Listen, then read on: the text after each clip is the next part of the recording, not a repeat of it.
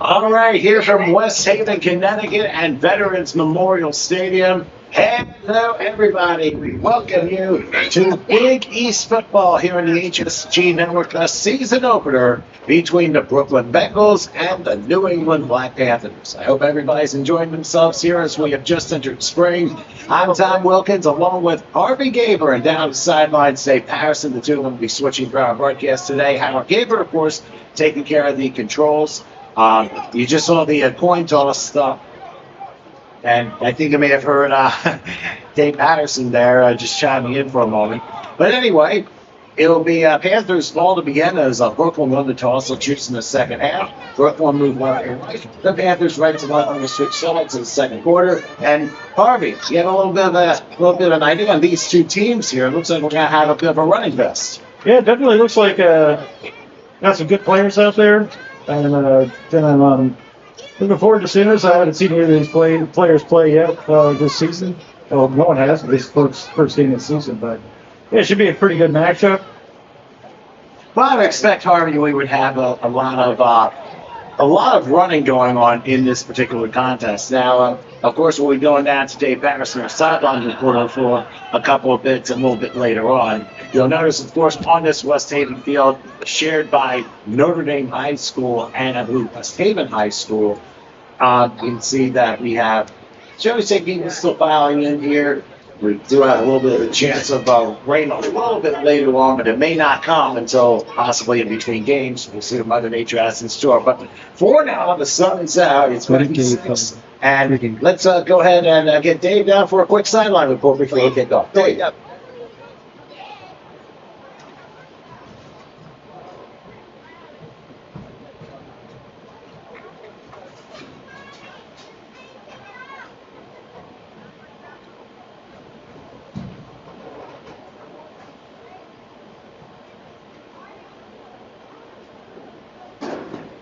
We got working an appetite up before the half is over. Thanks a lot, Dave, for that one. As we are waiting the officials going, I believe Jeff's the head official for this game, and Jeff Brown, I think is his name. But Brooklyn will be dressed up in the white uniforms, white tops, black bombs, orange helmets, almost circa Cincinnati Bengals logo there, and the New England Black Panthers. They will be in all blacks, including black helmets. Also, some, I guess, white numerals to go with that. So, just a little bit of a delay, I guess, to discuss like some last things before we get underway. But as I said to you, Harvey, we're looking probably for a little bit of I would say more of a running fest with this team. But New England, this Black Panther team, they're out of Springfield, Massachusetts. And I would have to say they could be a little bit of a powerhouse this game. But then again, you never know what this veteran Brooklyn Bengal team could give. Yeah, definitely. Bengals definitely they're coming right out of Brooklyn, so they got to be a tough team. Well, they definitely are. I mean, I've done this team with Brooklyn team with other leagues before, and as a matter of fact, I mean they've had their ups and downs, of course, over the years, but it's nice to see here. Now, I'm not sure how many players are on both sides here, but I wouldn't be surprised if we see a number on both teams play both offense and defense, depending on how deep their roster is. Yeah, definitely some 60-minute men on this thing. So, for someone who's not very familiar with this league, do they have kicking? Is there a lot of kicking? Yeah, I believe they are shaping up. This is a traditional kickoff, not like the UFL/NFL recently had dynamic kickoff last year. So kickoff is, as far as I know, traditional. But every league, you have to remember, every league has its little different caveats and stuff, and you have different scoring rules. You have different things you can and cannot do. So primarily, it's still NFL rules, but like I said, there could be something different that goes along with each thing. Oh, for sure.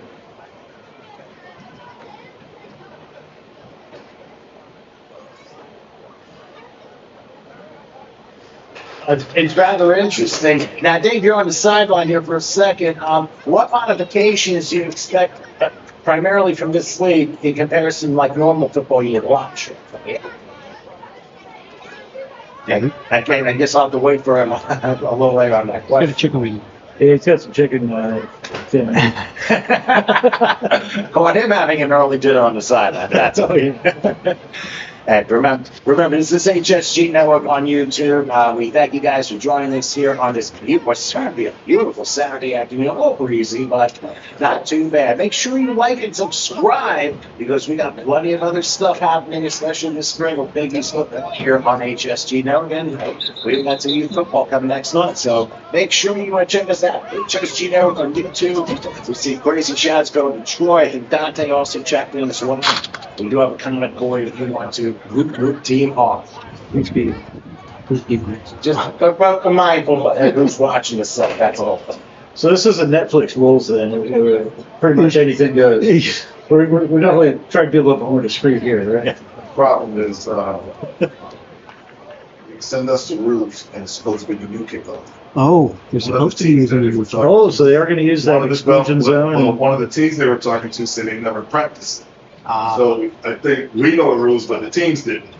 So I think they're trying to figure out whether they're going to do a traditional or the new. All right, so this just in. They Go ahead, they are looking at whether to do a traditional kickoff or the new rules. But unfortunately, the teams aren't familiar with those rules yet. So that's where all the discussion is going about right now. Because I'll tell you, I watch football. And I'm an Eagles fan, and I watched them play this week.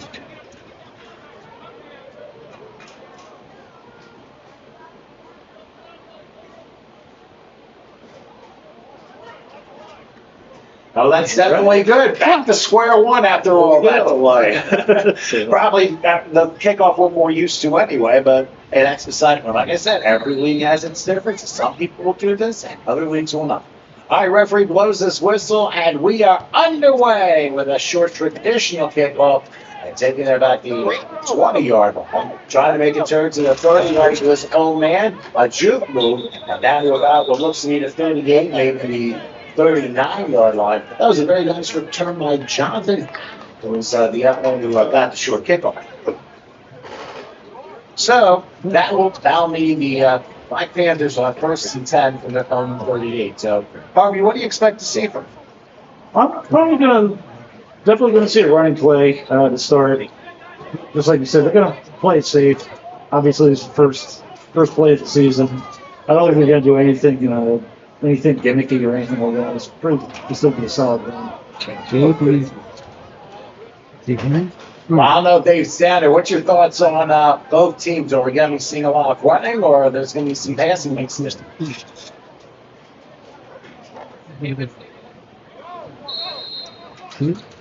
Yeah.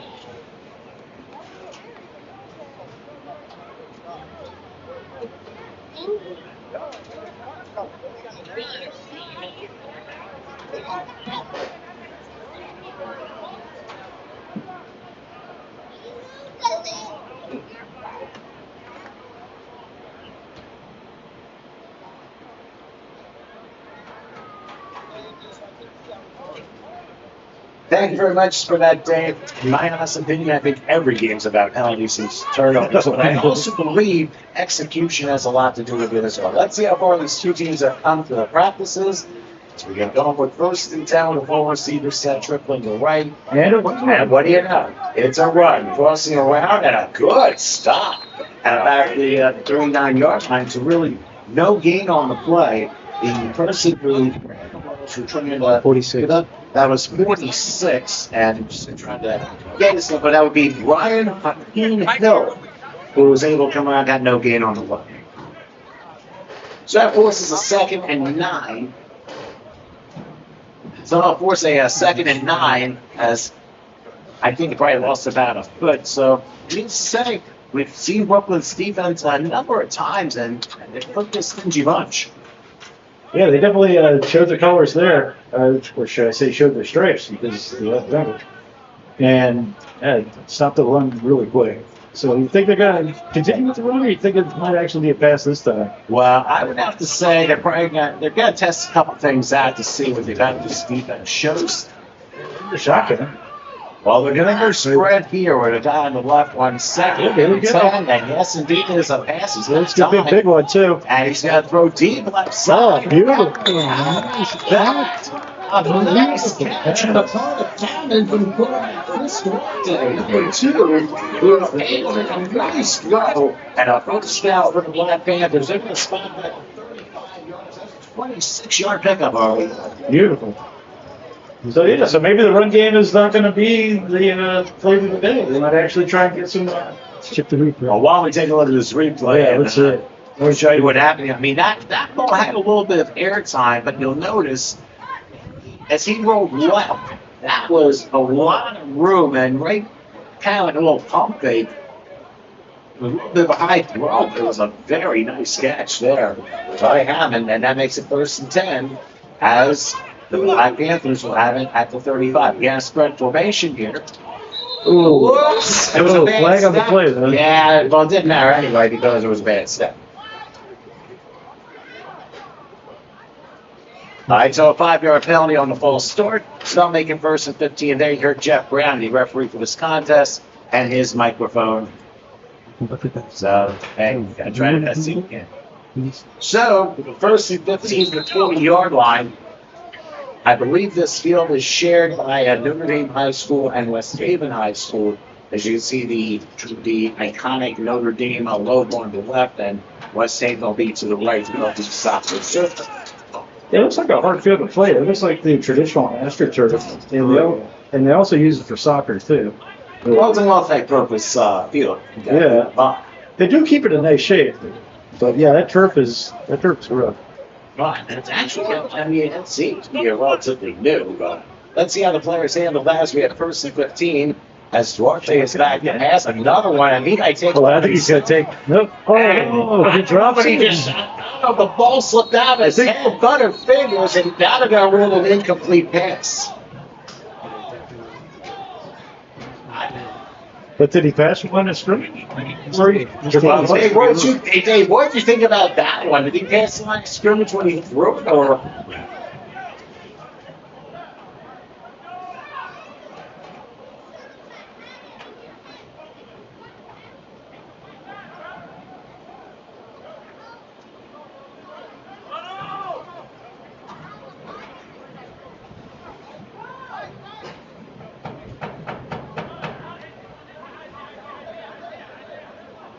Illegal for a test.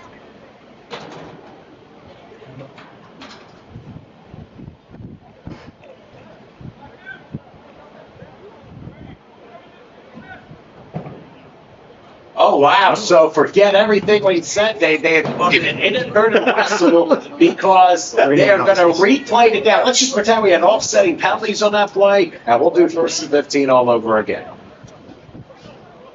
So. There we go. I'm just going to booth you down there, the officials and players. Hey, as long as we're having fun with it, you know. So, ghostly offsetting penalty, so it's 1st and 15 from the 40-yard line. Yet again. See what happens here. It's the line 2 receivers to the right. They call that a mulligan in golf, right?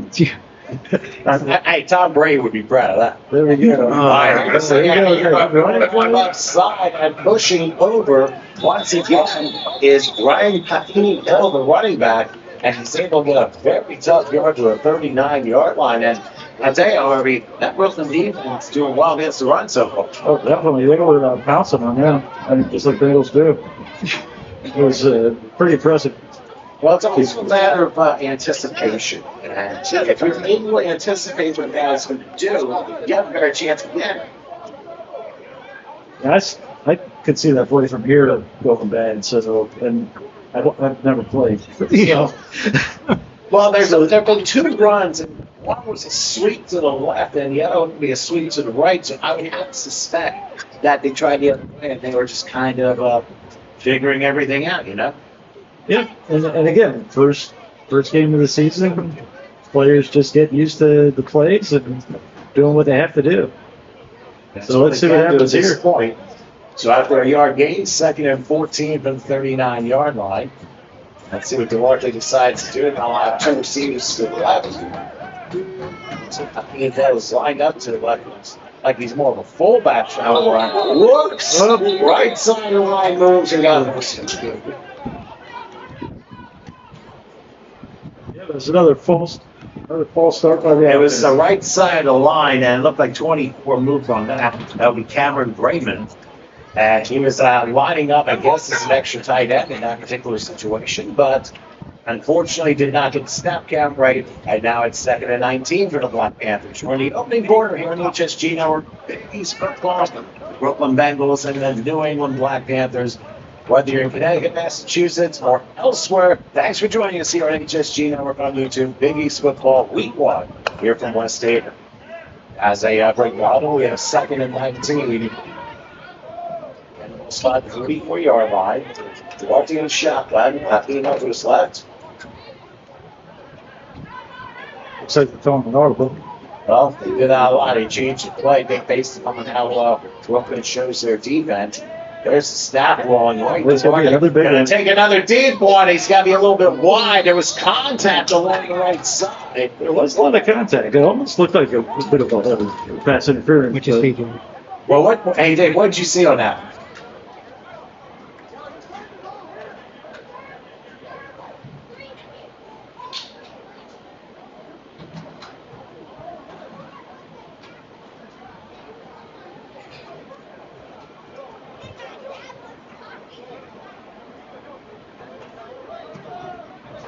And I would have to suspect, too, it was more instant contact. I mean, based upon what we saw, look like they got tangled, but they did a good job laying their hands off each other. So it forces a 3rd and 19. Thanks to that analysis on 5th. A very nice analysis from the box and from the field. So multi-perspective here of Big East football as it's now 3rd and quite long. It's Duarte will be in the shotgun. They got 3 wide slot right. Now they're going to move a flag down, possibly for too much time. We'll see.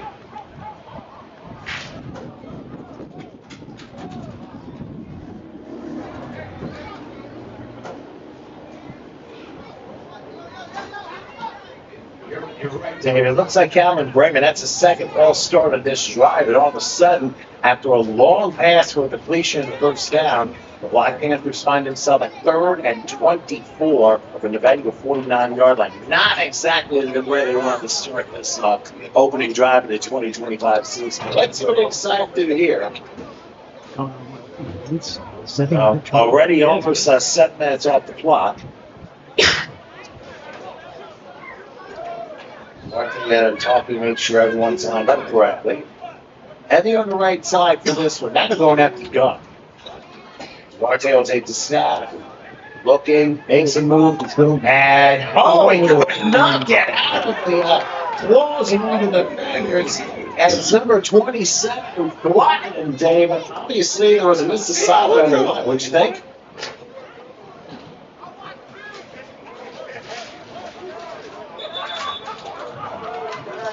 That's the orange team. I don't have a mic. You're doing great. Yeah, well, I'll take that. And that number 27 happens to be Deshaun Baldwin, who was able to, we're just going to roster right now. Thanks for whoever sent that up. Harvey, what did you see on that one? I just saw the quarterback being toast. It was that was a really good sack from the Bengals. He just came out of nowhere from the other side. Yeah, and by the way, it was a timeout called by the Black Panthers in the first half. That's why they slipped. But on 4th and 26, pardon me, Freddie Mitchell, I would probably expect a pretty good punt. I would think so. That's why I was asking about kicking, because I've watched some of these games before where they don't even have a kicker, so they have to go on and take 40 pounds. So hopefully they got someone that can actually punt. Well, don't forget, quarterbacks have been able to punt. I mean, you think back to the 80s, Danny White, Randall Cunningham did that a few times. So, I need somebody to kick the ball. Now, I don't know which way the wind is blowing. It's mostly low breeze. Dave, what's the wind situation down where you are?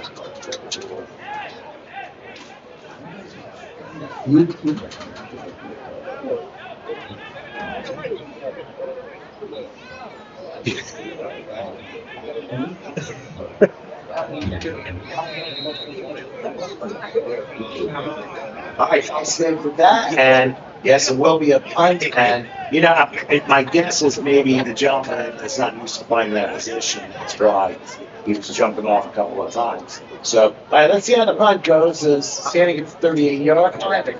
That's actually a pretty good punt. It's a nice punt. Almost, To the 20 yard. almost got Slips out of the tackle. He was tackled with a face mask.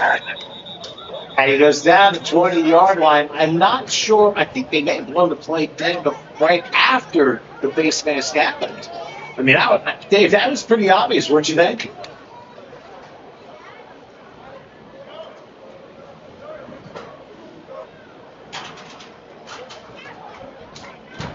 And Jeff Brown will make the official call. Let's go down ahead.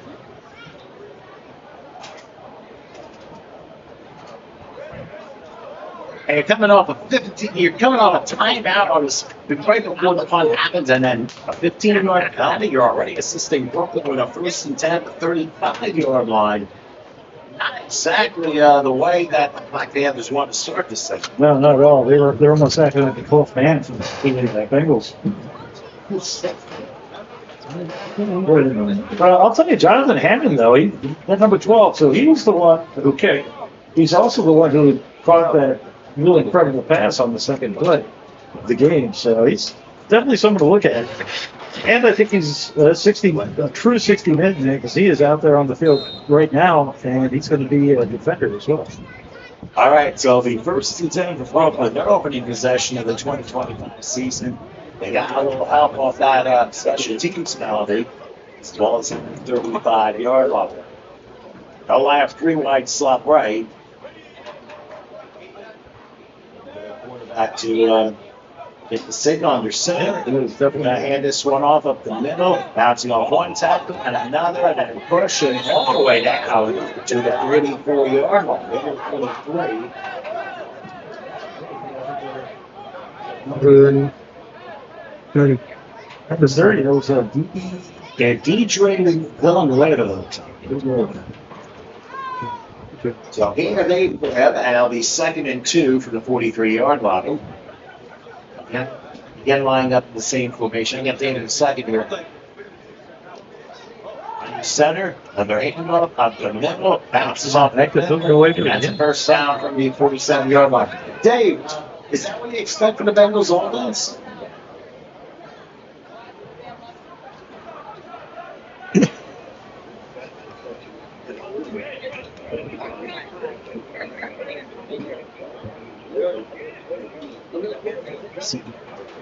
He's over here.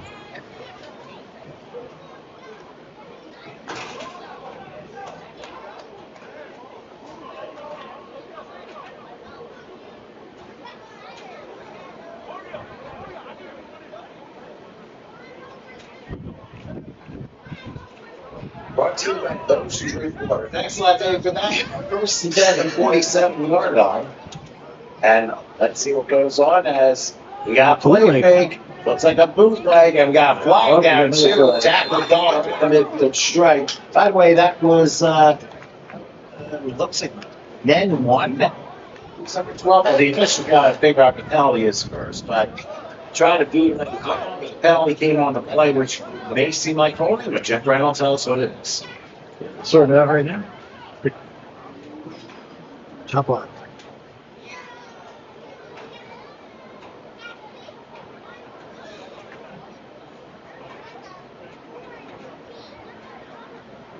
Incidental contact on the Bengals, which probably is a blindside block or a chop block. So there was a block right below the knees. That's probably why it's a 15-yard penalty. So that's a tough one for Brooklyn because they get their 1st down. Now all of a sudden they have 1st and 25. And actually the penalty happened. They're going to penalize from the spot of foul. So they had spot 35. So they first in a rare 22. Don't move those sticks. Don't move the sticks. I think the sticker is on week 1 as well. Only the down marks. Yeah, only the pin. So grab wherever you can. I was about to say, yeah, semi-pro's not ready for the digital world just yet. But that's what he says. But actually, it's 65 to 35, and it is first, and we're going to say 21. I guess you could be champion in darts. That's pretty Let's impressive. go with that. All right, so isolation here, showing lids of the Black Panthers. A Broken small play. handoff. It's not going to amount to much, if any at all. I mean, there was just a lot of traffic up the middle, and luckily nobody lost the ball here. It ends up being no gain. Yeah, that could have turned out much worse. They pretty much in contact with each other, two English players. And we've got an injury on the field right now. This is not a good sign. But it's also possible. Listen, it also might be possible that hydration is such a huge issue in week one, because if you're not hydrated, you're gonna cramp up real quick. And just so happens to be the quarterback. Dave, who's that number 12 quarterback now?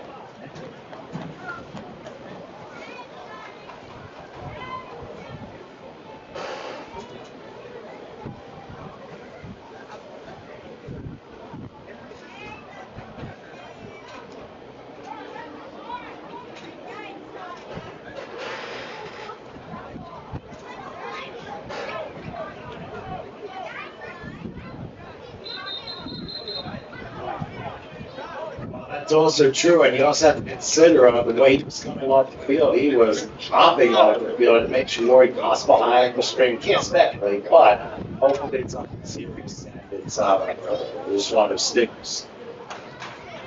But anyway, it is second after what looked to be a yard gain. It is 2nd and 20 from the 36-yard line. It wasn't. It might have not been the prettiest yard of game, but it still was a yard gain nonetheless. Let's see what the sides to or at least see 12. I think for at least one play. Depending on state pension. He's going on. We're going to talk about more in just a moment. Now we got a timeout called by So let's do this. Let's take a break. 5:02 left in the first quarter. No score between Brooklyn and the New England Black Panthers. We'll come back in just a moment.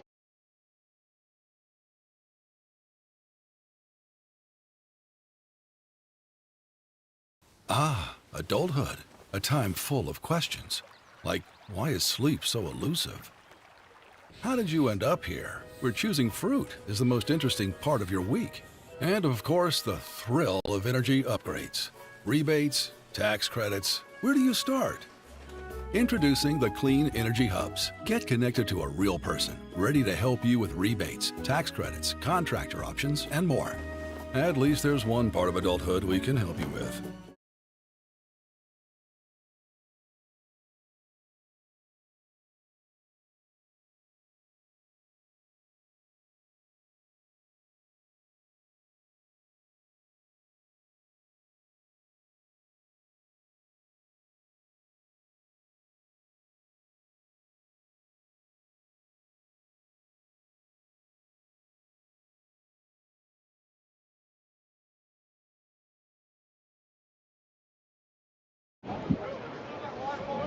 Okay, we are back here in West Haven after a timeout called by Brooklyn. What? It is 7 and 20 to the 36-yard line. We understand from Dave while we were on break that number 12 seems to be a question. Should be back in at some point. We're not 100% sure, but time goes by and see what happens here. And I'm guessing Brooklyn called the timeout because now with a new quarterback in the helm, they may have to change the play.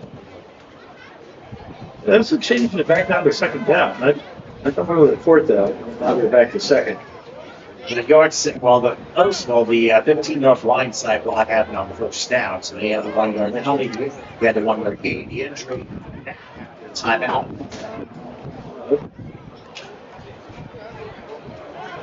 So let's see what Brooklyn decides to do here. They got the 3 yards off right anyway with an I formation.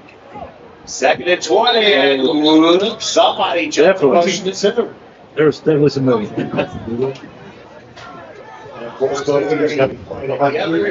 Well, we'll see what Jeff says in the final results.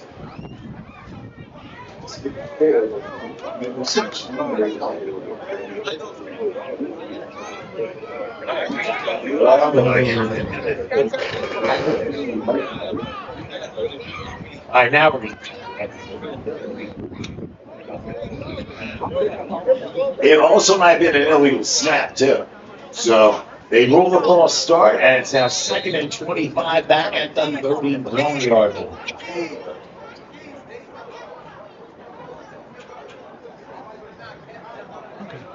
So it only takes one little flinch and everyone takes off. That's what it normally is. But in any event, they'll be 2nd and 25 from the 31-yard line. Brooklyn has one first down, but that's been it. No score each team. Brooklyn, of course, being on their opening drive of this season. We picked up a little bit of it from the ref microphone.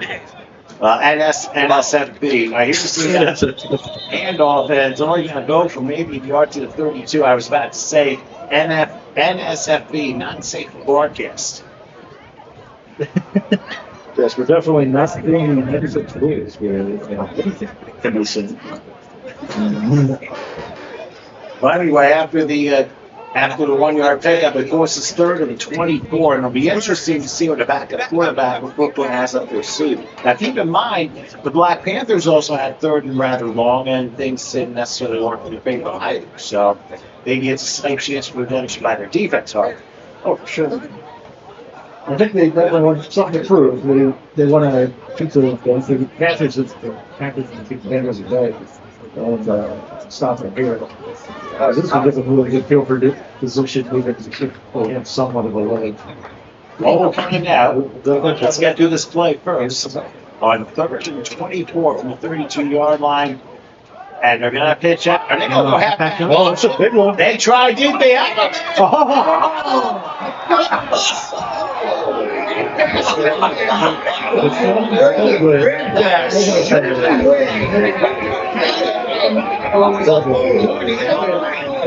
man, that was a good run. Unfortunately, couldn't corral it. Was that really the Later who's pulling him back at quarterback there? And Bobby was wondering whether Doug White was still taking a look.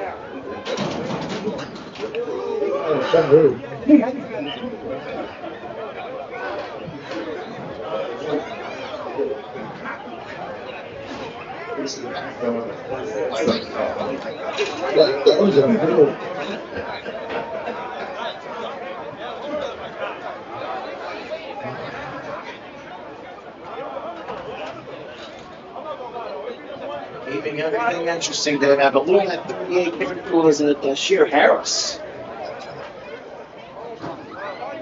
That was a warrior of a throw, but unfortunately the receiver couldn't haul him. But hey, things happen. If this happens in week 6 or 7, that's a perfect pass. But hey, we might see some variations. But for now, Brooklyn will punt. Oh, he drops a snap. He's going to have to run soccer style. Like, he's not going to be able to. He's forced down to the line of scrimmage, and the Black Panthers will get it down. I mean, all that happened was a drop snap, and less than half a second, and do that. You're up your lives. It's not intense. Actually, losing from Dave, I just don't hear for a second. But hopefully, after that turnover on downs, when we see the Black Panthers do it. I think the Black Panthers come out really heavy. I would think they're going to do at least a pass to start, just to try. They've already got them really good field position.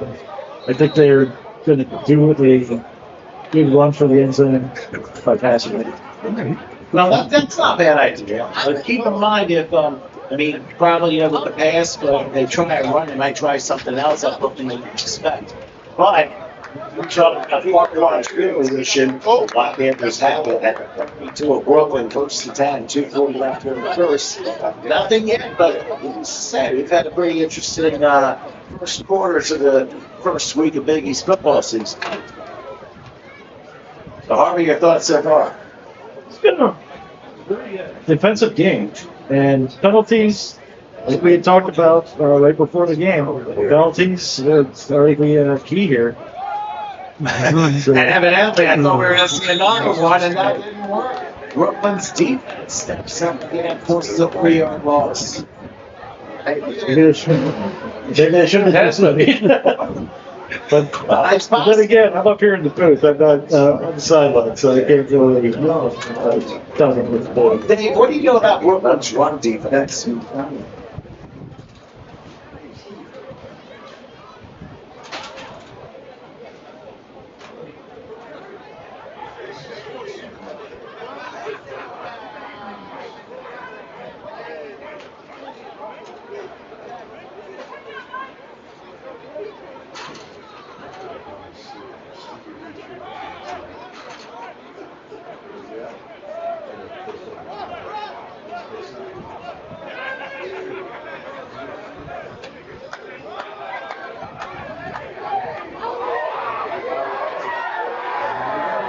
Number 14. Speaking of number 14. That was a great run by number 14 there. And leaving about the 2 there being able to take it almost to the house there, down 2 for a first and goal. But I mean, that's some blocking by those Black Panthers on.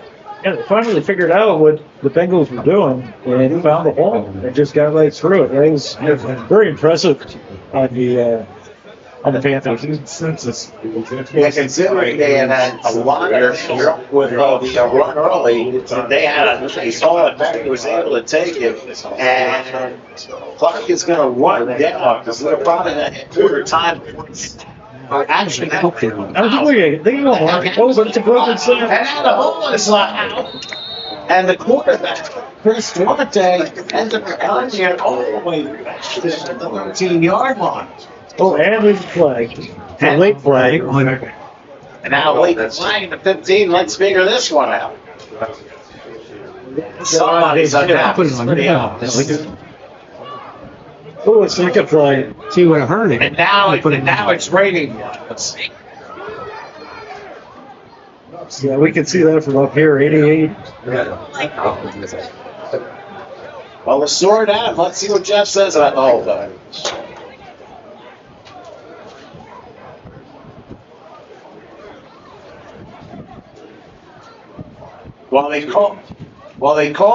They're going to offset the fouls for unsportsmanlike. I think the question here is, did both happen after the play? Guys. Okay.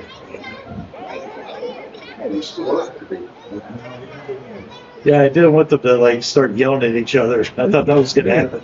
Oh, yeah. Okay. It makes a game. Sounds of the game. Yes, you're right. That's what I was thinking about doing. I was a commissioner for DCFL. I don't know how many people have to, so the police officer called me and knock it off. It was like, Taylor, you right next to the front.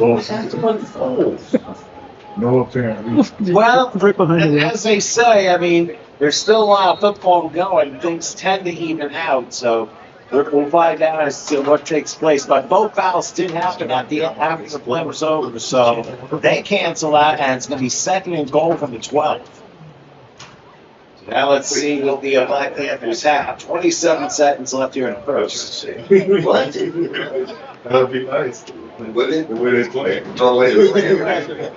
So let's see what they do here as Duarte lines up. Looks like he's going to a 3-wide slot right now. I think he's changing up the play already. Looks like he's calling an audible, bringing in number 6. Boy, they don't have enough players on the field because they got or somebody finally coming on board there. And it was Jordan. Well, they switching to tight end and receiver. All right, I think we're going to send those Duarte back. He is being chased. He's going to the 10 and down at the 6. Good tackle by Randy Johnson that time, number 20, as he was able to stop scoring and force the 3rd and goal. But it looks like we're going to take a long walk to the other side of the field as we are going to hit quarter time. So let the clock run at 0. We'll switch. We're through 1 as the Brooklyn Bengals and the New England Black Panthers are scoreless, but the Black Panthers are knocking on the door. We'll see if they come through. When we come back after this.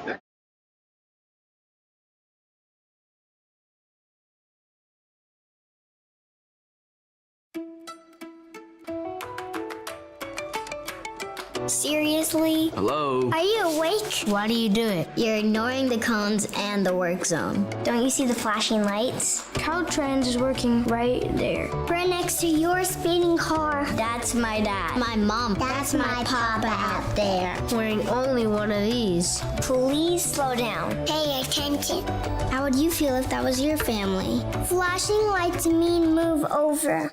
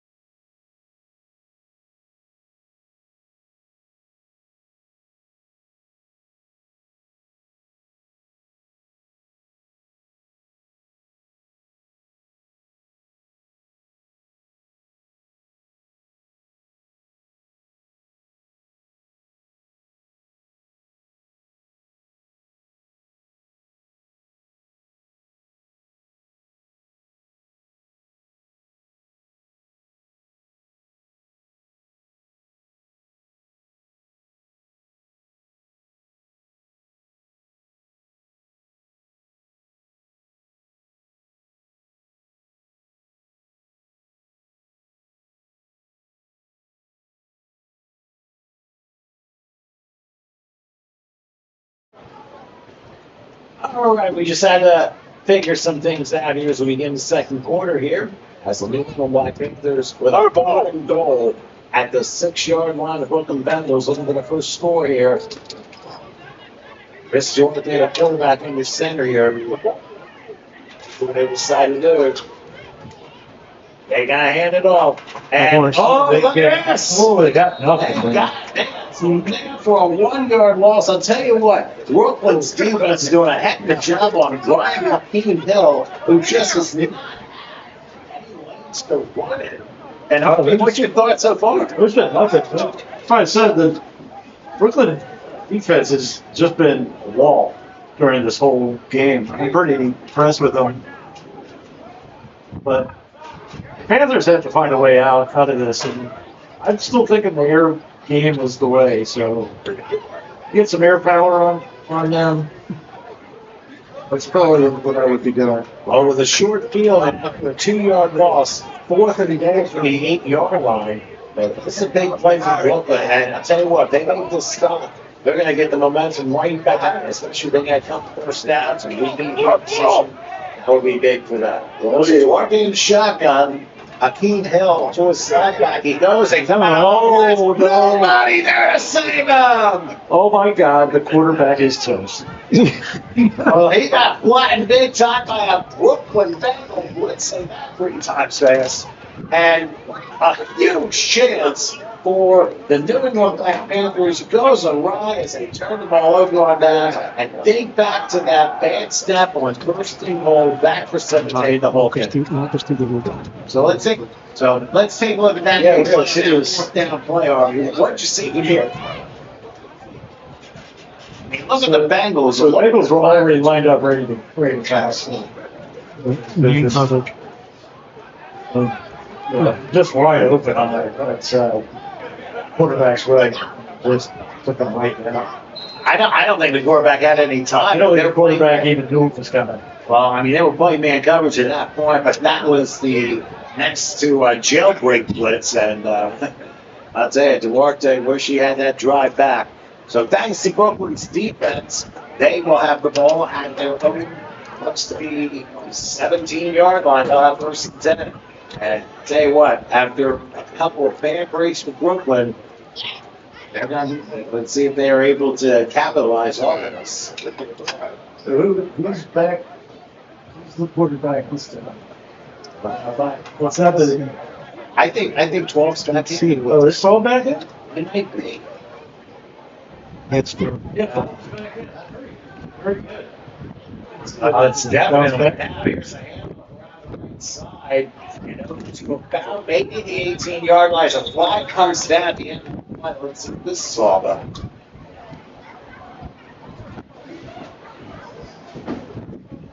So number 30, Villanueva.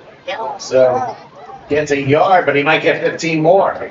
Let's see what Jeff says. I think they're saying 15.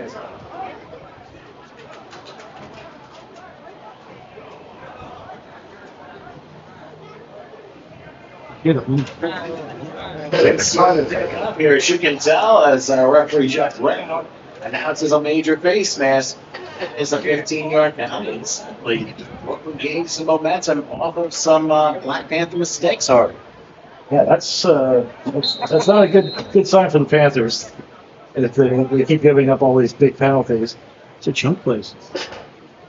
but fortunately, it's a Panther win though. The wind is picking up, like you said, and looking at the flags coming off the uprights, it's going straight down the field Into the face of the year. into the face of the Panthers. So basically, what he's saying is the wind is in the Panthers' face, and the Black Panthers have ruined their backs. Correct. But we'll see how much they're going to drive to get away with the score.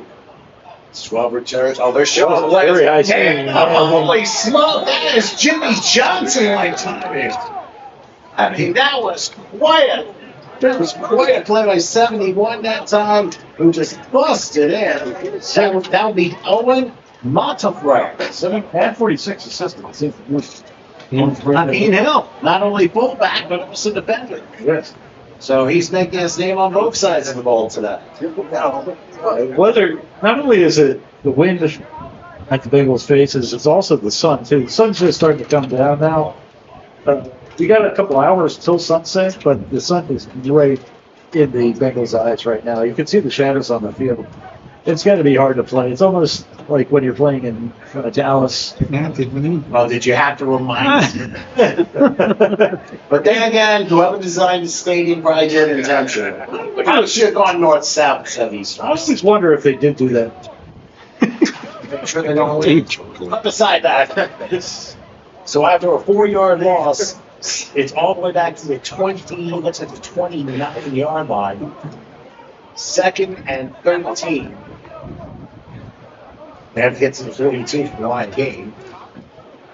A lot of motion here. They're 10 seconds. go the line formation here, and they take too much time.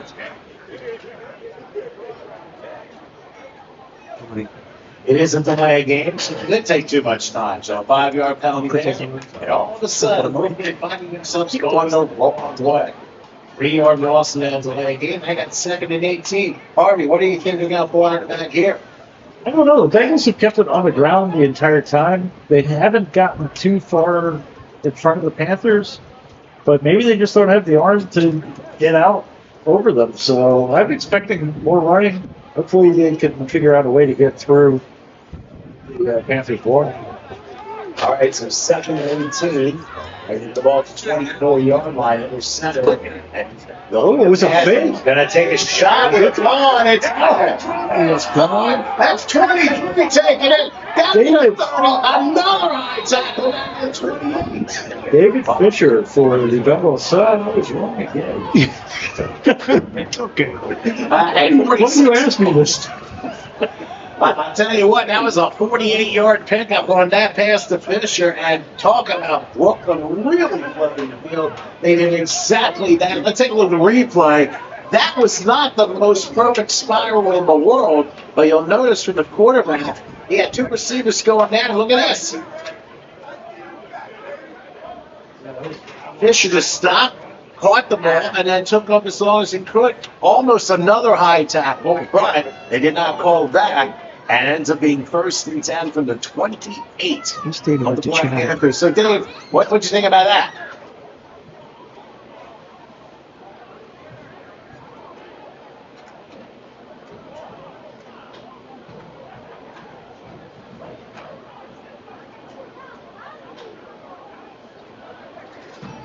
Well, here's the other thing, too. On a positive note, they have more room to work with. Instead of being at 14, they're at 28. And now you got a little more room to get that yardage and get back in position. So, hey, referees are human, too. Let's not forget it. So let's see what goes on 1st and 10 from the 28 of the Black Panthers. Going back to pass, rolling left. Throws like behind his back. It's gone at the 10. That's going to be another first down. Not necessarily the prettiest throws, but they're getting the job done. 38. 38. Yep, that was Harris. Yeah, Harvey, what'd you see on that one? I'm impressed. The Bengals, I guess they were just holding on for the first quarter to not pass to expose that weapon at the end. So It's definitely working for them. That gain of 18 makes it 1st and goal for Brooklyn at the 10-yard line. Back to pass. Gonna see if they can get the home run shot. He does! Well, did he? Oh, he had it. He did not complete the catch. And it goes incomplete. It's not a football move. 16. And that was 16. Ray Sheen, the intended receiver that time, he thought he had it, and he just couldn't come down with it. I mean, the receivers, obviously, got to make sure you catch, but you keep control of the ball. Remember, catch and then run. That's how it's supposed to do.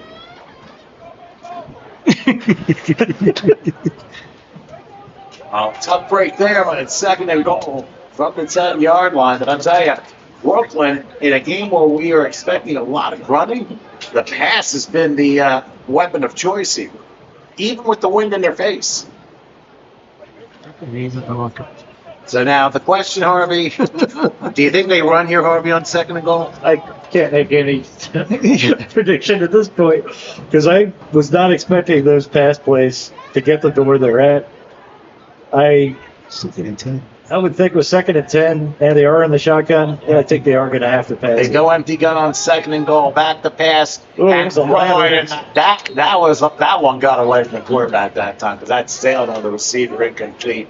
And I tell you what, if he caught it, he probably loses short. So that might be a blessing in disguise. Oh, definitely. He was trying to set up the screen, I think, and the screen just didn't work. Now, Dave, is that a left-handed quarterback there, number 12?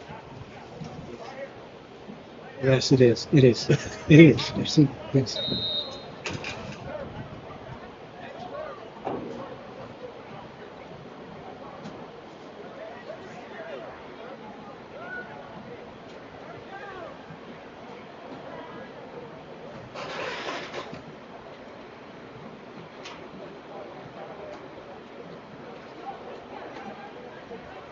Well, right now the ball is spotted at the 12. So I'm guessing it's possible maybe it was a backward pass.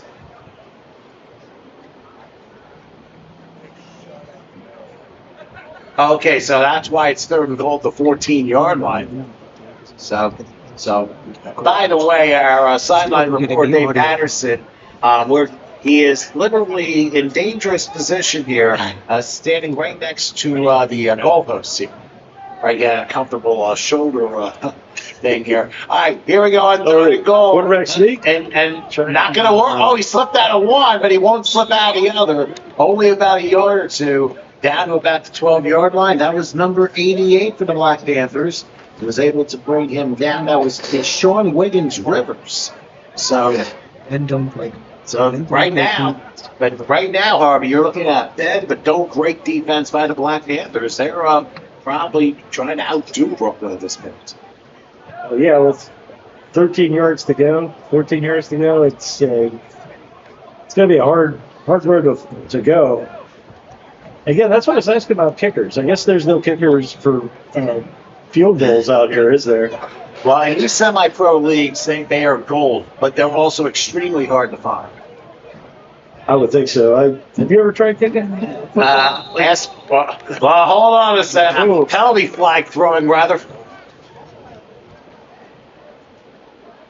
So the center moves the ball, gets hit with a false start. Now you got 4th and goal from back at the 17-yard line. So that is a killer penalty against Brooklyn. The only thing is now you have goal to go, and you got 17 yards and a little bit more room to work with. So. Yeah, but it's a lot more yardage to get to, too. So Let's see what going for happens. the pass, Pat. Oh, pass incomplete. It was one of the offensive players who actually tapped it, and it was supposed to go to the other guy. So Fisher evidently got his hands on it and deflected the trajectory, forcing the incompletion. And New England will get the ball on down. So obviously, miscommunication of the receivers, Harvey. Yeah. That's a shame because it was a really good play to start. And I mean, then you have to consider, I mean, what did you see there from that fourth down play? We're going to show the replay here.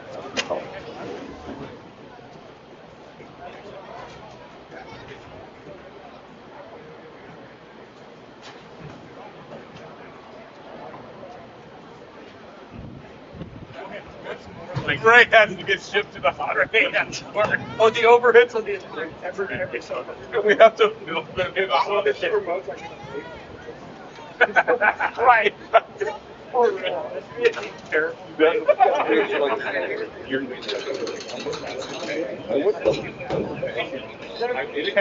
Every time.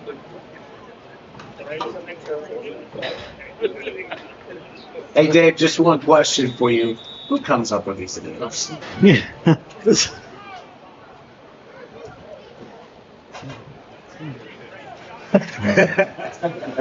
Good thing I saw there. All right, thanks, Dave, for that. Do we have a timeout here? Yeah, we do. We have Black Panthers. The Black Panthers use their second timeout of the half. So they have one, and as they get the ball with 6:29 left of the time, they start their own 17. And now that each team's had the ball twice, Harley, what do you expect on this drive?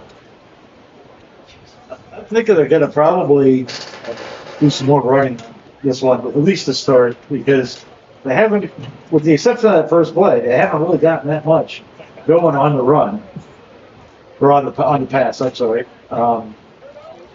But I could be wrong. Hey, listen, we're allowed to be wrong because remember, we're not on the field not knowing what's going on. And exactly. Yeah, that's my first time seeing these teams too. So ain't nothing wrong with that. It's always good to see the knowledge. And you missed the pregame meeting, so you missed both. All right, so the Black Panthers, who obviously are black uniforms, will start from there just outside the 17, first and 10. They have to win to go back. Black uniforms, but you see, it is like a Wakanda Forever type uniform. The purple. I didn't even think about that. But meanwhile, here's a screen pass taken out the 20. It slides through one tackle, and that was a nice grab by a number 14. That was Omar Merhi, who had a long run that set up a potential scoring chance at the end of the first quarter, which unfortunately did not work out. But very able to make the grab and gain about 6 on the board. And I think too, Harvey, if you look, I think that's a good way to set up for possibly other good runs, but you have to understand how tenacious Brooklyn is on defense. Yeah, watching the Brooklyn defense, they have shut down the Panthers pretty much this whole half. Well, except for that 130-yard rush by Merritt. That's true. That set things up, but it didn't necessarily result in any points. But anyway, from the 24, it is 2nd and 4. Let's see what Duarte does. He's in the shotgun. Now they send somebody in motion. Good snap, roll. Gonna take a shot down the field. He's got it. Great grab. Slides from a couple of tackles. He's still running to 30 and out of bounds. Unfortunately, a flag back at the 23, and it might come back. It looks that was Jonathan Hackett that made the grab, and it might be for nothing. We'll find out from Jeff, our referee, as to what the call is, because the flag is back literally in the offensive line area, so we're thinking possibly a motion foul. It's a motion. Well, let's find out what Jeff says.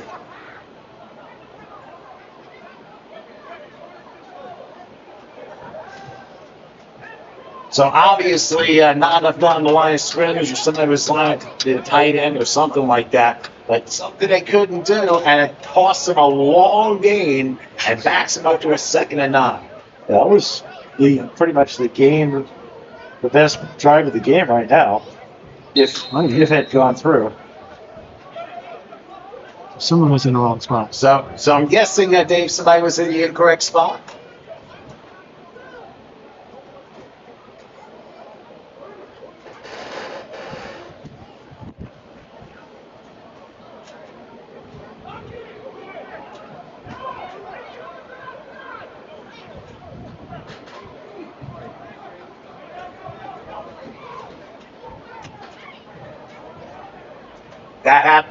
That happens a lot, Dave. Thank you for that. And I would have to say a lot of tight end issues and probably why you lose formation at its spot. Meanwhile, they'll go spread on 2nd and 9 from the 19-yard line. Actually, they might go empty gut now.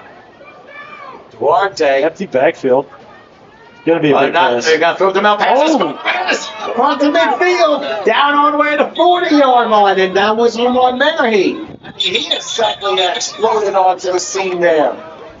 Must be a gain of 40 on the play. Another one? All right, where this time?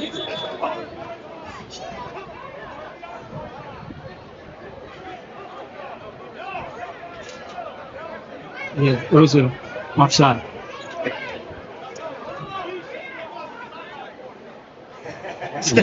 You don't hear those references too much. They call sideline warning, by the way. So let's take a look at that replay here, Harvey, as to that throw up the middle post there as Jerry made that catch. What'd you see? So I saw the empty backfield. I knew it was going to be a pass at this point. Probably get a little. And I get excellent blocking.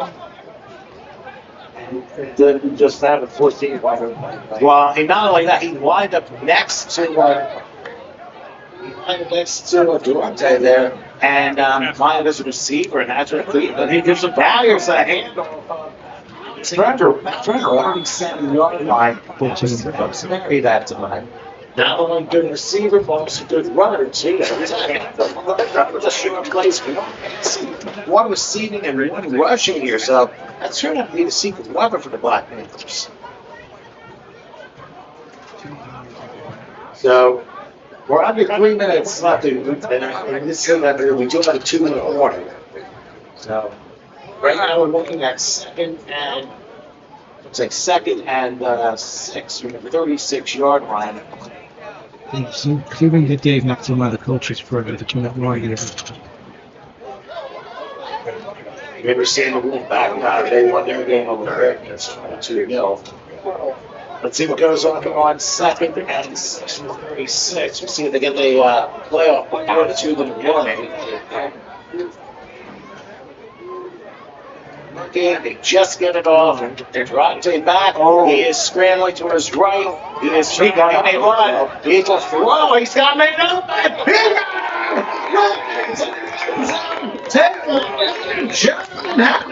From 36 yards.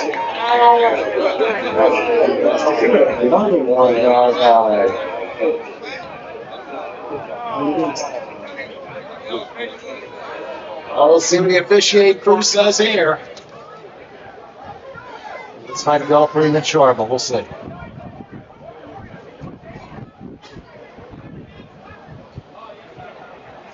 So it's called What Happened This Time?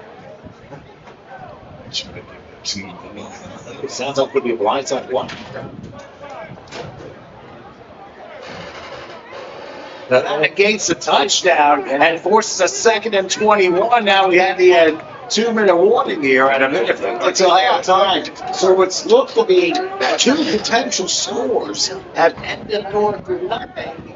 The first one, they ended up falling 2 yards short. The second one here was a 56-yard touchdown, a beautiful play, but a blindside one. And that was right. He stood up and made sure to make sure there's no penalties. And voila, the 41-yard line.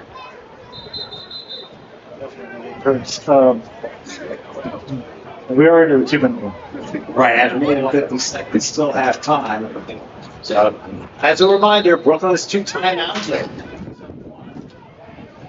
Now, after a very tough break, Panthers find themselves back in their own territory on 2nd and 21 from their own 49-yard line.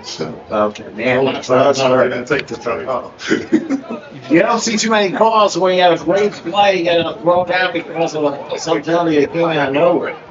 But if it legitimately happened, not the liar. All right, look. Very bad pass. Very bad stuff. Looking firing side. Oh, and it's intercepted at the 30-yard line. To the 37-yard line, and you talk about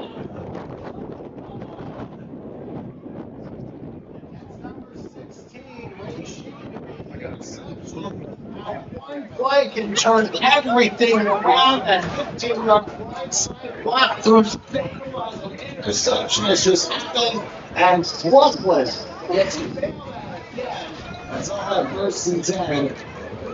There was a flag down, there might have been a 20 at the end, but we'll see what this is all about.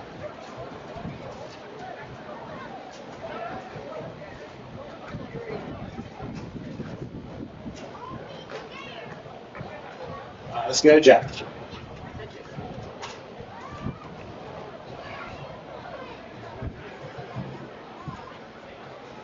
So obviously, both teams, I want to try to be as nice as possible in my description, but they are absolutely not doing themselves any good with all these penalties. No, 15s. And pretty much outside of the pre-snap fouls, here's the funny part: we have not had a holding foul yet.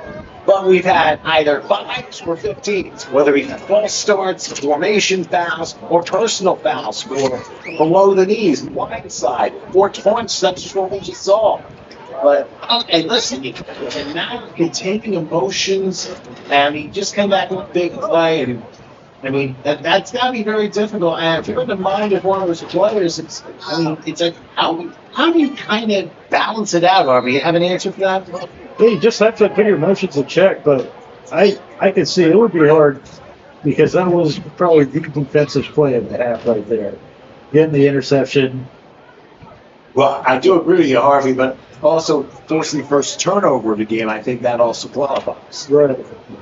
At least they were able to hold on to the ball. It wasn't so much of a penalty that it happened during the play, so they could still keep the ball for consideration.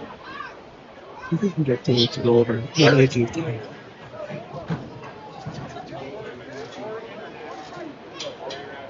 Harder than that.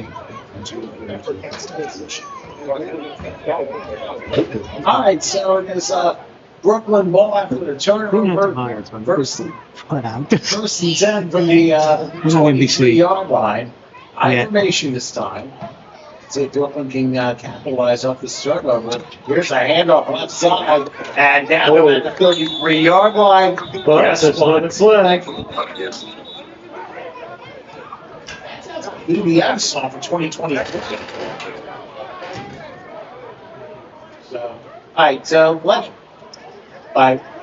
let's get Dave on home.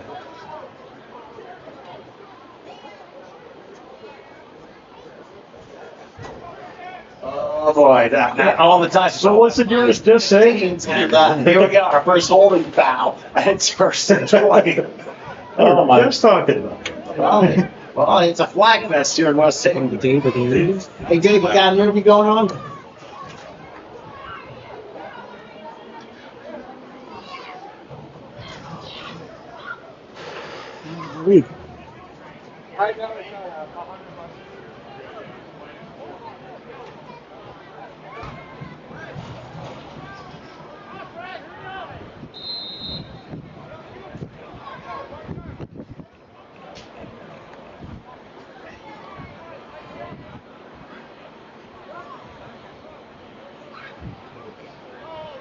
Put the mics on it.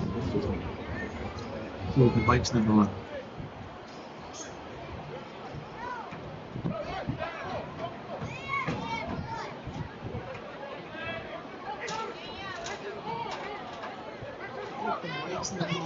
Hey, do me a favor and turn the mic on. Make sure it's green. Ellen? All right, well, we didn't hear it. Let's go with first down following the hold, and the handoff goes all the way down to neither where the hold happened. which was the 30-yard line. So it was 10 yards inside the hold. So at least they made the 10 yards back from the hole, but I think they're going to run out of time on the half. We only got 39 seconds left on this half. and Brooklyn is 2 timeouts. However, I think we're going to use one right now. And they will. 36 seconds left in the second. Let's go ahead and take a break, catch our breath. Bengals on the Black Panthers. No score. We'll come back in just a minute.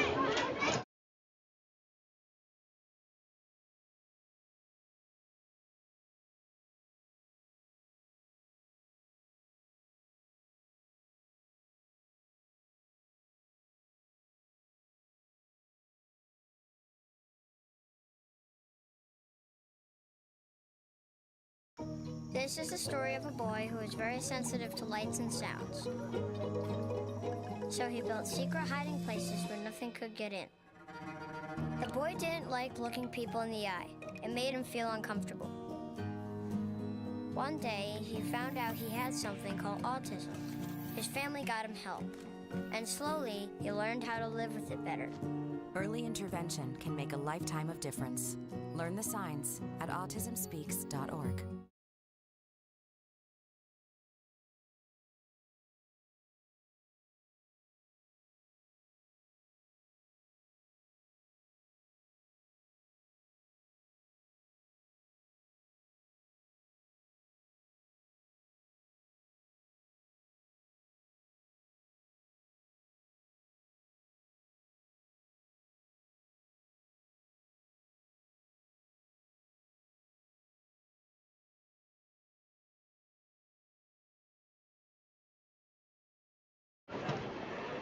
Okay, we are back.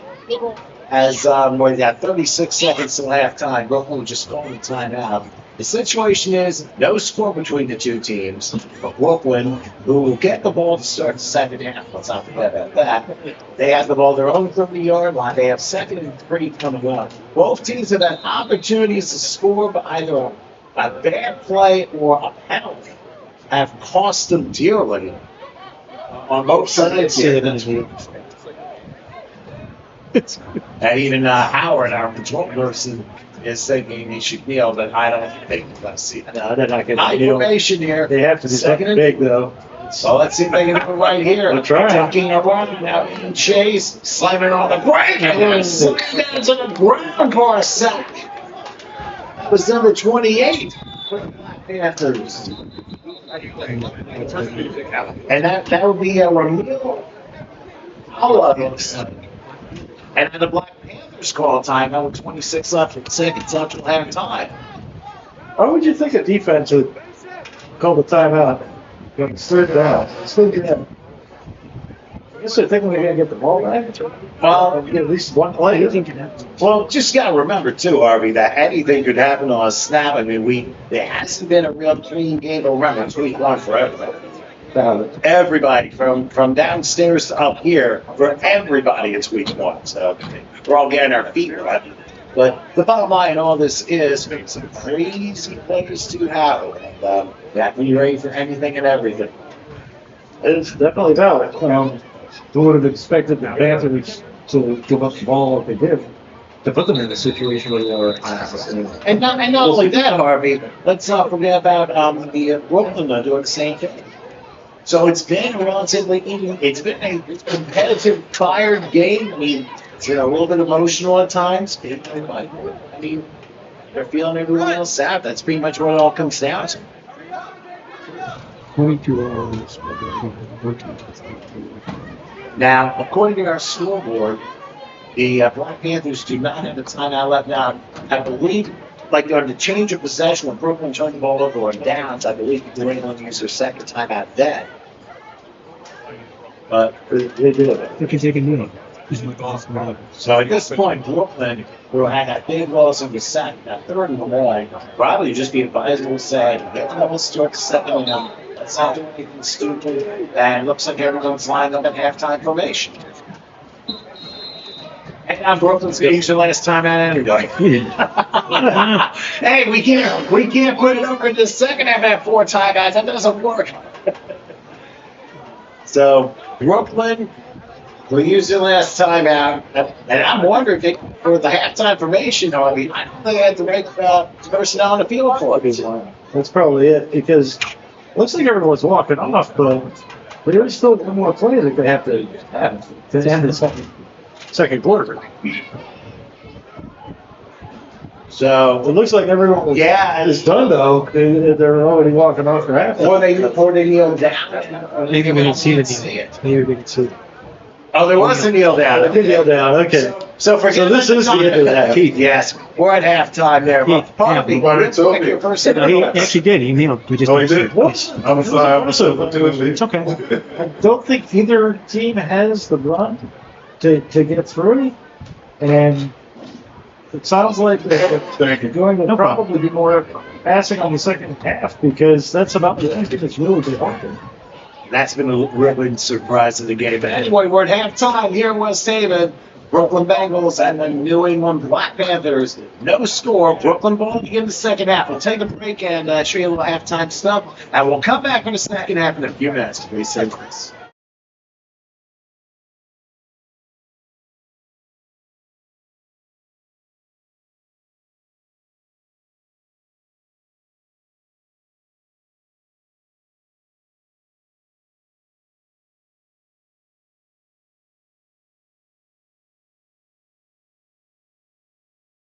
Ready for my top 5 reasons why you should move to West Haven? Let's get started.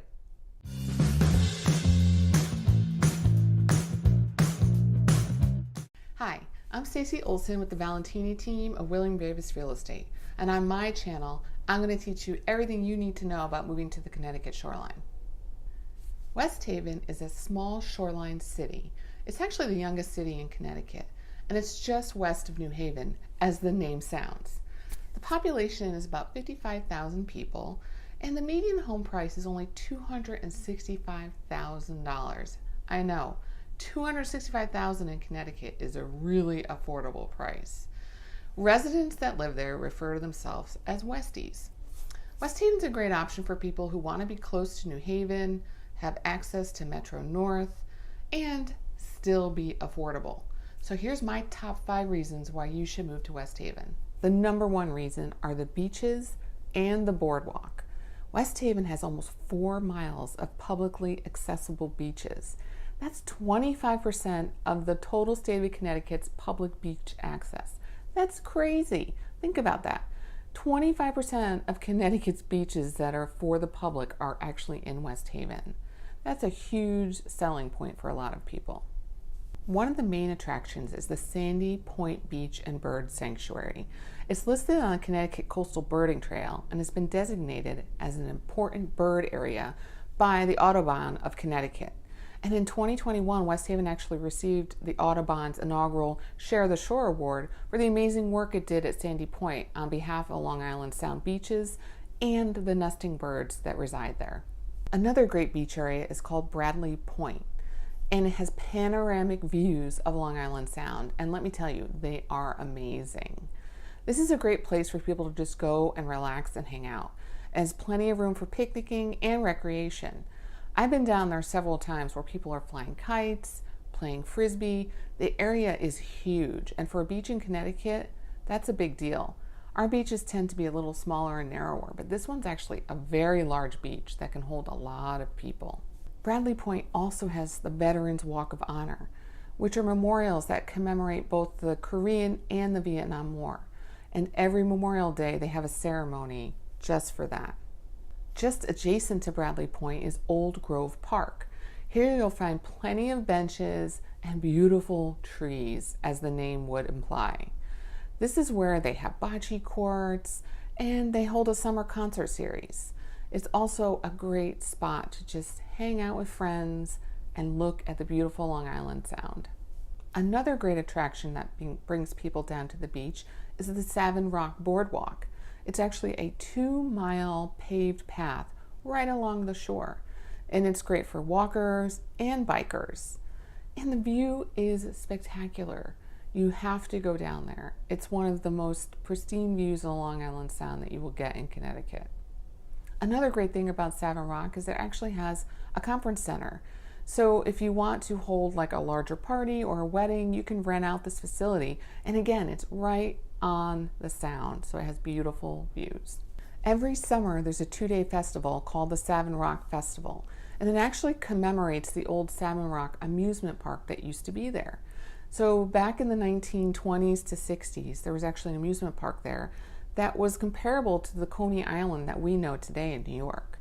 Unfortunately, that's no longer there, but every year they have this 2-day festival with rides and games and food, and it's just a great spot for everyone to meet and have a good time. And lastly, another great event they hold every year are the 4th of July fireworks.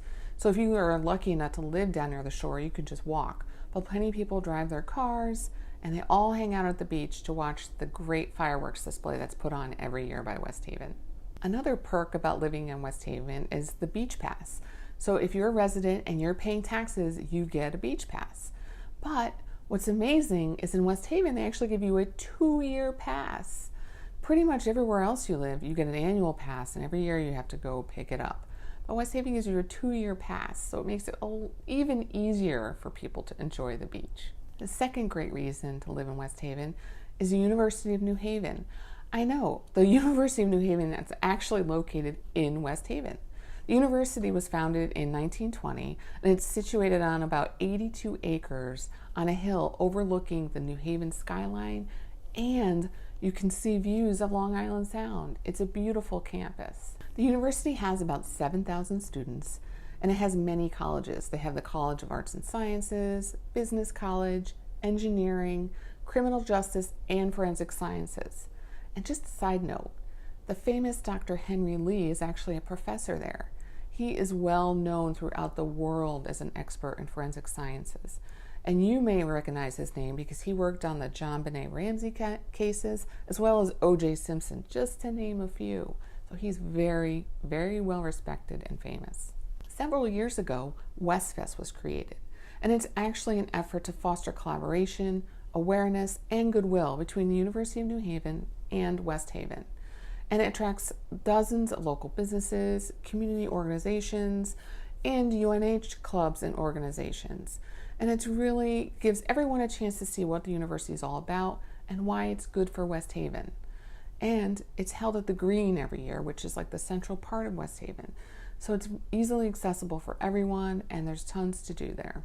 Number 3, being so close to New Haven, you must think they have to have great Italian food, and you'd be right. West Haven is known for having that old school Italian food that everyone loves. So if you're looking for old school Italian, I would recommend App's Restaurant, Biaggetti's, and Lorenzo's. And if you're looking for that pizza, Zapardi's is to die for, and it's right on par with the famous ones in New Haven. So I highly recommend you go check those out. West Haven is also known for great seafood restaurants. So some of the more iconic ones that you would definitely need to visit are Jimmy's of Savin Rock, Turk's, which is basically right across the street from that, and Stowe's. And they all are right on the shoreline and have great views of the Sound. But the other great thing about West Haven is that it is only 10 minutes from New Haven. So if you've done the whole West Haven scene and you want to try something new, New Haven is so close, and there's dozens and dozens of restaurants for everyone's budget and tastes right there. Number 4, West Haven has a beautiful green. It's located right on Campbell Avenue, which is basically my main drag down the center of town. It has beautiful churches, a gazebo, and even City Hall is right across the street from it. And every year they hold the annual Christmas tree lighting, the menorah lighting. They also have a farmer's market in the summer. They hold many of the town events there. Also in the summer, they have a concert series that they hold right in the gazebo. They have the Apple Festival in the fall. The Apple Festival has foods and rides and vendors. They hold the WestFest there, which I talked about earlier. And the Memorial Day Parade runs right up Campbell Ave and goes right by the Green, so everybody has a place to sit and watch it as it goes by.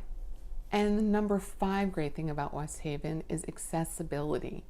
There are so many things that it's close to. New Haven is like 10 minutes away, and in there you have Yale University and Yale New Haven Hospital, which are two huge employers in this area. West Haven also has a Metro North station, and it's less than 10 years old. And when they built that, that gave West Haven a huge boost because now people don't have to drive to either New Haven or Milford to catch a train. That's a big deal around here. They also have access to a VA hospital. It's one of the few in the state of Connecticut, which makes it a great option for veterans or active duty military folks who want to settle down in the area. And let's not forget affordability. Like I said earlier, the median home price is only $265,000. That makes it affordable for so many people. And being so close to the shoreline, having a Metro North station, and accessibility to New Haven, it really is a great option for many people. So are you ready to become a Westie? I mean, seriously, between the beaches, the boardwalk, the great food, Metro North, and on top of it all, it's affordable. And if you are ready to move, but you don't know how to come up with that down payment, check out this video where I tell you how to do it.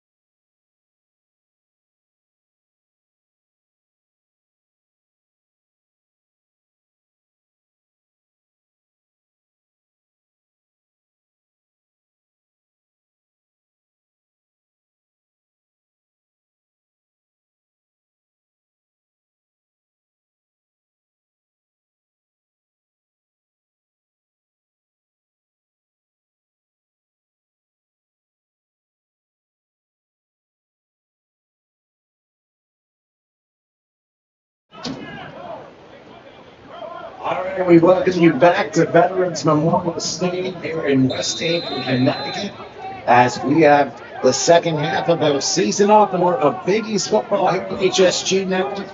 The New England Black Panthers and the Brooklyn Bengals. No score. Late substitution. As we're not ready to start the second half of this one, I'm Tom Wilkins. I'm with Harvey Gaber. Alan Gaber taking care of the controls, and sideline reporter Dave Patterson. Gonna be an interesting second half. Brooklyn won the toss and they decided to choose for the second half, and that's exactly what's gonna happen. As a short kickoff taken by an up man, and let's just say if nobody took it, it ends up going out of bounds. So my guess is that the ball will be at the 40-yard line for Brooklyn. So Harvey, your first half thoughts. Let's see what the ref has to say. It's a choice for a re kick. All right, I think in this league you have a choice for a re-kick. Not so, Dave. What's the explanation? Choice of re-kick. That's what I kind of figured. So thanks for the clarification. Harvey, what's your thought on the first half going into this second half? It was a very good defensive game. The penalties were rough. It took a lot out of the game. Some controversial calls, but that's football, I guess. Taking one from Coach Nick there, aren't you? Oh my gosh! But anyway, so Brooklyn will get the ball to start the 40-yard line, begin the second half of play. No score in this game. Both teams have had opportunities to score. Unfortunately, neither have come through yet. We're just getting a bad glare here from our press box position here. But the bad glare is on us, but not on the Bengals, because the Bengals are charging towards the other side of the field where they don't have the sun in their eyes. Well, I think the wind at their back, and they got the wind at their back as well. So now this keeps up in the fourth quarter. This makes the TNT Stadium situation. So now we're out of formation. We'll make sure everybody in position. They send, I think 16 is not going to the left side to cover a receiver. First and 10 from the 40-yard line. Let's see what happens. New England showing blitz, and it's going to be a first formation. And he's going to get some yardage. There's also no flag. And he steps out of bounds. That was a good attempt from the 32. Yeah, that's definitely going to be a flag. I think what's the 8 right there. Yeah, a flag did come out at the end of the play. It was the whistle blew. And that's going to be on New England, I believe. I would think it would be on New England. Definitely would definitely hit. Well, let's find out what happened there. It ends up being an 11-yard gain of first down. Either way, it's going to be a first down unless they're going side. It's here. Disregard the flag. Disregard. That's surprising because it looks like a very, very bad late hit. Right here. Yeah, sometimes it happens, and maybe it was orchestrated, and who knows? But it's going to be a first down for Brooklyn. They are in plus territory at the 48-yard line, so good gain of 12. I mean, Brooklyn's had some very nice, especially in the passing game. It's just end zones on both sides have been closed for repairs for both teams. Closed for repairs, yeah. Well, somebody's going to break down the wall one way, so we'll see. Still first down. But anyway, first and 10 after the gain of 12. At the Black Panther 48-yard line, again the line-up formation. We'll see if maybe they go with the same play. Panthers show it, and they will go backwards, cutting inside. Not as much this time around, but it'll be a 4-yard gain to the 40-yard line. Now, Dave, you're down the field. Have you seen any adjustments that both sides have done?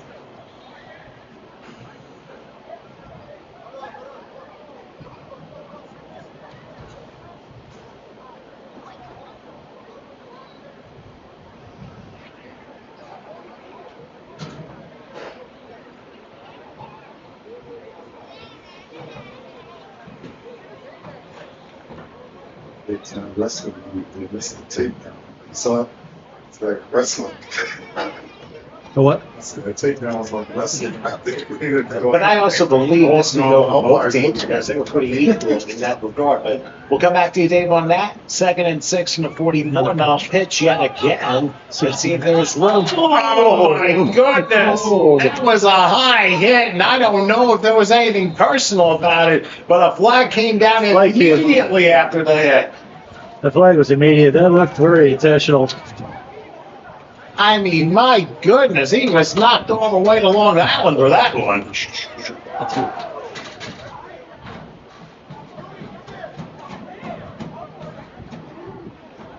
Whoa!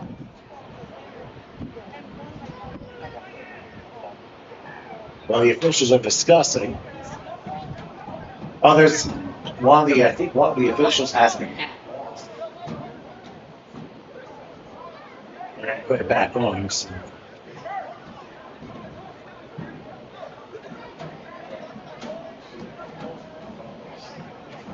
All right, well, let's see what Jeff says. Says this.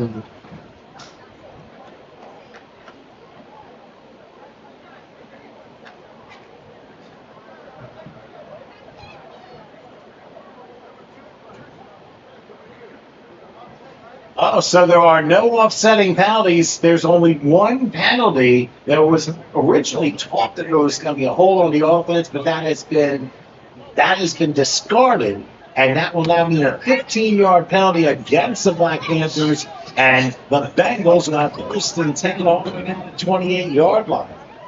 That was Duarte, the quarterback, who delivered that hit. Yeah, he plays both sides of the ball, but that was not a smart play. Not smart at all, especially right in front of the referees while they're watching. Well, they have called a very tight game, and although there have been some questionable calls as we have seen, hey, sometimes you gotta look at things and things eventually even out.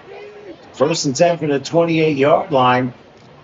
Another handoff going inside. It's not going to happen. A 2-yard loss that time. There were a whole bunch of Black Panthers surrounding there. 30. Villanueva ends up losing 2 and forces a second and 12. So Harvey, all of a sudden you hit a brick wall. How do you think Brooklyn responds? Brooklyn's going to have to. They're in some of their. Even losing those 2 yards, they're still in really good field position. So they could do either play at this moment. At second down, they've got the time, they've got the distance. The second and 12, it could be anything. We have to also figure. You also have to figure too that obviously not everything's going to be shown in one half. But you look at we expected a lot of running, ended up being a lot of passing. This might be an opportunity to put them back, see if they can go to the home run ball for 30. I could see that happening. We'll see. It's second and 12. 30-yard line, I formation. Whoa! Oh, they never blew the whistle. I think it's a free play. I think it looked like offsides. They never blew the whistle. People were across the line for the Black Panthers, like, what is going on here? And then when the officials didn't blow the whistle, it made it even more confusing. Jeff, let's one. That was probably as obvious an offside as you'll ever see. So I can call from here, yes. I would hope so. But then again, better than no call at all. And that makes it second and 7 as right now the Black Panthers not disciplined at all for this opening drive defensively in the second half. It's now broken at the 25 with a second on the side. So they can do either or if they want. Yeah, now they're in a position to really try to kind of plays. We haven't seen it.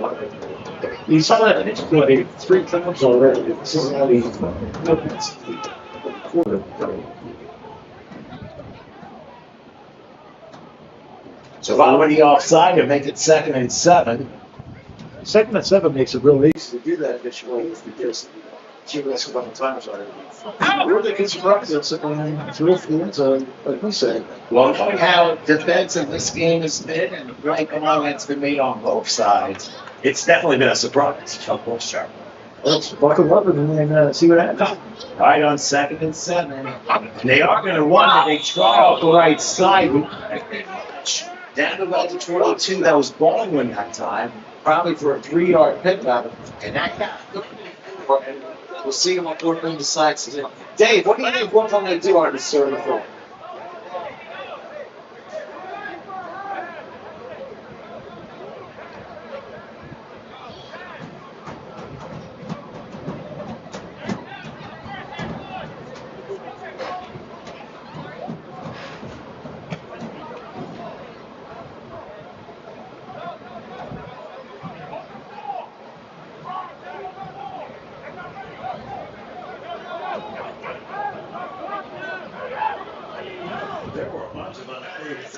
called there. But anyway, Lining up for a blitz, too. well, hold on a second.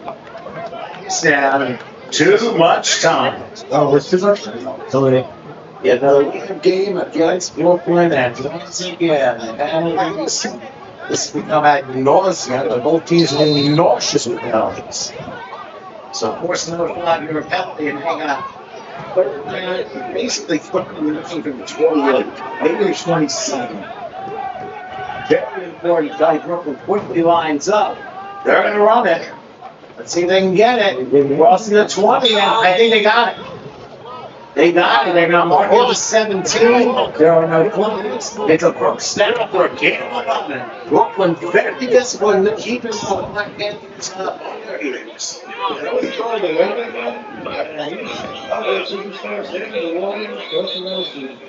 Excellent players. And we're going to have a format of Black Panther just Brooklyn.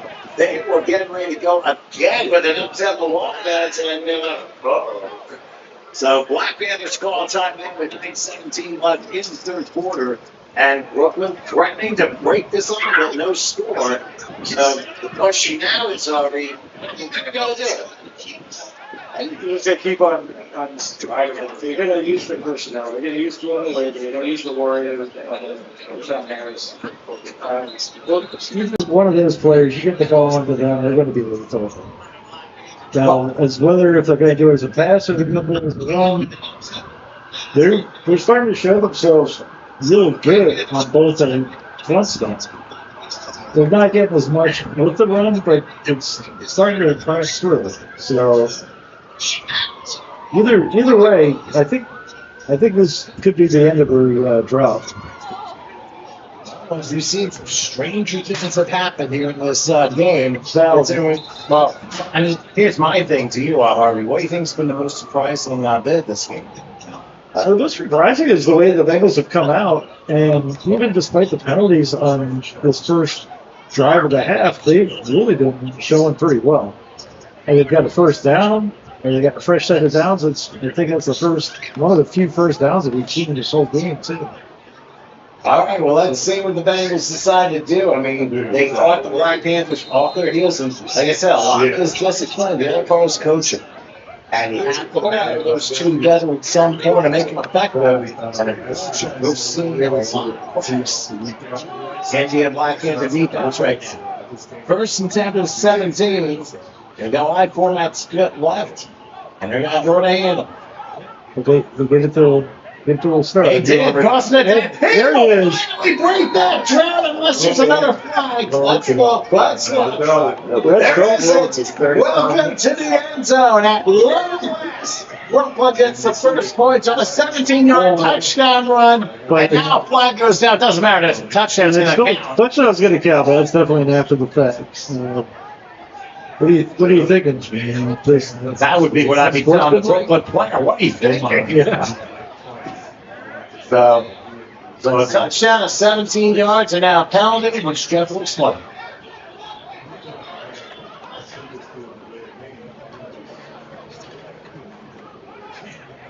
All right, so it's touchdown counts. And we'll see after the conversion, they will assess the 15-yard penalty on the kickback. So it took all those. Oh, there's an option? And he gave it up. I'm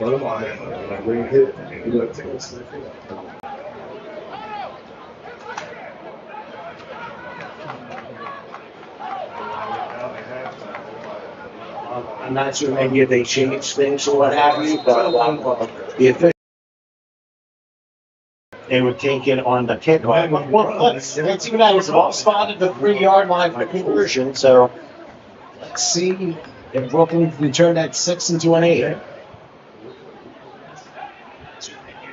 Break the huddle. Show you a little bit of the play, but they've either been doing a strict eye or an eye format still left or right. I didn't see it too much. Now it looks like they're going to go shotgun. Yeah, 2 men on the right. Doesn't center. Oh, that's going to be a pass. No, it's going to be a draw. And it's going to be 2 points. They got the 2. So Brooklyn has the 8-0 lead as a 6-1 to the wrong side. So Brooklyn with the 8-0 lead, it looks, I don't know what his name is, it says Easy G. I don't know if that's his real name or not, but he gets a 2-point conversion, and Brooklyn has the 8-0 lead. Now,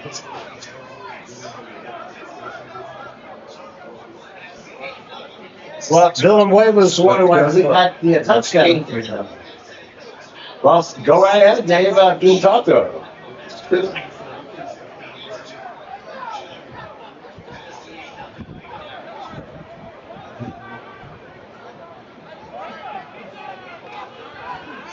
I guess not so much for the interview, but tell you, one Sounds not well player who was able to help the touchdown, and Easy G ended up with the 2-point conversion on a quarterback roll. So that's why it's 8-0 in favor of Brooklyn with 9:06 left in the third. Not going to sound it.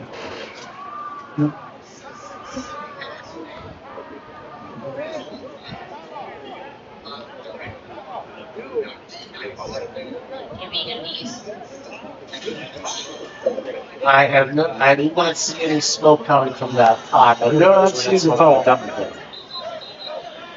All right, so now don't forget there was a 15-yard penalty on Brooklyn after the touchdowns. They're now going to enforce the kickoff at the 20-yard line. So that's what we're going to be kicking off. So if the Black Panthers are going to make a move, they're going to get good field position, but they just have to be smart with the football right now. So Harvey, how do you think the Black Panthers are going to respond? I think they're going to have to keep it on the ground simply because this sun is just unbearable right now. It is turned into the AT&T Stadium scenario. It's very bright. It's hard to look down to the end zone, so I think that's why they're going to probably keep it as they run this time.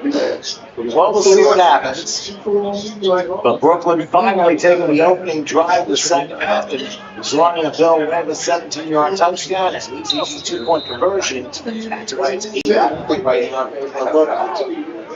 They don't get off.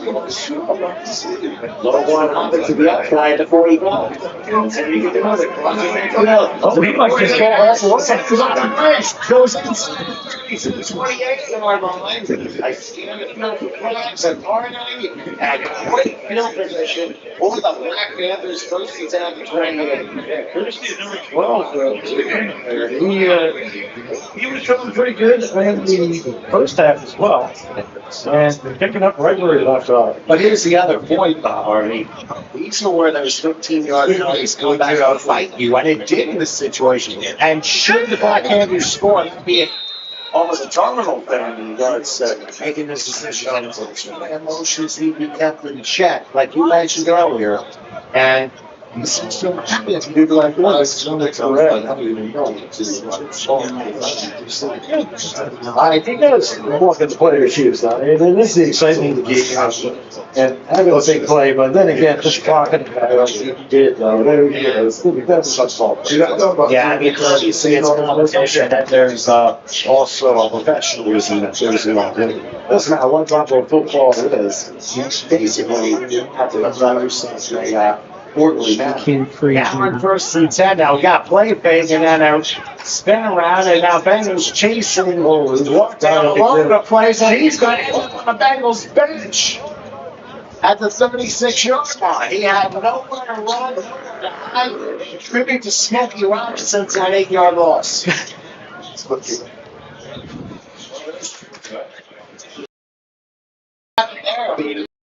Come out with blitz, which you had. That's what they were trying.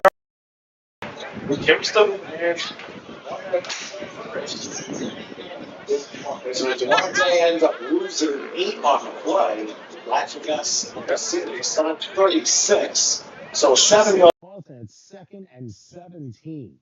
Not exactly where the Black Panthers wanted to start, but Brooklyn's got some mojo going right now. Yeah, Brooklyn has the momentum on this game right now, and as long as they can hold on to it, they should be able to hold out. And we've only got 8 minutes left in this quarter. Well, it's the opening drive for the Black Panthers here in the second half, and they're trying to match what Brooklyn has done. Got some movement going on. They're gonna go spread here. Hakeem Hill next to Duarte here on the second down play. Back to pass. He's gonna take a shot. What's a huge one? And it's That a was little bit far incomplete. They went for Hammond. He looked like he was double teamed. But I'll tell you what, for the quarterback, he had to let that ball go a little bit early and a little bit too hard. yeah, that was a hard play to make, especially throwing into double coverage. And now make it 3rd and 17. Ball the 36-yard line. Big play here. So, Dave, what do you expect the Black Panthers to do? Well, it looks like they have to throw the ball. However, the motioning that you mentioned pre-snap seems to be throwing them off. And just get out there, get into a formation, and run. I think that they don't have enough practices in to start motioning and shifting and all this other stuff. And keep in mind, from the penalty, which I mentioned, take it on the conversion and not the kickoff. Although they are in pretty good field position here, now you got to put the ball in the end zone twice, whether it be conversion or not. The Bengals with that tushless push now makes it a very tough, insurmountable lead. On a low snap, 3rd and 17. Chasing Durante, he's going to throw one past he got it. 25-yard line. It's going to be short of a first down. As the catch is made by Murray, who has been a very big part of this Black Panther offense. And he's about 5 yards short, it looks like, of a first down. So it's going to be a 4th and 5 coming up. But it puts the Black Panthers in a better position. So, Harvey, what do you think they're going to do on 4th and 5, even though the sun's in their eyes? So now they've just shown pass twice now, or at least tried to, and haven't really gotten too far with it. Oh, yeah. But I think they're going to try and get into Hammond's hands one way or another, like I had said earlier. He's their star. I think that's where they need to get the ball to. And I think it's more personality-driven than play-driven at this moment. Now, it looks like he's lining up to catch a pass. So let's see where we go with that. I'll give you one better. Execution-driven. Yes. 4th And it's a and shotgun. 5. Let's see what happens So as there he Duarte goes. back to pass. He may have room to run. He's going to lob one, and just over the head of the receiver, incomplete. I'm wondering if he lost the ball in the sun. I don't know. But it just goes wide, and the Black Panthers turn it over on downs. Yeah, that was a sad opportunity. And they did go for Murray, the intended receiver. That was his intent. And I know it's very hard to catch, especially with when you have the sun right in your eyes, but that's why you wear that black stuff underneath. So, Dave, your thoughts on that 4th down call? That was the call. He had him open. I'm not going to blame the sun on that, although it really is right in that area, because he has the visor on. You pay a lot of money for those visors. You got to make that catch. But the ball was overthrown. It's about 5 yards past where it needs to be. All right, so it'll be 1st and 10.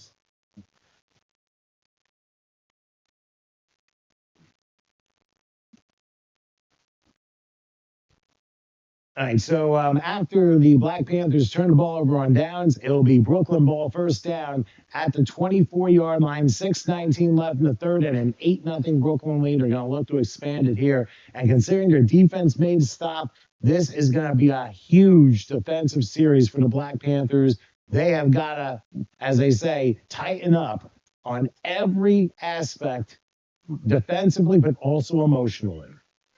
Yeah, Brooklyn, like you said, they have to keep it in check too, and make sure that they again keep this momentum going.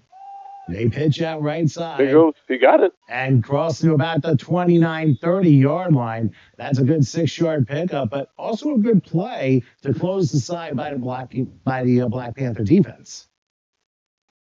So that'll force 2nd and 4. We come down to 6 minutes left in the 3rd. Now, Harvey, what do you think this defense should do now as we're getting down to later stages of the game? They're going to have to put a lot more pressure on the quarterback. He had a lot of time on that one, was able to get the ball out, and as long as they can keep that hurry up on him, I think they can hold the Bengals. And so it'll be 2nd and 4. Ball spot at the 30-yard line. Brooklyn on the right hash. They got a receiver on each side. They've been playing with this I formation pretty much most of the series. However, we got a flag and may have a false start. Let's see what Jeff tells us. False start. Offense. That's a big penalty because now you got 2nd and 9 now instead of 2nd and 4. So once again, like what those 5-yard penalties normally are disciplinary penalties, but I mean, basically it's focus, it's concentration. I mean, just one little thing they'll get you for it. Yeah, false start. That's a hard pill to swallow, especially when they were doing good. It's a matter of the snap count. They know the snap count. There should be no excuse for flinching. But remember, it's still week 1. We've already played a half plus, but now we got to start getting used to each other here in a game situation. Here's a pitch out Another left pitch side. out. Oh, slipped out of a tackle. Now trying to get to the other side, but there are Black Panthers there too. And they force a loss on the play of about 3 yards. Ooh, and are they calling it a fumble too? Well, the Black Panthers are trying to call it a fumble, but I don't think it was. Unless the ground caused the fumble and they blew it dead right there. Yeah, they do force another loss, and I think now the Black Panthers are playing some spirited ball. Yeah, Black Panthers have woken up on this second half. I guess it takes a touchdown to wake you up, but I don't think they're going to let another one come in. At least that's what they're trying to prevent. Well, it's a 2-yard loss on that last play, and now we have 3rd and 11. Ball be at about the 23-yard line, the way things are looking, and now I think we may have another. We got our flag. Timeout. Oh no, it's just a timeout. I'm sorry, I thought I saw another flag there. My apologies. Let's take a break here with 3:55 left in the third. Brooklyn leading the Black Panthers by a count of 8-0. We'll come back in just a moment.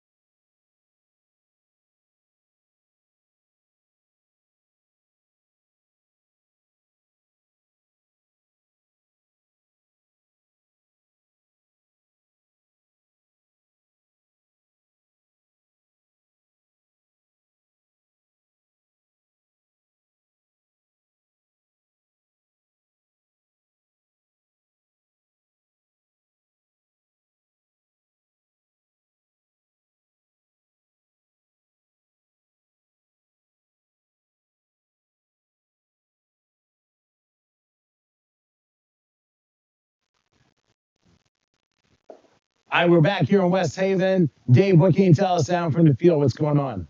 What's going on is week 1 stuff. There's been a couple of issues when it comes to formations. Guys just not into their playbook right. But the Panthers are now tightening, as you said. They are crowding the box.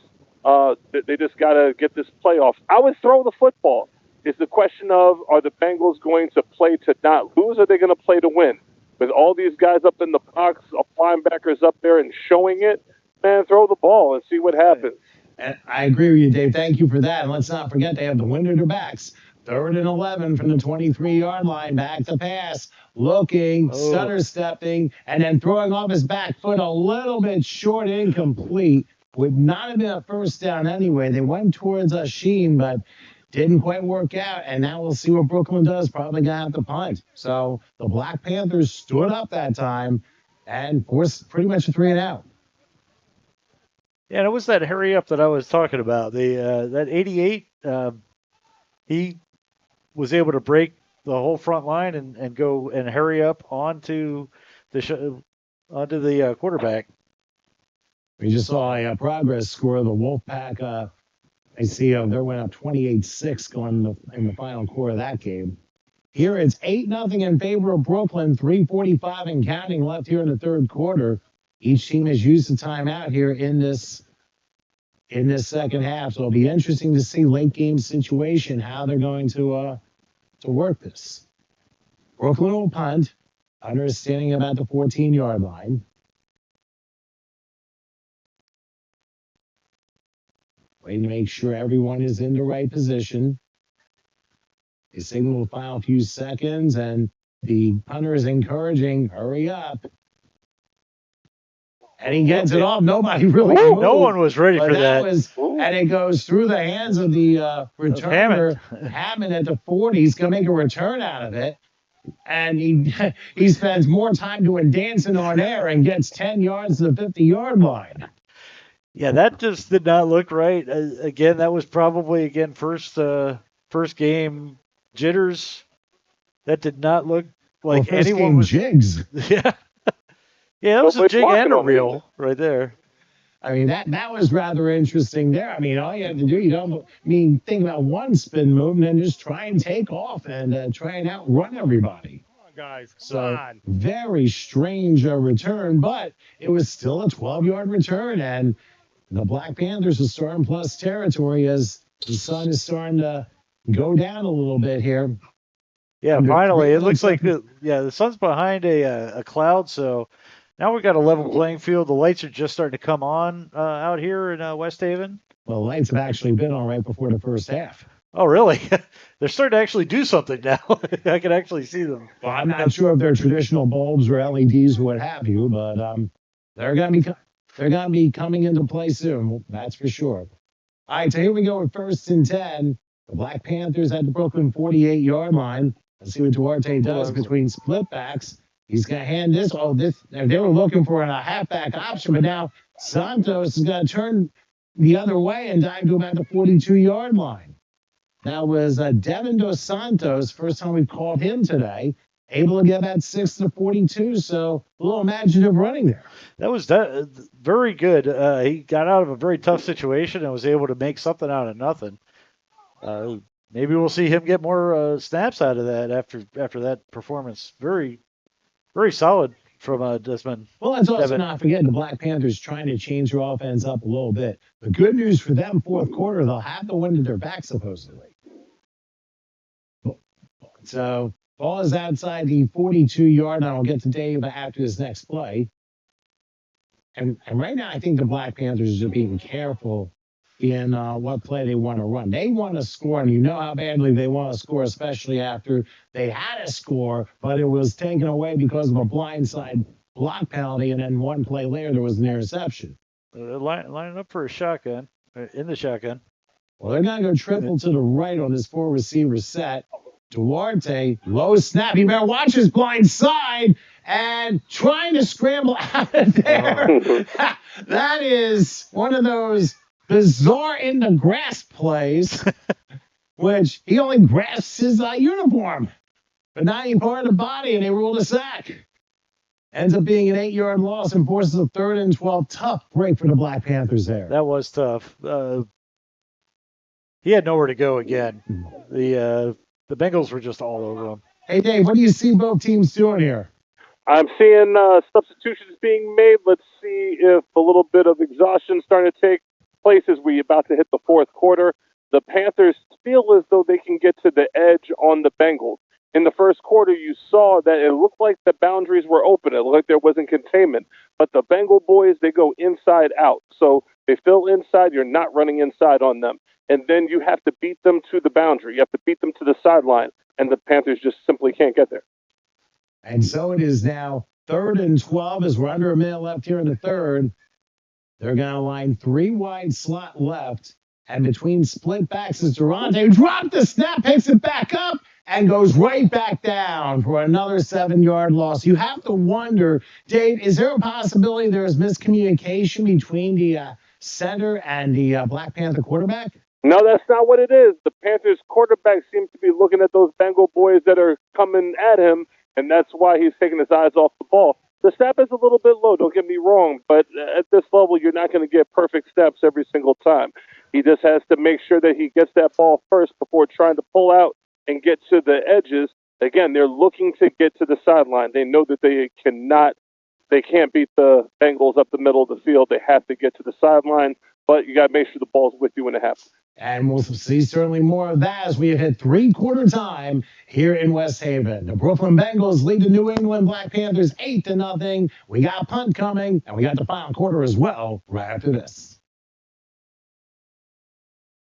Ah, adulthood. A time full of questions. Like, why is sleep so elusive?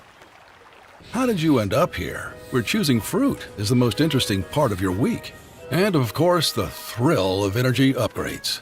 Rebates, tax credits. Where do you start? Introducing the Clean Energy Hubs. Get connected to a real person, ready to help you with rebates, tax credits, contractor options, and more. At least there's one part of adulthood we can help you with.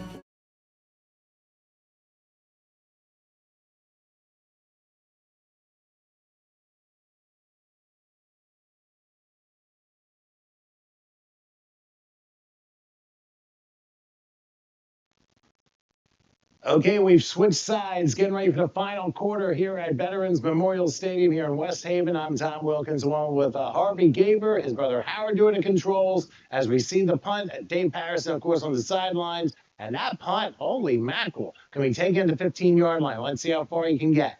He'll go to 30. And 88 says no further than the 35-yard line and basically up against a stone wall, but it ends up being a 20-yard return. And Brooklyn will have it from the 35, 1st and 10. There are no flags. Sometimes you got to scour the field there, Harvey.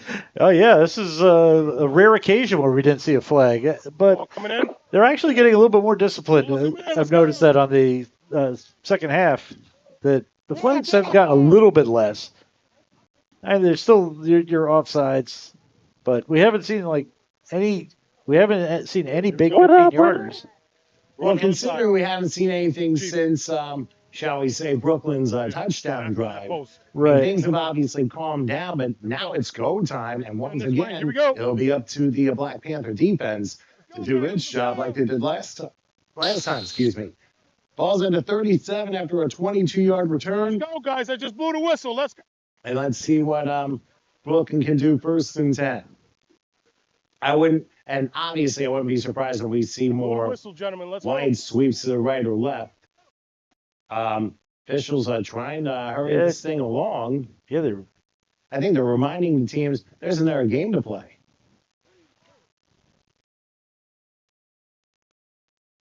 All right, now they break huddle. It'll be 1st and 10. Yes, we will have another game here, a doubleheader here, Big East football here on HSG Network. Hey, guys, don't forget, like and subscribe. We'll have plenty more broadcasts of this coming. We even have a youth thing going on Easter weekend. So make sure you check us out. HSG Network on YouTube. Make sure you tell your friends all about us.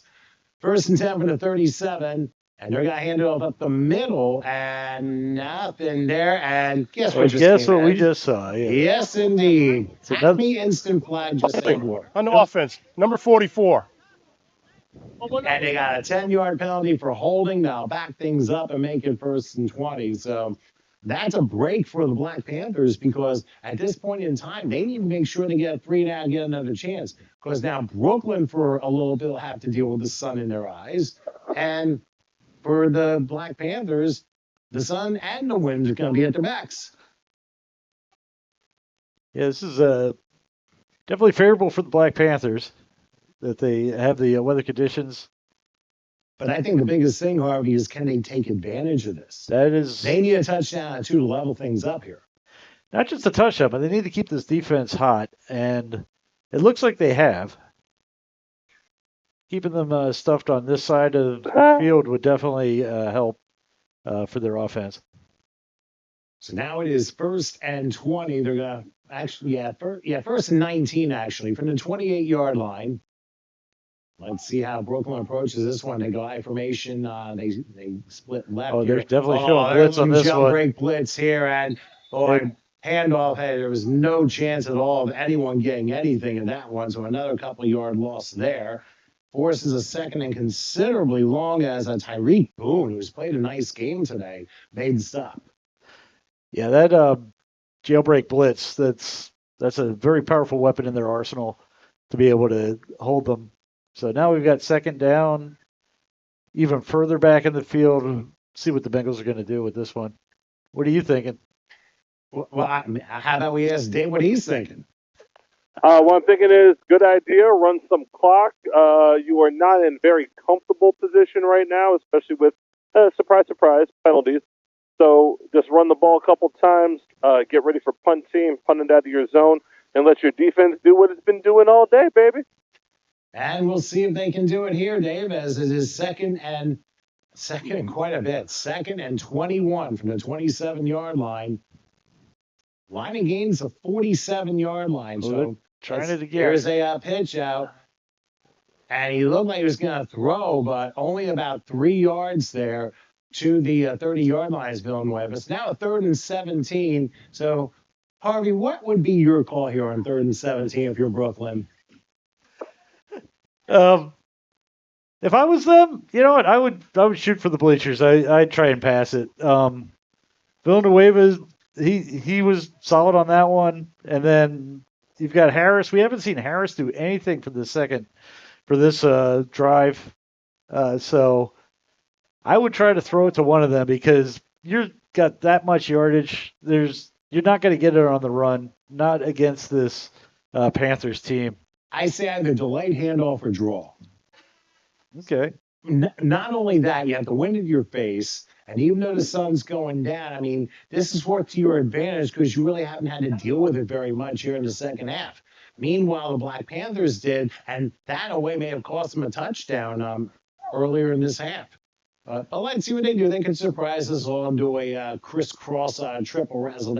Yeah, put it this way. I'm glad I don't have a prop bet on this play. So I'm not, but it there is we go. going to be There's a a pitch run, out. but it's not going to be a draw. It's going to be a drop for another loss on the play, and that was Omar Murray, who has really done a great job for his team on both sides of the ball, made some great offensive plays and some good defensive ones as well. So Brooklyn will punt as the clock runs, 11:15 left in regulation. Yeah, this is probably the best thing for them is letting this clock run as much as they can, because hopefully they will get the ball pretty far down the field on this punt, and then it's up to the Panthers to try and get it back. And the Panthers really have not been moving it as well as Brooklyn has, so we'll see. Here's something interesting to consider, Harvey. Remember, there was that 22-yard return to the 37-yard line as Brooklyn had that possession. They lost 17 of those 22 yards on that drive. And, of course, it all got started with that dreaded holding foul. And now Brooklyn looking to punt. Let's see what they do. They have their deep returner, which looks to be Hammond back in the 42. Here they come. And it's a short kick. Oh, it's a very short kick. And don't touch it. Don't touch it. There Oh, it is. they Down touched to it. third. Well, no, it's Brooklyn. We're telling that to the Black Panthers. Don't touch it. Right. Down to 37-yard line. And that is where the New England Black Panthers of Springfield, Massachusetts, they will start from the Brooklyn 37-yard line, which was where the Bengals started their last drive. So pretty much an extended turnover, if you want to call it that. Valid. That would. All right, so Interesting way to look at it. Yeah, with a short field now, Brooklyn could or New England could definitely find a way into the end zone with this little bit of field. So let's see what they could do. Well, don't forget our other game in our doubleheader, the Kingston Lions and the New England Golden Lions, taking place right here on this field after this first one is over. We got 10-16 left of that in this one, where Brooklyn is up by a count of 8-0. Well, I could definitely make a prediction on the second game. The Lions are going to win. Well, one set of Lions. Yes. Well, you're looking vertical here. And I'm not lying about that either. Now we're really being comic here in an important game. First and 10 to 37. Back to pass. Duarte trying to make some room. He's going to run it. And guess what? He goes down to the third. And there's a wait a flag minute. in the backfield, too. Yeah, and that's likely holding, but the ball might have come out at the very end. But I think the umpire is saying it was down at contact, but we're going to check the penalty first. Well, this is going to be second down. So Legal use of hands. Defense, number 44. That's a big penalty against Brooklyn getting hit with illegal use of hands. Now, each league is different when it comes to how they serve that penalty. So let's see how they walk. Should be 5. Doesn't look like it's 5. When you watch an NFL game, it's normally a 5-yard penalty and an automatic first down. Here it looks like they're going all the way down 2, and we're going to see where they stop it. Because remember, the line of scrimmage was a 37-yard line. and it's a 15-yard penalty to the 22. Apparently, it was illegal hands to the face, so he had his hand switched the wrong way. So maybe it's the equivalent of a face mask in a way. Yeah, when you're taking on somebody who's blocking and you grab their face mask, the hands to the face, that's what they call. So, Well, they gave him a 15-yarder, and it's Yeah, first and 10. you saw the same signal I did. And now they're going to give the Hammond. He's going to go jet Oh, sweep, Hammond's moving Brooklyn good. 20, and he's going to get all the way to the 10-yard line in another first down. No flags this time. And for the Black Panthers, you're looking at potentially a goal-to-go situation. So, Harvey, obviously seen some life from these Panthers. Yeah, the Panthers have sprung back. It's surprising that all it takes is one bad penalty and they're back into the game. And not a bad penalty, but a penalty that's called a significant penalty for them. And this time that 15-yard hands in the face foul was what pretty much drove this thing through. And now for the Black Panthers, this is their best chance since, I'd say, the second quarter. First and goal from the 10-yard line. Duarte will send Dos Santos to the left. It's going to be a spread. Merhi to his right. Duarte making sure everybody's in position. This is a big play here. Now they're going to send Hammond in motion. And they go to Merhi. He'll crush his way as he goes to maybe about the 7. He got out, and they're going to say the 8. So a 2-yard gain. Good job by Brooklyn's defense, kind of anticipating who's going to get the ball there. Yeah, it was. So, Dave, I'm sorry. Well, we're trying to figure a couple things out. Dave, what do you expect to happen here in this goal to go? Ooh, that's a good question here. You're too far to really run it, and the Bengals defense has been defending the run pretty well. I expect a short pass to the outside, maybe to number 14, who has been quiet this half. Or, of course, back to number 12 after that play on the sideline. He said, give me the ball again. So those are the two players I would look out for. Well, Merhi's had a very good game on both sides of the ball, and he's going to be standing next to Duarte here in this this set. But look where Hammond is. Hammond's wide open. No, he's going to lob it, and it's a little bit high, incomplete, intended for Devontae Russell. And look like Patterson was open too. Oh, that's our sideline reporter. Sorry. We've been out-of-bounds anyway, but Harvey, your thoughts on that play? That was a good play. It was a good attempt, but I think it was a missed opportunity because Hammond was wide open if you saw him on the far side of the field. And I think, again, that was a missed opportunity for the Panthers. And if you think about the way Brooklyn has controlled the clock, this could be their last chance. I mean, this is a huge moment here. Both teams are 2 timeouts, don't forget. And 8:15 still left to play in regulation. Yeah, this is definitely do or die for the Panthers. Well, here's Duarte. He's going to throw. Oh, it went off of Hammond's fingertips. Incomplete. And Duarte threw into a lot of traffic. I don't know if that was necessarily catchable. It was a little bit of a reach. But, Dave, what was your thought on that one? It was catchable. It looked like he didn't expect that ball to go through. The ball just came up on him, but if he was there, the guys in that one area, he was open. These two weren't open. There you go. You heard it over here. There you go. So we're getting explanations from the side official now. He threw it at the tight spot. He was trying to go John Elway on it.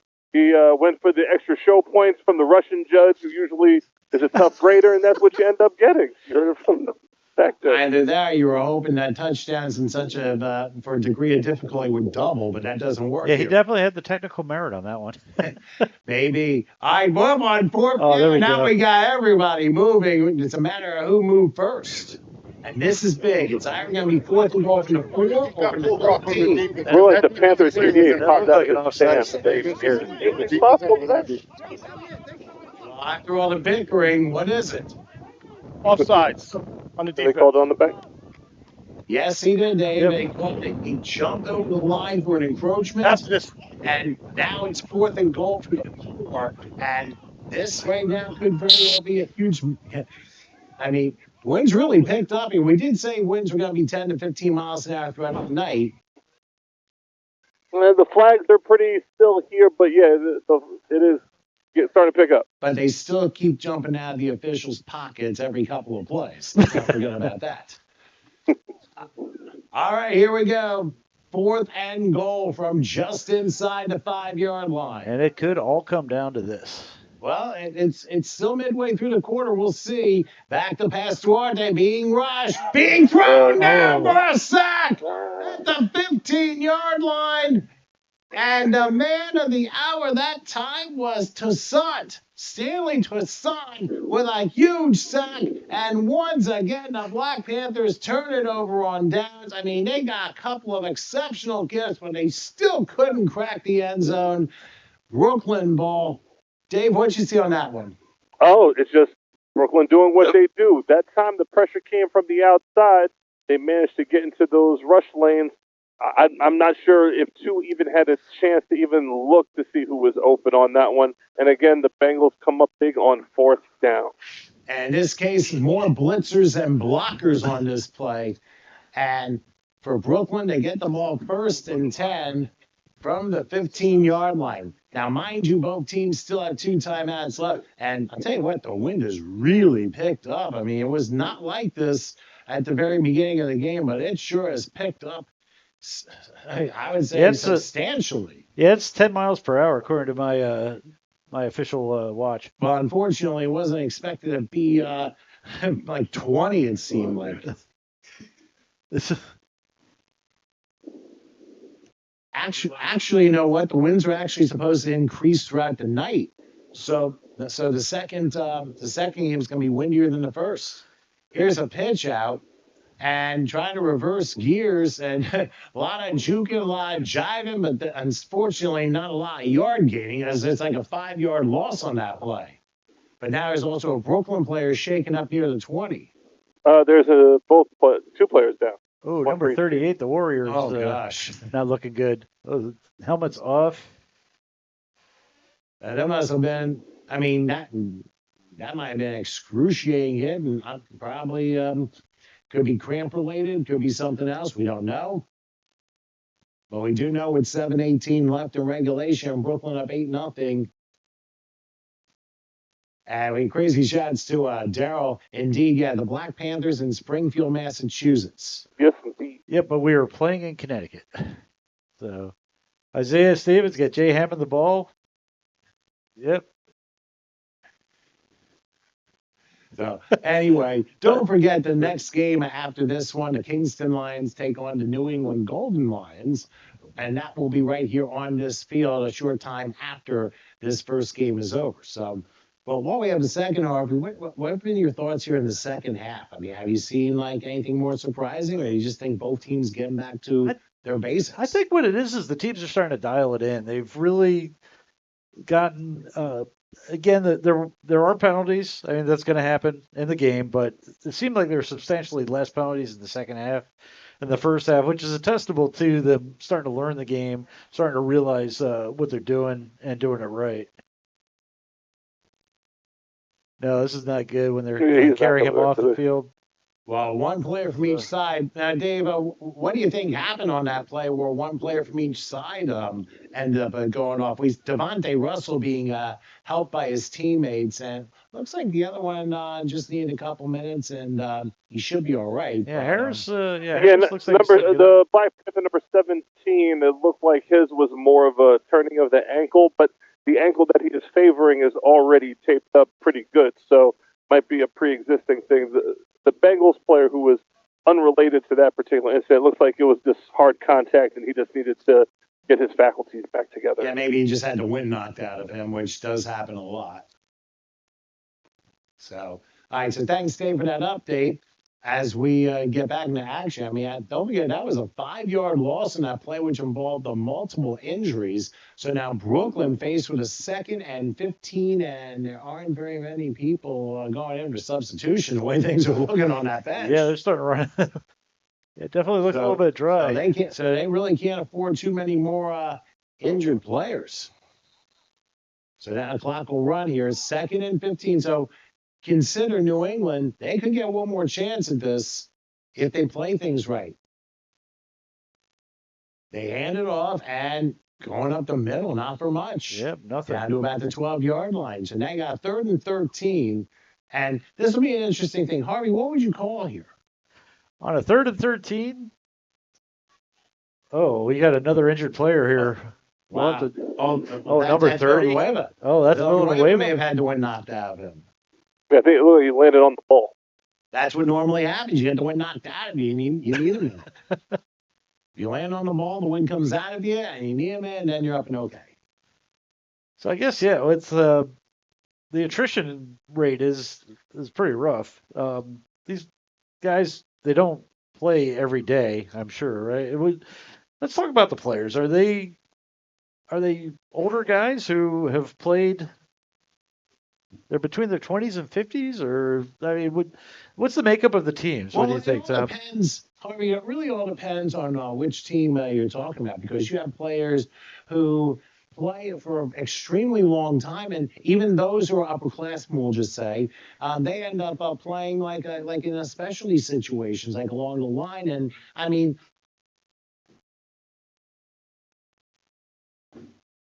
so I really believe it really depends on what players show out, and also what type of strengths and weaknesses you have. I mean, I remember seeing a game where they had 2 people who were in their early to mid 50s playing on the offensive line. Oh, wow. Against a dominant defensive front. Usually that is not a good idea. Because you think of football more as a younger person's sport, but in this league, anyone can play, right? If you're good, you can play. Well, if you keep yourself healthy enough and you do the right things with your body, you can go a long time. I mean, just ask like we mentioned, Tom Brady, as long as he's played. This is hey, true. Steve DeBerg played when he's 48 years old. So yeah, and even kickers go into their late 40s if they treat their body right.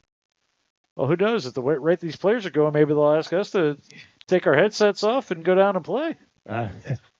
Would you want to do that, Tom? What position would you play? Let stay here in this booth. Thank you very much. All right, on 3rd and long, I think the ball came out. The ball came out. Panthers have it. And nobody signaled anything. Bengals got it back. But according to Dave, it sounds like the Bengals did get it back, and that is a huge break for them. No, it is actually Black Panther ball. The Panthers fell on it, clear as day. And then in the scrum, the Bengal player grabbed it back. Which I think the whistle blew right before that happened. So in between the Panthers' recovery and then the Bengals stripping it away, that's probably when the whistle blew.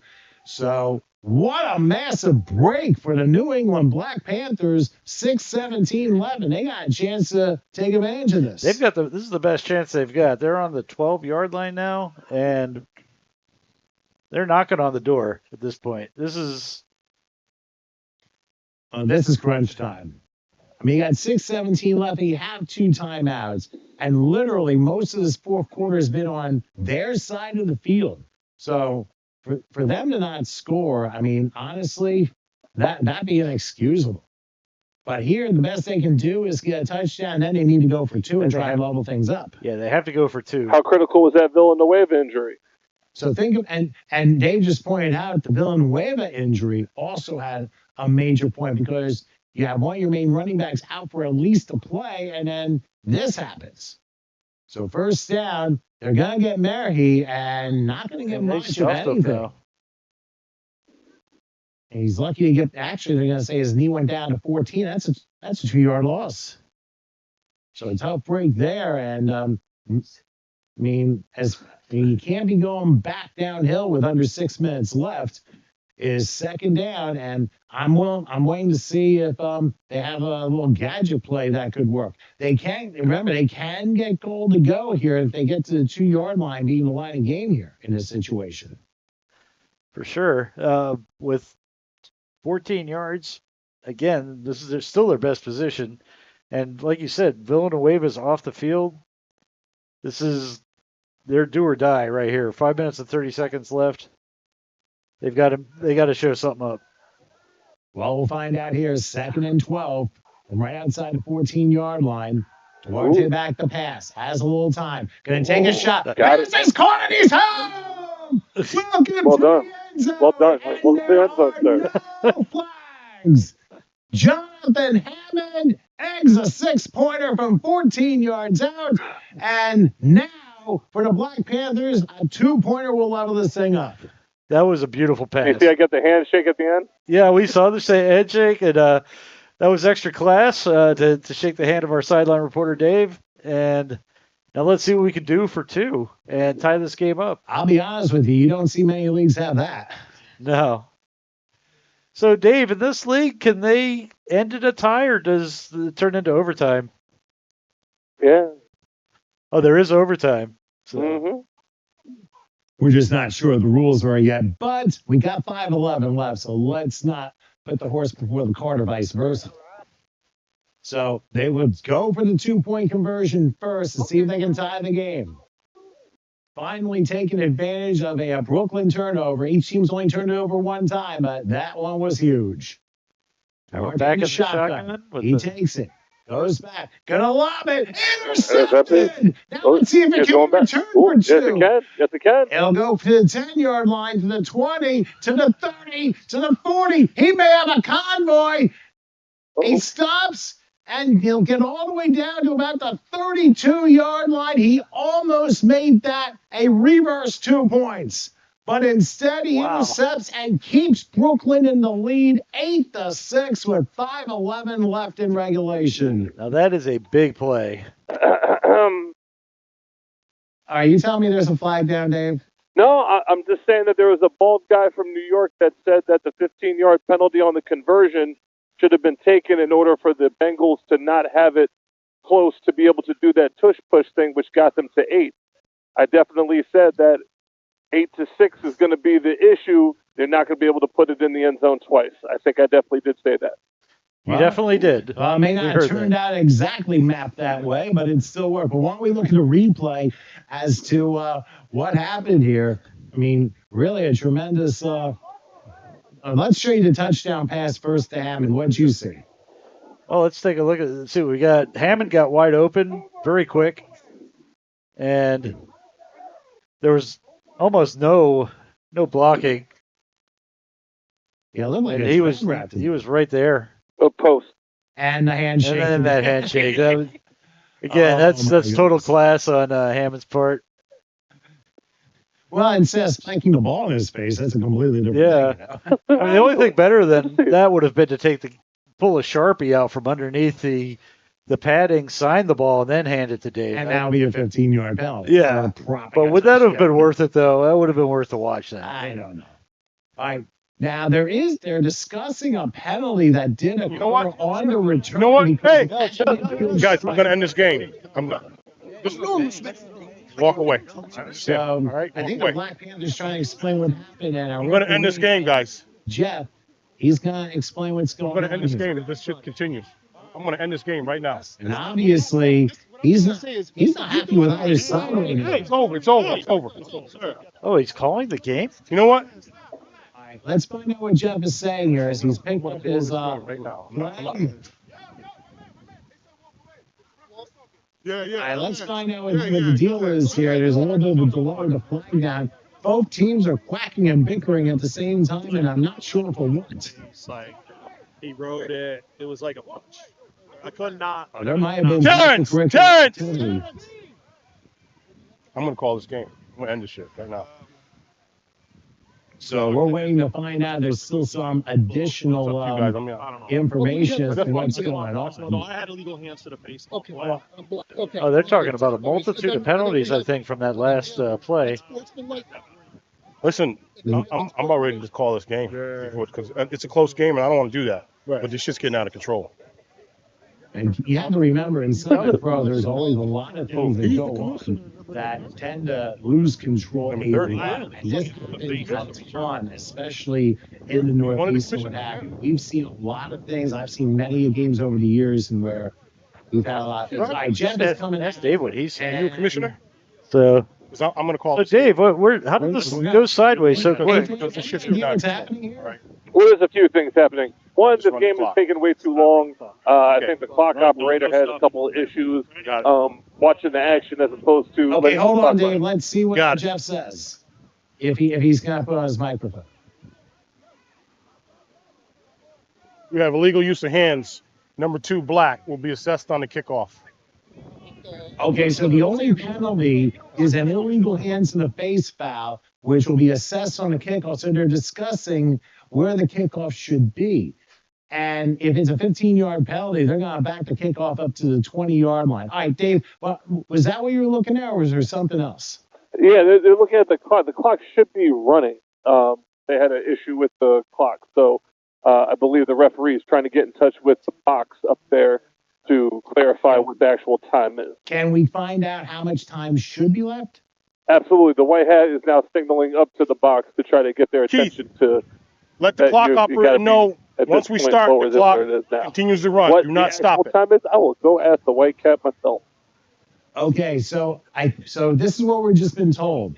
Because of the delay of this game and trying to get the second game going, they are going to do a running clock from here on out. So, and they're going to go with the onside kick from the 20-yard line. They'll be down at Brooklyn at the 37. Now, mind you, both teams have 2 timeouts. So now things are getting very interesting here.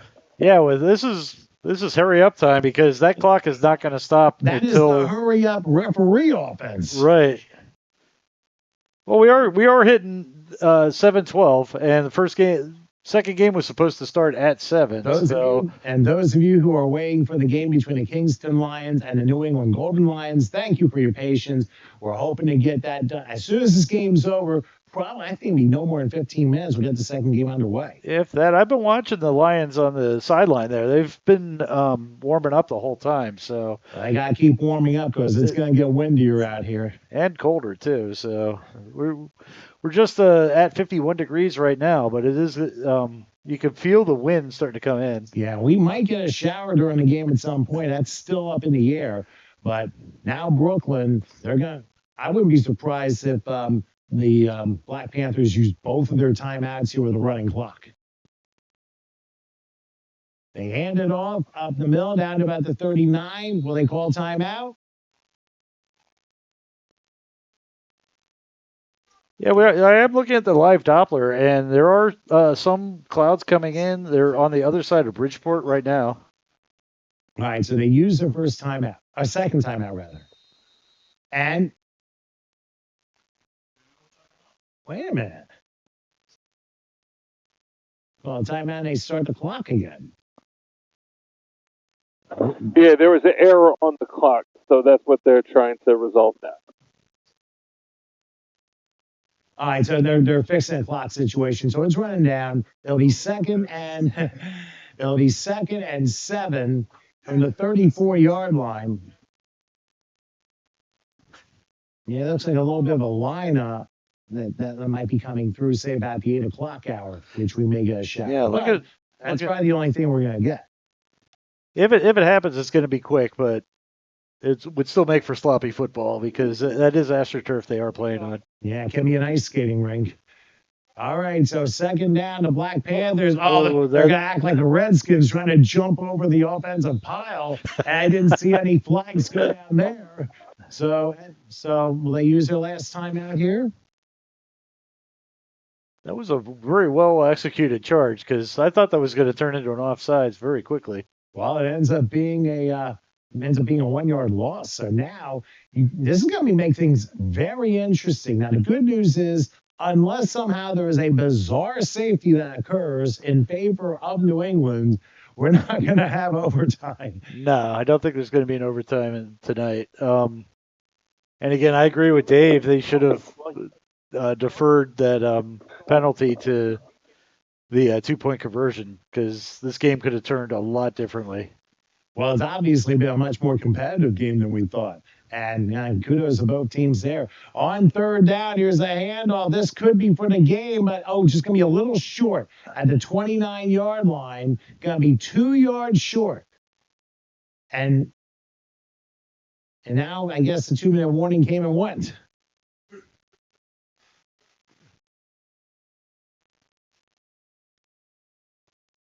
It's very possible because of all the stuff going on both sides. It's probably why they're running the clock. Not exactly sure, but this leads to a 4th and 2 from the 27. Pretty much when Brooklyn gets the first down, it's game over.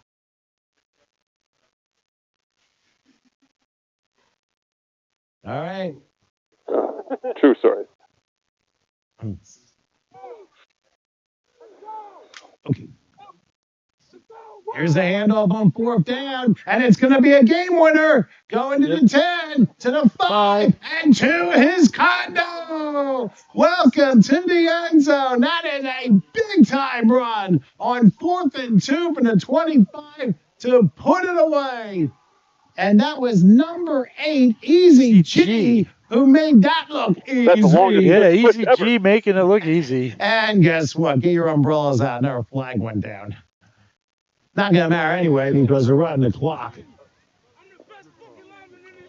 So that is now, I believe that is the game. I think you're right, Dave. That'll be it. And the final score is going to end up being 14-6 in favor of Brooklyn. Harvey, your final thoughts on this one? This was quite the game. I did not expect it to be this close. I did not expect the level of football that we saw.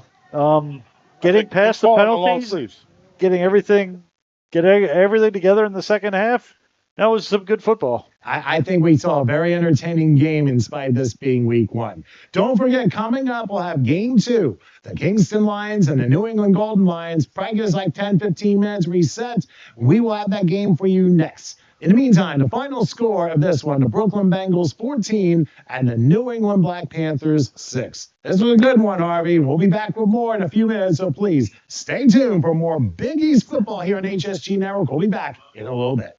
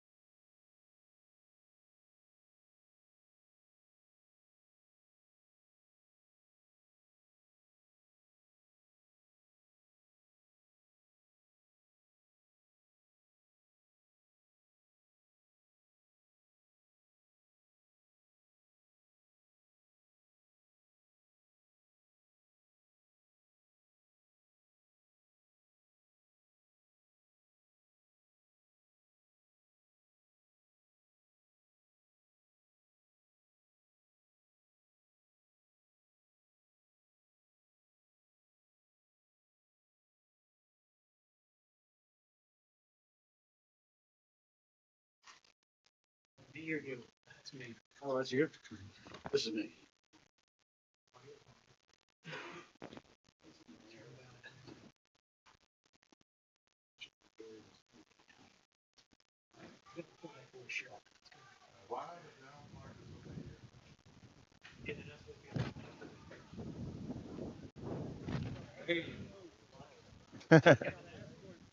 Oh, I gotta keep it. I gotta keep it PG-13 now. Hey, shake it up, fellas. Shake it up. Shake it up.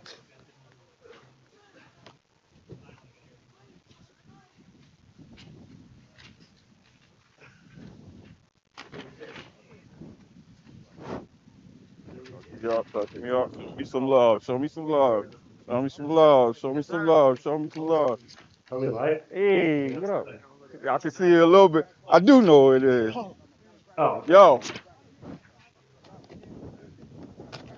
All right, I need y'all to take one big step back. Man, there y'all go. Hey, check it out.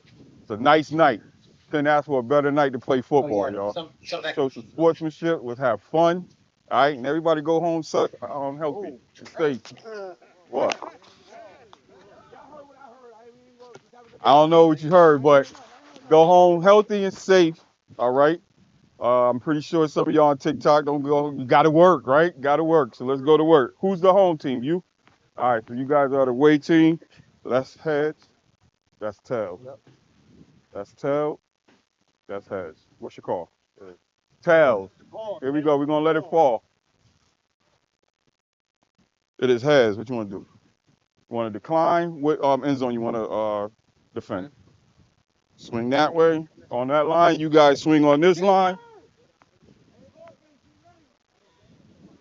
All right. White won the toss and elected to defer to the second half. Black will receive. Shake it up, guys.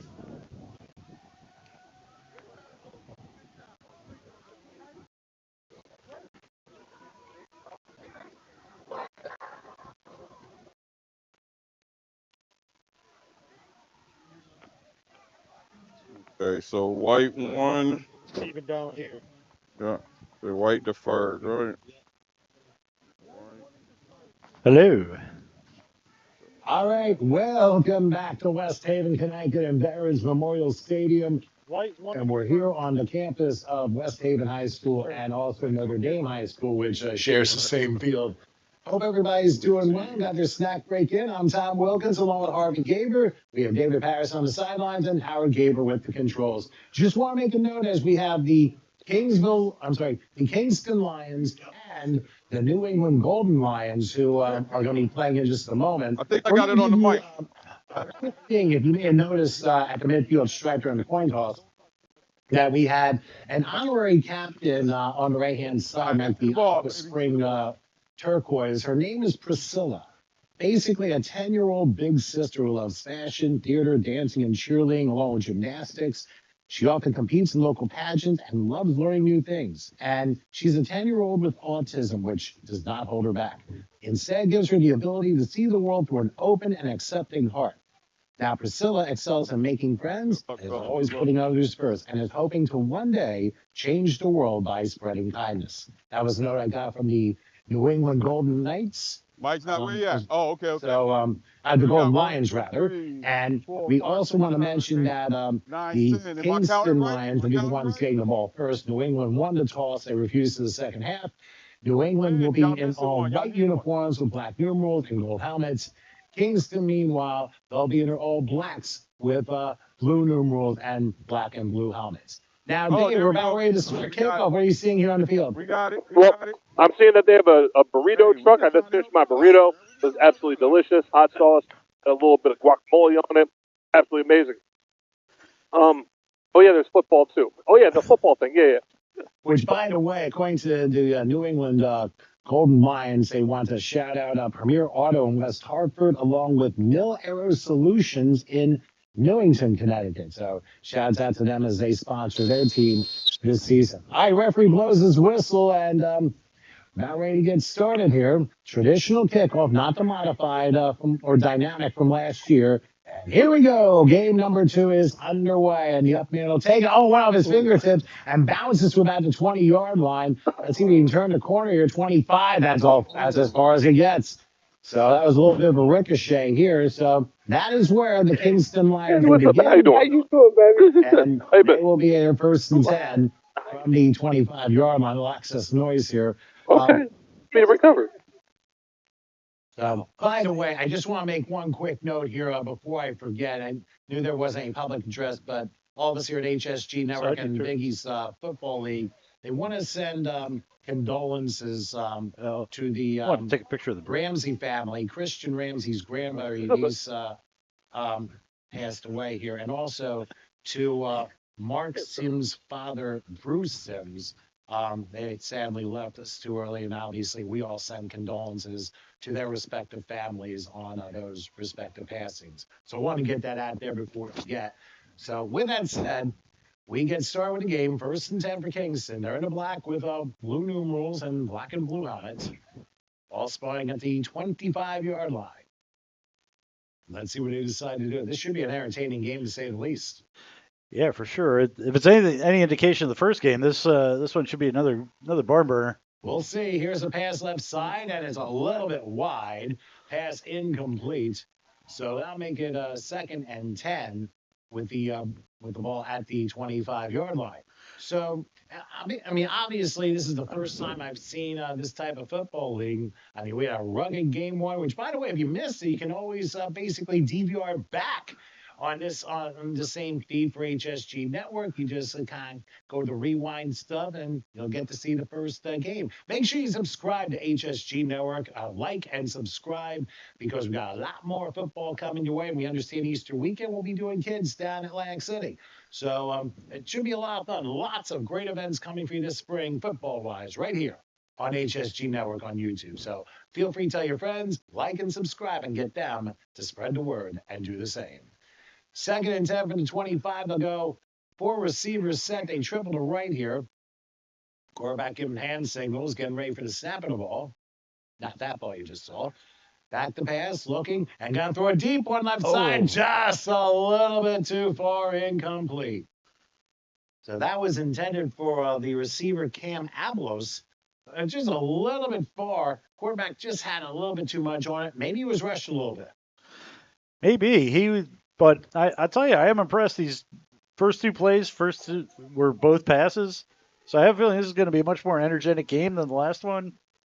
Getting the ball in the air and at least trying, but they got to connect. I'm sure eventually it will happen. Well, obviously they want to try some things like the first couple of plays, see if they can catch the defense off guard. So now we go kind of like in a spread here with a back to the right, 3rd and 10 from the 25-yard line. We've had 2 incompletions in a row. See if they end the string here.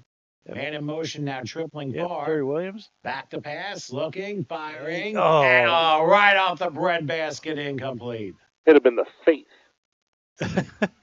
Well, I've heard of a wake-up call, but that's not exactly the way you want to go about it, Dave. Yeah, it was a little bit of a push at the end, but maybe this referee team is going to maybe be a little bit more lenient because, they're wearing shorts and it's the temperature's already dropped.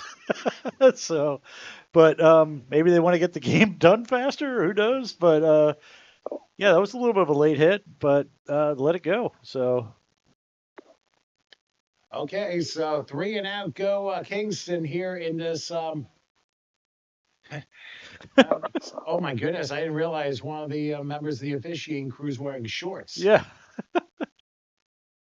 Well, hopefully he's hot-blooded. He'll just say that. But anyway, let's see what Kingston does as they will punt the ball away. They have the returner standing their own 40-yard line.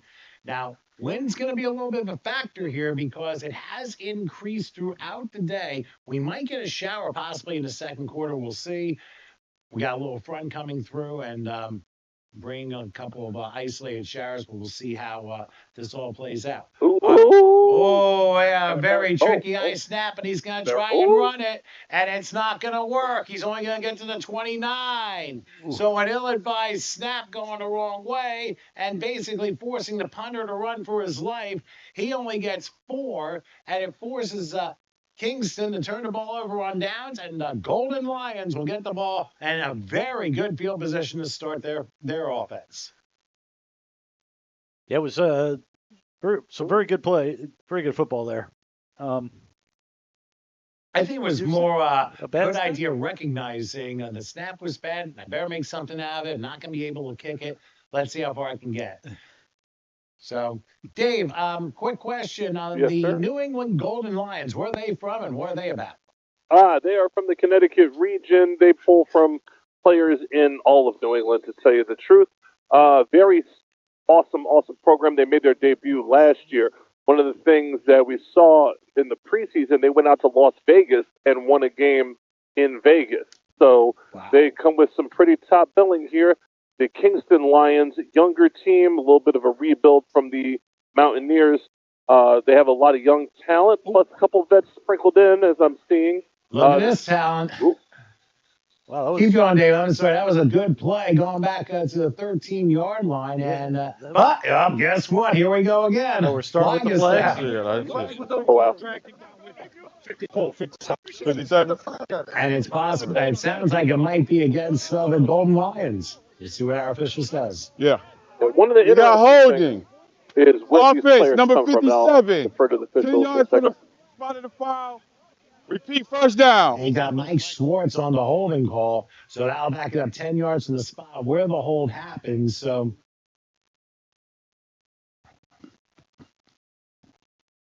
that'll be it's a 10-yard penalty. We'll see what they spot. It looks like the 39-yard line.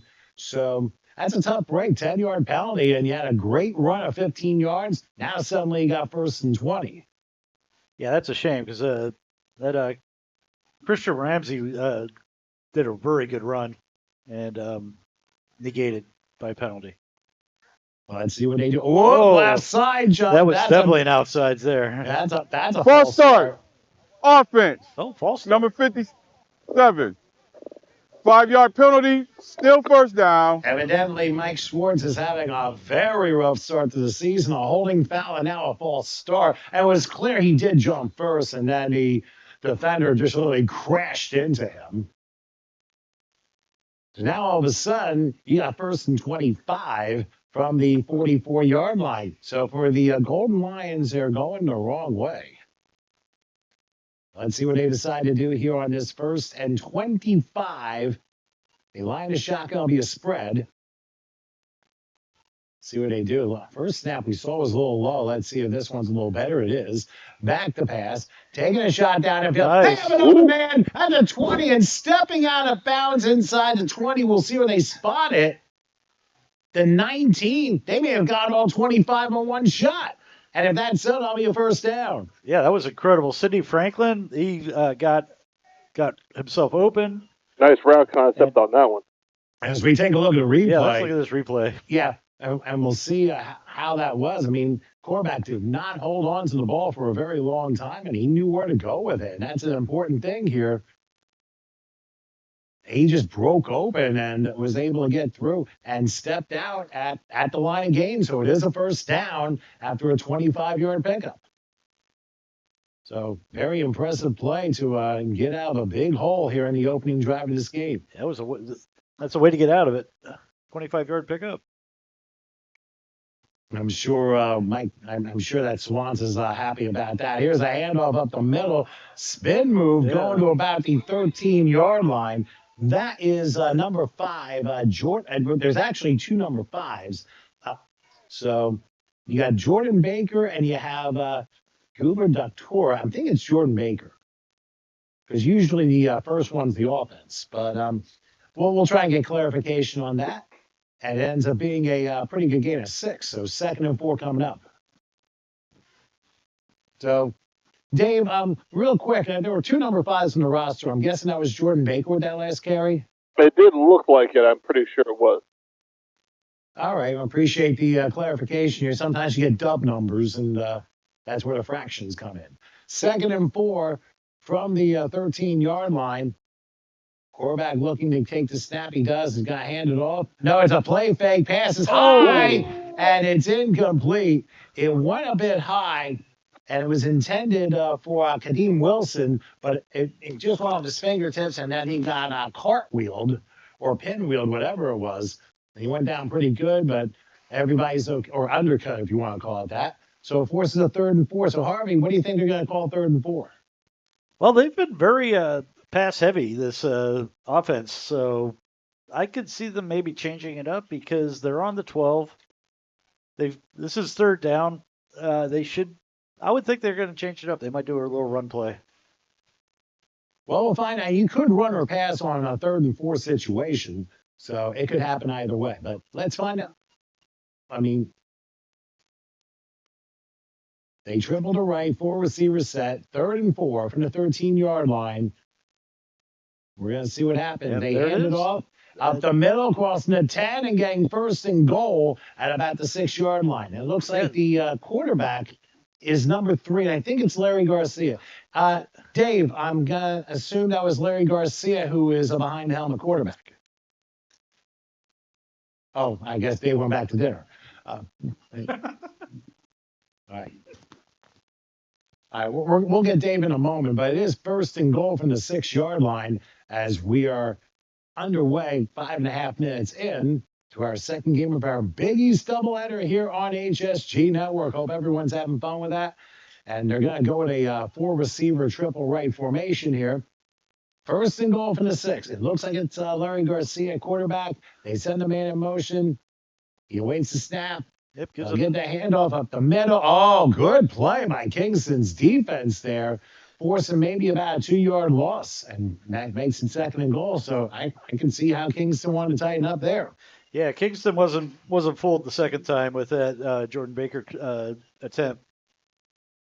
They saw it coming, and they knew exactly what to do. Well, sometimes you go to a well one too many times, like you run the same exact play until they stop it. And it's really what it comes down to. So with that, it makes it 2nd and goal. All spot at the 8-yard line. Of course, the Golden Lions opening possession start inside the 30 thanks to a bad snap, and the punter having to run didn't get the 1st down, and that's why they're the position they're in. They're going to switch the triple to the near side here. Let's see how quarterback goes.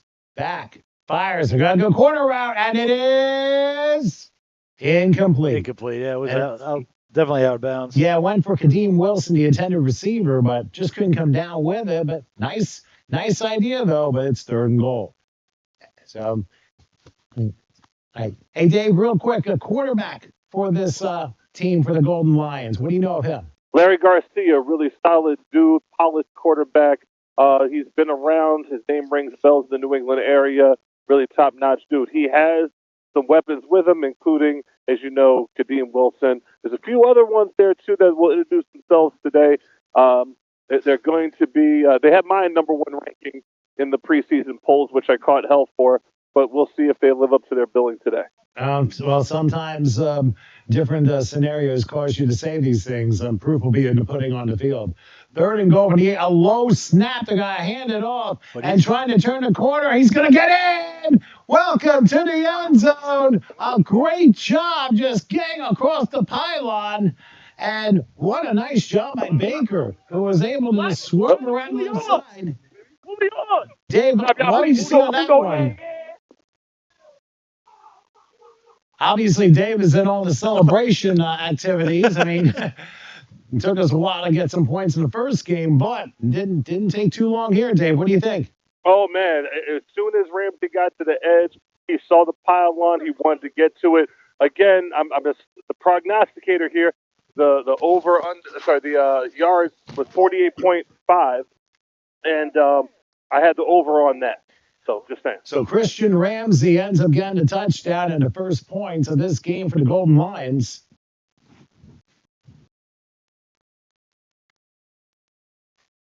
Again, we were talking about this last game, so I guess they don't have a place kicker, or they just really want to go for 2. Well, I thought I saw somebody warming up kicking like on the side, along the sideline before the game started. We do have a little precipitation down here, as you guys called it, which I was absolutely hating that you were saying it's going to rain, but it looks like there's some drops. Well, that's why I warned you. All right, here's a pass for the 2, and it's way through the hands, incomplete and no good. So the Golden Lions will settle for 6, and that's it with 7:19 left in the first. And you are correct, Dave. It looks like you're going to be running for cover as we show you this replay, Harvey. Yep. I mean, take a look at this. I mean, that's some speed by Zero Ramsey, who's standing to basically the right of the quarter.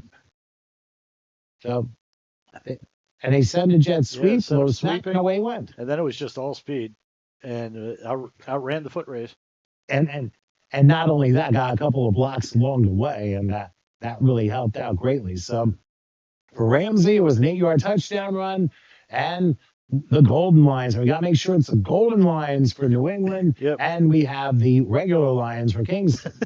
The Kingston Lions. So more than one pride. If we added Detroit, then we'd have a Coliseum disaster here. There we go.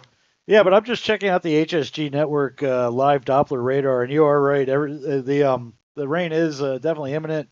It's just crossed over Bridgeport, which for those of you who are not familiar with Connecticut, it's maybe about 10 miles away. So Ramsey when he comes up. So I'd have to say it's going to be probably maybe 15, 20 minutes. We might actually get wet.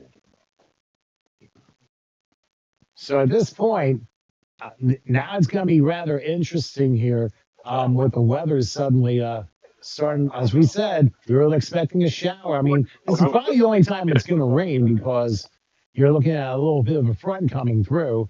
And obviously, it's going to play a little bit of a factor for the rest of the game, depending on how much it rains. So we'll see. But anyway, the Golden Lions will be kicking off. They have a couple players back about the 12-yard line. So let's see how this goes down. They will await the whistle, and we should be back and going here. Here's the approach. And the kick is away. Here to giant boom and bust out of bounds. So it'll be 1st and 10 for Kingston at 40. Down to Dave, and the man who got the first points. Yes, we're down here on the sideline. Ooh, we're looking for Christian Ramsey. There's another 0. Oh, I got duped. Oh, here he is. Christian, right here. Up there. How you doing, sir? So what did you see on that touchdown run? Hey, good evening, HSG. How you guys doing? Rams, please. Hey, Christian. How you doing? Everybody's doing well tonight. Yeah. What was your question, Pat? I'm sorry. Well, do you think the left side of the offensive line have a critical role as getting that 8-yard score, especially on 3rd and goal? You wouldn't expect that. No, not at all. We didn't expect a jet sweep, honestly. We thought it was going to be a normal pass, even though jet sweeps are technically pass plays, depending on the handoff or the pitch. But I'm glad that we kind of just kept it on the ground in this play. We didn't want any mistakes in the air. We're going to get more fluid as the game goes on, as we should. And we're just kind of ironing out the wrinkles. Pardon me, guys. Sorry, I'm out of breath. Or a blazy one. Well, I don't know. But anyway, real quick, what have you seen from the offensive line so far? Offensive line has given Larry the protection that we need. I haven't seen any mess in the back so far. I believe he's standing tall and making the decisions that he has to make. The only thing I want to voice is our snaps. They're a little bit low. But we spoke to our center. He's a very open-minded player who takes criticism well. He's going to get those snaps higher so that way the quarterback can do his thing a little bit more efficiently. All right, Christian, thanks for a couple minutes, and good luck the rest of the game. Of course. I appreciate you guys, man. Thank you. You got Mundo, yeah. Which I have no idea what that means, earth calling. Either that or earth calling, but...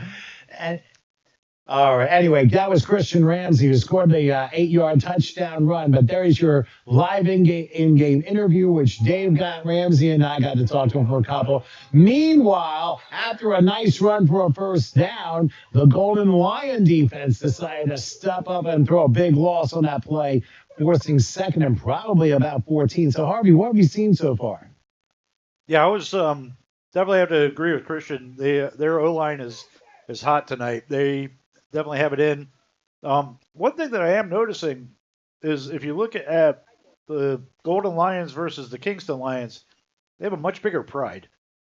I mean, has to be at least 10 people or maybe 20 other players that are on the sidelines right now.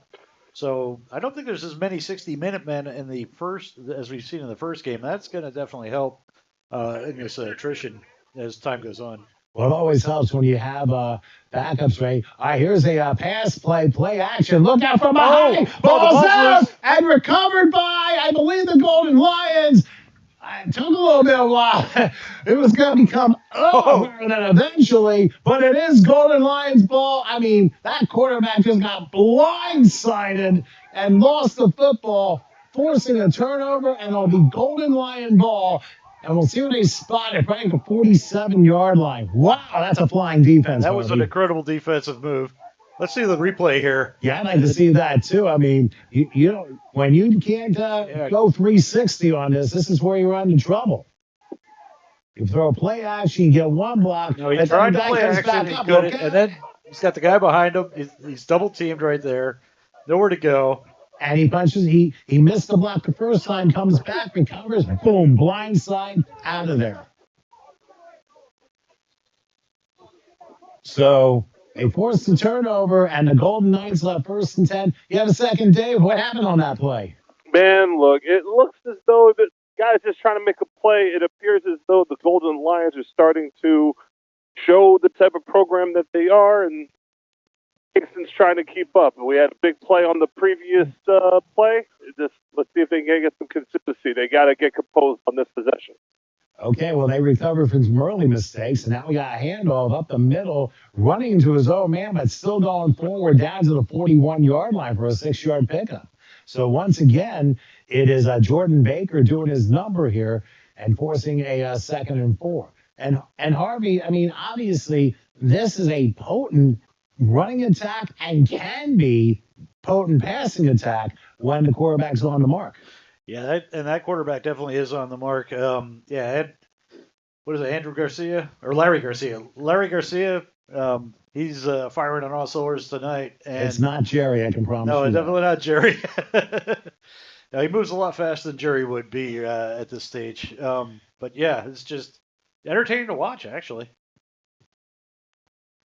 Now they're going to stack receivers on both sides. 2nd and 4 from the 41-yard line.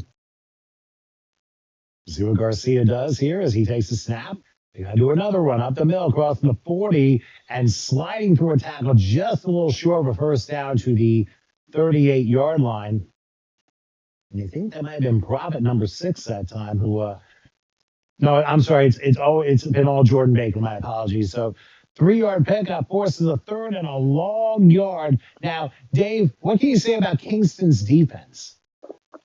Kingston's defense, I can tell by the coaching staff that they have that they're just going to be very disciplined, assignment-based football. They don't have a lot of, purebred dogs like you've seen around the leagues, so to speak. But with a proper scheme, they can be formidable. So let's see if some of them make a name for themselves today. We'll see if they can execute a defensive play here on 3rd and 1 from the 38. They will go handoff again to Baker. And let's see how they spot it, because Kingston was ready for that one. He might have been short. Yeah, it looks like it's short. They've already flipped the pin to 4, and maybe about a yard left. So this will make for a very interesting decision here. Obviously, I would have to figure they'd go for it. Oh, I don't think there's any decision about. Oh, there's no kicker. There's no decision. Exactly. Well, they might have a punter, but why wouldn't you try to go with 4th and 1 and you're already in their territory? Your defense is as hot as can be. Want to see if they use a hard count here to try to get a cheap 5. Would not be surprised, but we'll find out. They're going to go and they're going to stack one side. They're going to go try for the hard count. And it's going to be a quarterback. Second effort, he might have gotten it. Second effort, he might have gotten it. We'll see when they spot it. It looked like he was stopped, but then leaning over to get the extra yard was the quarterback, Garcia. Yep, ref is saying move the chains. Well, I don't know if it was a tush push or a back smack.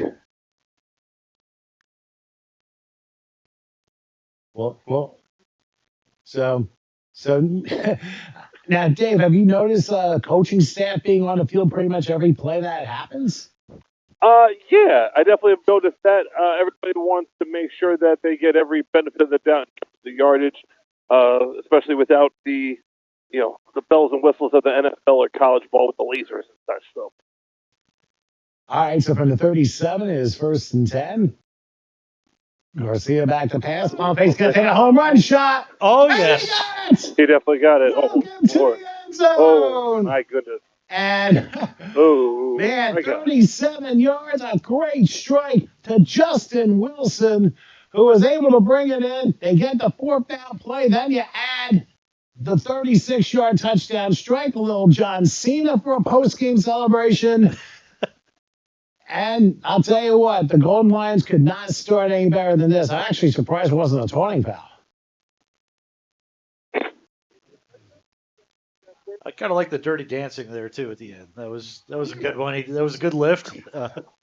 Hey, we're bridging gaps here with this end zone celebration choreography. Yes. Now put the cell phone back, but that's beside the point. All right, so it will be for the Golden Lions. They'll try for 2. They missed the first one on pass. We'll see if they connect on this second one. And right now, they're overpowering the Kingston Lions at this point. And this time they're going to triple the left side. They're going to actually stack the middle of that. And now they're going to kind of do a semi-diamond there. But they got the lone setback too of their star player, number 5. At the pass, Garcia looking, fires a slant. Oh, Did he get it? They didn't signal anything. No. Oh, they say it hit the ground. It was a short up. So the conversion is no good. Now with a minute 45 left in the first. Here comes the rain. 12-0, and now the rain's starting to pick up. So we're going to get Dave into drier pastures here. But what about this replay, Harvey, on that throw? Oh yeah, we're definitely getting wet now. Yeah, the rain has definitely come a little bit faster. But yeah, looking at this replay, it was just a very well executed pass. I was kind of questioning that double stack that they had going on with the two outward players, the receivers, but obviously it's working. I guess it was a good distraction for the first few games, or the first few plays, but then they actually made it work. Well, we got some pretty serious wind going on right now. As a pretty heavy rain shower. It's not supposed to last for long, but it's here. As now let's check the according to the HSG weather it's coming down the radar, buckets too.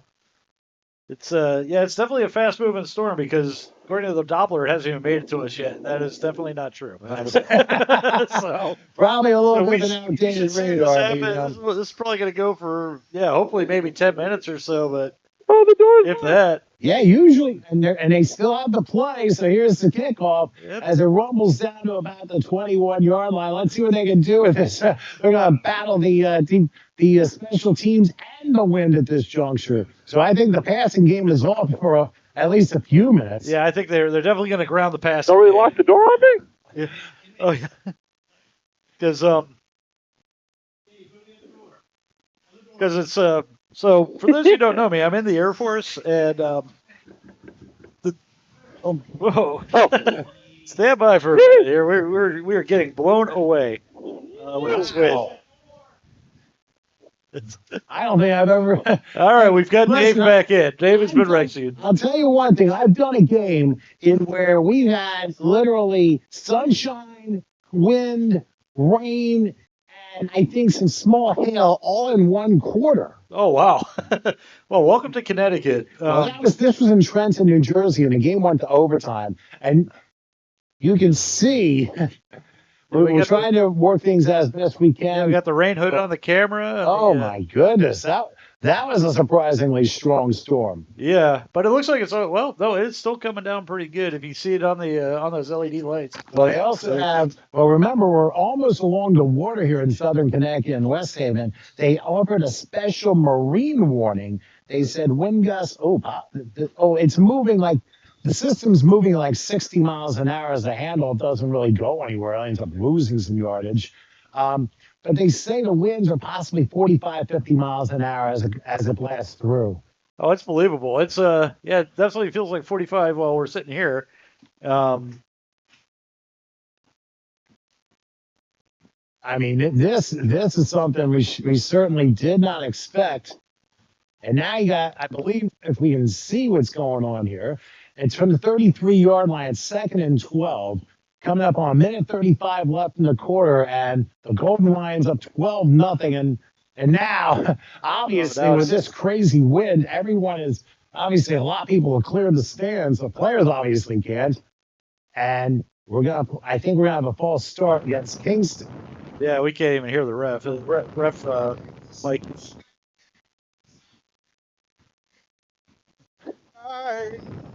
This ain't right.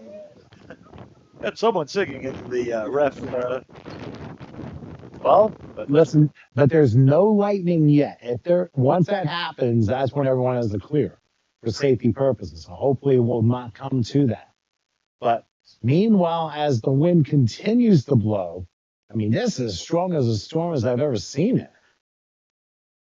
Yeah, So it'll 60 be miles second an hour and, is yeah, no joke. yeah, you're not kidding. They definitely got the gusts, and they got How'd they they got hang through a like- screen pass, and it had Air Jordan time up trying to get to the receiver, but it was just a little bit wide and incomplete with 54 seconds left here in the first quarter. So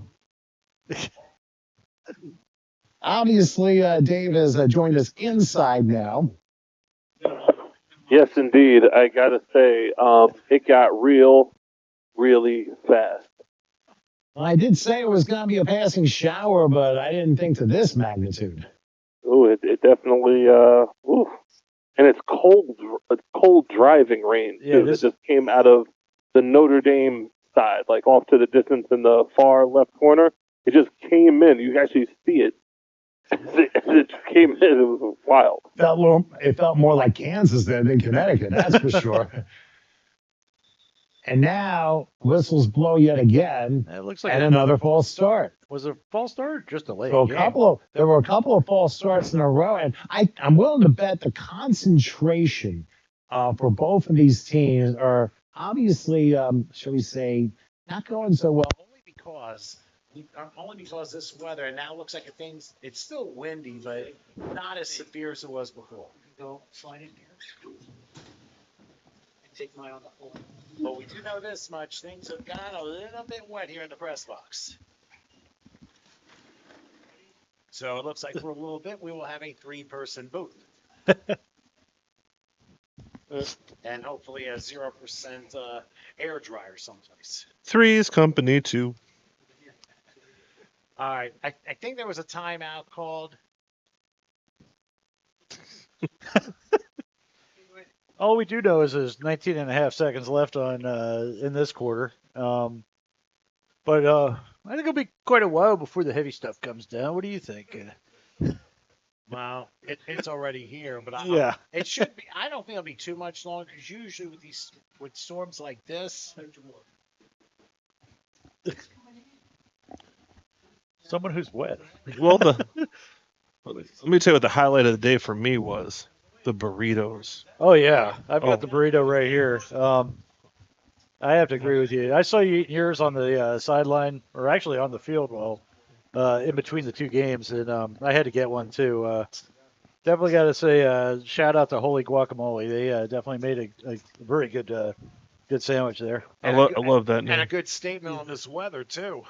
Holy guacamole, yes. Well, how quickly it's come. At least we can catch our breath. We've reached quarter time Yep. here in West Haven. Windy and wet West Haven. So the New England Golden Lions lead 12-0 over the Kingston Lions. I guess we'll get a break in. I'm going to do quarter number 2 right after this.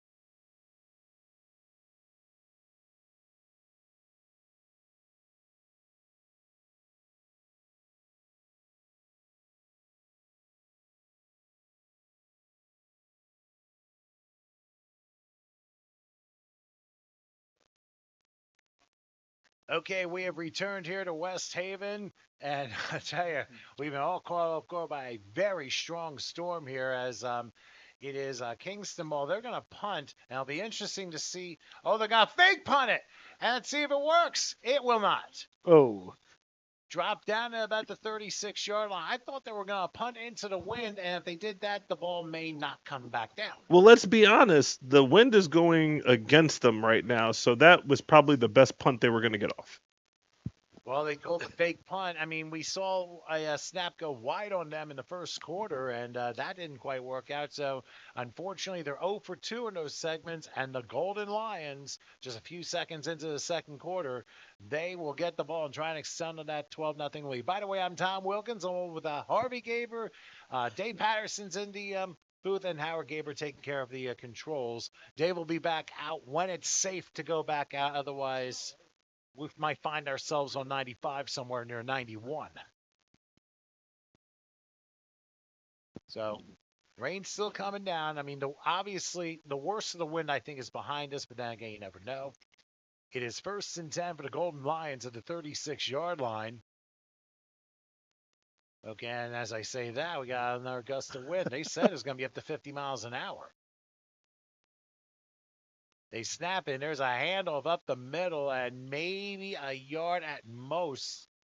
We got some emergency sirens going on behind us, so we're wondering if something did happen not too far away. Hopefully everything's okay, but then we get a surprise storm like this. You just don't know where you're going to get. What we got here is a 12-0 New England Golden Lion lead over the Kingston Lions. And here we have 2nd and 9 with the ball right at the 35-yard line, and that is where we'll see the 2nd and 9 play. By the way, Holy Guacamole and Fork in the Road are the food trucks used here in West Haven today, and I actually had some good stuff from Fork in the Road. I actually had a bacon chicken grilled cheese. Ooh, that was delicious. Definitely worth checking out if you get to see that truck. So, anyway, 2nd and 9 from the 35-yard line. Garcia in the shotgun. They line up a triple on the right here, taking the snap. Gonna throw the other way. Pass ends up being caught. Trying to spin away from the defense and going down very close to the first down marker at the 26-yard line. We'll see if it's enough for a first down. And evidently, the head official says, yes, move the chains. And as for the Golden Lions, they have 1st and 10 to 26. Yeah, that was just another, in these conditions, trying to throw the ball, I was very surprised that they would even try to do any kind of air game. Like I was starting to say earlier, I am in the Air Force, and nothing can stop the U.S. Air Force except for terrible weather like this. So to see them actually throw the ball is very impressive. And to connect, too. Well, I think they have the wind at their back, too, which is a possibility. But anyway, 1st and 10. It's just soggy. You can see how wet that field is. That got wet very quick. Well, again, it's AstroTurf. There's really no place for that water to go. It just is going to sit there. Here's a handoff on the right side and going maybe to about the 24-yard line. 2-yard pickup there, forcing a 2nd and 8. Just a couple minutes into the second quarter, it's 12-0. The Golden Lions ahead in a battle of the Lions, the Golden Lions and the regular Lions. But I'll tell you what, Mother Nature had the roar of a lion with that particular storm that has just pulled through. And like I said, I'm thankful there was no lightning because that would have delayed things a lot. Yeah, lightning would definitely put a damper on this game. Literally, I mean, I think there was one game where they had Tennessee and Miami wait 2 lightning delays, and that game ended after the 4:25 games were all done. That was a long night at the now Hard Rock Stadium. Yeah, I went to an Air Force Academy game, and the lightning hit, and there's really no place to go in that stadium. They just said everyone go to their cars and wait. Yeah, it's always the safest place to be in a situation like this. Here's a pass right side. Oh, beautiful defense. It was beautifully done. I don't know if the wind took the ball a little bit away, but good try on that particular pass. Ends up going incomplete. But now forces a 3rd and 8. I think that was Christian Tyler who broke that up, number 8. That was him. I mean, yes, wind had a factor, but I think it was more Christian than anything else. Well, let's get Dave in for a moment. Are you surprised by what you're seeing so far with them throwing with the wind and these conditions? Well, here's the thing. We talked about coaching, right? And we talked about two organizations in the Lions and the Golden Lions that are top-notch organizations. But even the best organizations on this level of football, let's be honest, you're only practicing once, maybe twice a week. So are we really doing the Belichick wet ball thing? Do we have the facilities to really simulate this? No, we do not. So, week one, we were already going to be putting things together quickly. I think the Kingston Lions had 3 practices that were pretty effective. Golden Lions had the benefit of the previous game, the preseason game in Vegas, but they didn't have their whole squad. So, you're going to see mistakes, and the weather is going to exacerbate that. All right, well, here we go with a 3rd and 8 from the 24-yard line. Garcia back to pass. Gonna take a shot downfield. Oh boy, that wind took that all the way to probably Groton, Connecticut. There, incomplete. So force a 4th down now. 4th and 8 now. If the wind is all going that way, I mean, why not try kicking and see if you can hit a 41-yard field goal? Probably won't do that, but Dave, would that be an interesting suggestion? It definitely would. But I tend to think if we don't do it in practice, we're not going to do it in the game. And that's the funny thing. Being down on the sidelines, you hear players all the time, hey, why don't we do this? Or I saw this on television one day. And the coaches, some entertain it, and then it turns into a disaster. And then others remind them, hey, if we didn't do this in practice, why would we do this now? I guess it's a fair point. I mean, obviously you only practice so much.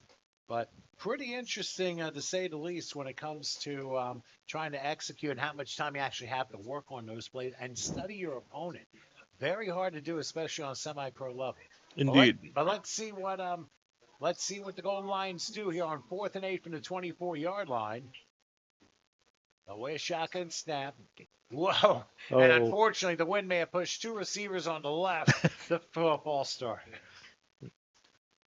So that changes things. It goes to 4th and 13 now as they're going to spot just inside the 30-yard line. Keep in mind, with the wind and being that you're in an open air place as opposed to being in a full-fledged stadium, the wind is going to get into your ear pads and you're not going to hear that quarterback cadence. And Garcia's voice is not that booming. Like, you don't hear his cadence from all the way up here. So it looks like the receivers thought, I guess it'd be a little bit of practice. Would you think, Harvey? Yeah, I've always wondered that too, especially in a stadium like if you're playing a Lincoln Financial Field and you're the opposing team. I don't understand how you can hear anything when you're on the far side, way out there. As I say, stadium design's always important. 4th and 13, inside the 30. Garcia will take the shotgun snap. He's looking, got to take a shot down the field, and it is, man, almost right through his hands, incomplete. Garcia said he should have caught it. Mother Nature's saying, check yourself here. You think you expected to catch that? No, that was definitely a hard play for anyone to catch. I don't know about that. I'm sorry. It went through his hands. I mean, I'm not going to ask for a replay on that because I don't want to call nobody out. But that looked like that. Those hands should have squeezed that. That should have been 6. I think on a drier surface, yes. But here, you have to remember, obviously you want to focus on concentration regardless of the condition. The problem is, I don't think these players expected that severe of a storm to roll in like this. We knew we were going to get some rain, but not like this. No, I was telling everybody off. I didn't expect it at all. I told you guys it wasn't going to rain tonight. That's what my forecast said earlier, and then it just came out of nowhere. I'm gonna be honest. I didn't check at all. When I felt the wetness come down, I thought it was the burrito. Well, I'm not sure that the burrito would enhance the broadcast, but that's why we check the weather and give that for you. As Kingston was about to do 1st and 10, the snap went to nobody, but there is a encroachment. Black, 5-yard penalty, still 1st down.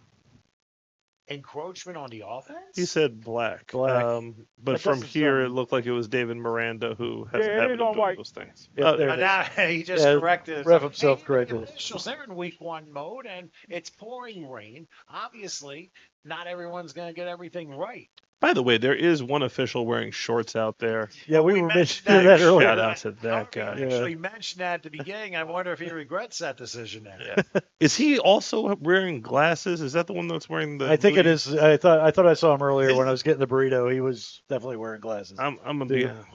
That's got to be hard. 5 years, a short pass that is caught, believe it or not, for maybe about 2, maybe 3 to about the 37-yard line. There'll be 2nd and 3 coming up. But Yeah. So the official with the shorts on, it might be a strategy because his glasses, it looks like he has 2 telescopes attached to his face. I'm gonna be honest with you. So it may be he's trying to avoid that conversation. You look at the shorts, he might be crazy. Sort of like why the Yankees were pinstripes, right? Yeah. Same exact thing. Kind of deflect it like, this might happen. So here we go, 3rd down. Let's see what Kingston's gonna try, and they go with the running play, and looks like they got the first down. yeah, they easily got the first very down easily. there at the 42-yard line, so they'll move the sticks. That encroachment foul kind of did the Golden Lions in, so they're only going to spot the 41, but it's still a 4-yard pickup. And as the press box is starting to get a little more crowded because it's inclement weather. So it'll be 1st and 10 from the 41-yard line. I mean, hey, we could possibly do an interview later with the Golden Lions owner if we manage to pull that through. But in any case, Kingston now lines up 1st and 10 from the 41-yard line. Let's see what happens here. The snap, back the pass. Oh, it gets it. It's a big bomb. He was his. He threw the ball, looked like, and ended up going to a sea of green. Luckily, it was AstroTurf, incomplete. There you go. And it looks like it's finally let up. Just looking at the lights themselves, and the rain has definitely subsided. So hopefully we'll be clear for the rest of the night. Now, Dave, but it's still wet. I'm sorry, Dave, real quick. Yes, sir. I'm assuming this team is from Kingston, New York. Kingston, New York, yes. They had played a very nice facility that was just done over Dietz Stadium in Kingston, New York. They have a really cool following. Semi-pro football up there has a big-time history of teams playing up there, being on the radio, and having like the whole town follow it. Absolutely awesome atmosphere. Well, that is excellent to know. Free play, it looks like. Going deep down the right side and into double coverage, incomplete, but it's going to be a free 5 for offside. Before I forget, Crazy Shots, my friend Samantha, who lives in Kingston, New York. I'm not sure she follows the semi-pro, but definitely get that link out for sure. But hopefully she's doing well, and hopefully she has. We got offside, defense, 5-yard penalty, still 2nd down. All right, so 2nd and 5. It'll be from the 46-yard line. So let's hope for the best on that one. So what do you see so far in this drive from Kingston? Just trying to settle things down? Yeah, I think they're just trying to weather the storm, right? Oh, so, pardon the pun. But they need to keep the ball out of the Golden Lions' hands on offense, give their defense a little bit of a break. So even if they don't put in a score here, just being able to try to get this down so that the Golden Lions can't get 6 on their next possession would definitely help. A lot of pressure by the Golden Lions on 2nd and 5. It forces an incompletion, which will make 3rd and 5. I tell you what, Luann Ladd's living large here in the press box today for the 3 of us here. Indeed. So, worst thing that could happen right now, you give the Golden Lions the ball back, they get 6 before the half, and then they get the ball in the second half. That is correct. The Golden Lions will get the ball to start the second half. They won the toss, but decided to choose in the second half. So this turns out to be a big drive now for Kingston's Lions team. And I truly believe this might be a very critical part of this game. Indeed. 6 and change left on the clock, 6:09. Yeah, because on 6 minutes. So our camera is is weathering the storm as well, so it's getting kind of tough out here. But they really need to extinguish this 6 minutes. Try to get points. On 3rd down. That's going to be a 1st down and more, crossing midfield down to the 46-yard line. Very nice 8-yard pickup, and it ends up doing good for Kingston. They moved the sticks. And that was huge. That was absolutely huge. And the running back there, can you tell us a little about him? Actually, we'll get back to Dave, but Harvey, you like how Kingston's responded here? Yeah, Kingston's definitely answering to those 12 points. So hoping that they can keep the momentum going and turning this into a real game. Definitely fighting like the gladiators that you would expect out of two lions fighting each other. Well, that's so far so good here, as is now 1st and 10 for Kingston at the New England 46-yard line. So the run is working, but now they got to realize how much time they have. Now, keep in mind, I think they have all 3 of their timeouts. We'll double check that. Yeah, I think they do have all 3. Or maybe. Here's a handle. Uh-oh, nothing doing that time. The Golden Lions are ready for that one. Forcing a 2-yard loss. Indeed, you got plenty of time here. What you want to do is get it down to 2 minutes so that the Golden Lions are not working with all their timeouts. Again, the 6 is a bonus. You're definitely not getting 3, not with the wind looking like this. But get the ball down, get the clock underneath 2 minutes, and then force the Golden Lions to have to at least drive the field. I'm not sure what a punt would look like from this distance, so you do have to pick up another first down. Calling Randall Cunningham. Indeed. Go Birds. Well, a 91-yard punt back in the late 80s. Still circling the world a few times. Absolutely. All right, so it is 2nd and 12 from the 49-yard line. It's still raining a little bit, but wind is really starting to circulate. It's going to drive everyone crazy the rest of the game. Now, I thought for a second they were going to call timeout. They did not. We're down to 3:50 till halftime. Let's see what the quarterback does. Back to pass. Looking, throw up the middle a little high and incomplete. But I'll tell you what, I think a lot of it has to do with the pressure of what the Golden Lions are giving the opposing line. They did definitely put the pressure on there. You could tell that quarterback was rushed. And he just needed to try and get rid of the ball, and there was no one available to take it. All right, so it'll be 3rd and 12. The ball will be spotted at the 48-yard line, it looks like. And now we're going to have, I think, a timeout. Yeah, timeout can be called by Kingston, so they will use their, I believe, first timeout.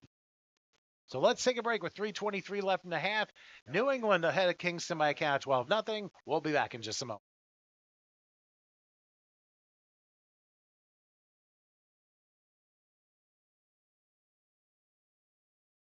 This is the story of a boy who was very sensitive to lights and sounds. So he built secret hiding places where nothing could get in. The boy didn't like looking people in the eye. It made him feel uncomfortable. One day, he found out he had something called autism. His family got him help. And slowly, he learned how to live with it better. Early intervention can make a lifetime of difference. Learn the signs at autismspeaks.org.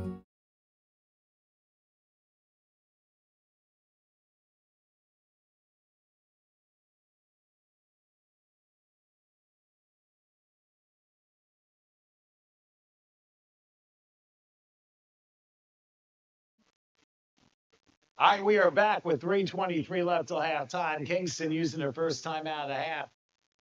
I'm guessing it's their first. I don't know. They used one their opening drive. That's when all heck broke loose, as they say. Yeah. So they're down to 1 timeout left. We'll get that fixed up as I guess Dave is back down and in business. I think the wind blew him down and also blew the door open. So apologies for the excess noise and what has been a very interesting first half broadcast here up in the HSG booth. Absolutely. It is cold. Hey, what do you expect it to be? June or July? It definitely dropped. Well, it is nighttime, too.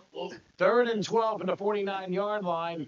Quarterback in between split backs, receiver on each side, go over to shotgun snap. They're going to hand it off instead and only get to about the 47-yard line for about 2. So kind of back to the original line of scrimmage as the clock runs down to 3 minutes and counting here in this first half. What do you expect the Golden Lions to do now, Harvey, as far as this 4th down play is concerned? I think they're gonna defend hard. I'll be interested to see if I don't know if Kingston's going to attempt to punt. Remember, they've had 2 ill-advised snaps, causing him to not. Actually, one was a design fake punt that also backfired. Right. I'm almost thinking that they're probably going to try and just. They got somebody looking like they're going to punt. What's that, Dave? So I'm saying, Dave, we may have a punt here. It looks like we have a punting situation. Now, how successful that punting situation is going to be remains to be seen because the wind is going directly. It's actually going in their face and then over toward you. So, like, over toward the home stand. So it's not even, like, directly head on. This is going to be an adventure. I think also, too, we'll have to get our stopwatches out as now. Looks like Kingston's going to use their last time out of the half. So I do have the player that scored the last touchdown. He just reminded me that we did not do an interview with him because I was running my list. Okay, let's. Oh, you already have the player? Who's that? The player that scored the other touchdown. All right, well, bring him over here. Yeah, we got number 7. Is this Justin Wilson? Hello, y'all can hear me? Y'all can hear me? I think I can. It must be Justin Wilson who had that touchdown reception. No. Isaiah Deuce, number 7, receiver. Zay Deuce. Zay Deuce, yes. That's the problem, Zay, where you have multiple of the same number on the same squad. We can't tell it's offense or defense, but we'll trust you on Zay catching that touchdown. What did you see on that route? Hey, what I seen is the corner, honestly, he was the couple drives before, he was kind of like trying to beat me to the spot on the route, and coach drawed up a amazing play, and I gave a little 1-2 at the top, and then bombs over Baghdad. Throwing you an Outcast reference there. But I think the other thing, too, is are we surprised to see this team still throwing despite this crazy weather? Nah, I mean, hey. I mean, it's no more weather now. Ain't no more rain. So everything changes. They are still going for it. They are still going deep. Oh, well, there's that 4th down play. I'll have you back on the field. So, Zay, thank you for a couple of minutes, and stay healthy the rest of the game. I appreciate y'all. Thank y'all for having me. You got it. That's Zay Deuce who had the touchdown, and obviously worry about history. I can go back on the field with him at 44 the last time. 12-0 New England, and following the Kingston team turning the ball over on downs. Let's see how New England responds here. Yeah, for sure. With 1:44 left, anything can happen. But while we got this break, we can check our out-of-town scoreboard. Right now, Actually, you know what? Tell you, I know you had an out-of-town score, but let me put you this way: if people missed the first game between Brooklyn and the New England Black Panthers, I would. Hey, listen, I see Green Waverly Dolphins at the break 13-0. Okay, there we go. Thanks for that update a little bit. You obviously had chimed in to get him to respond there. There you go. But, of course, the Brooklyn-New England game, you can certainly DVR back on the same HSG network feed for anything you might have missed well before the weather really threw things out of whack here. So definitely check that out. And now 1st and 10 for the Golden Lions at their own 46. They spread the formation back to his right. Oh, we got down to the snap. It's intercepted. Oh, it's intercepted. And let's see what happens on the return. My God. Take it to the 20-yard line, down to about the 14. However, let's find out what the flags are. Well, it came out immediately after the snap, so were they offside? Was it a formation? Oh, coming back. Yeah, I think it could have been an offside. What, you got the number? Left here? All right. Yeah, it is offside. Official will tell us. 42. We got encroachment. Defense. 5-yard penalty. Now. I'll tell you one thing. I think it was in the neutral zone and just barely in it. And that cost Kingston a turnover. And they would have been in the red zone with a chance to get some points before halftime. But like I said, penalties in the most inopportune times actually kill that momentum. So it ends up being a 5-yard penalty, and instead of Kingston starting inside the Golden Lion 20, the Golden Lions now have it at the 48 of Kingston and a 1st and 5 with a minute 25 and counting left till halftime. And keep in mind that New England, I think, has all three of their timeouts. Taking the snap, looking, throwing right to nobody in particular, but the nearest guy looked to be Kadeem Wilson. So it's incomplete and forces 2nd and 10. So do you expect New England to try and get some points before the half? Well, it's a minute 7. Yeah, definitely got to keep on fighting. This team's been on it for the whole game. I'm pretty sure they're going to keep on fighting for the points. Well, that'll force a 2nd and 10. I'm sorry, 2nd and 5 rather, from the 48-yard line. And it's pretty obvious that the Golden Lions are not going to be going away from their game plan. They're just keep throwing and throwing and throwing, even if they have the highest pass that goes all the way up in the air for somebody to get with this crazy windy weather going on. And that also affects the spiral of the ball. You got to make sure it's very tight and you cut right through. Because if you don't do that, you're going to have a helicopter coming to you. Oh, yeah, it's not good. They send a man in motion on 2nd and 5.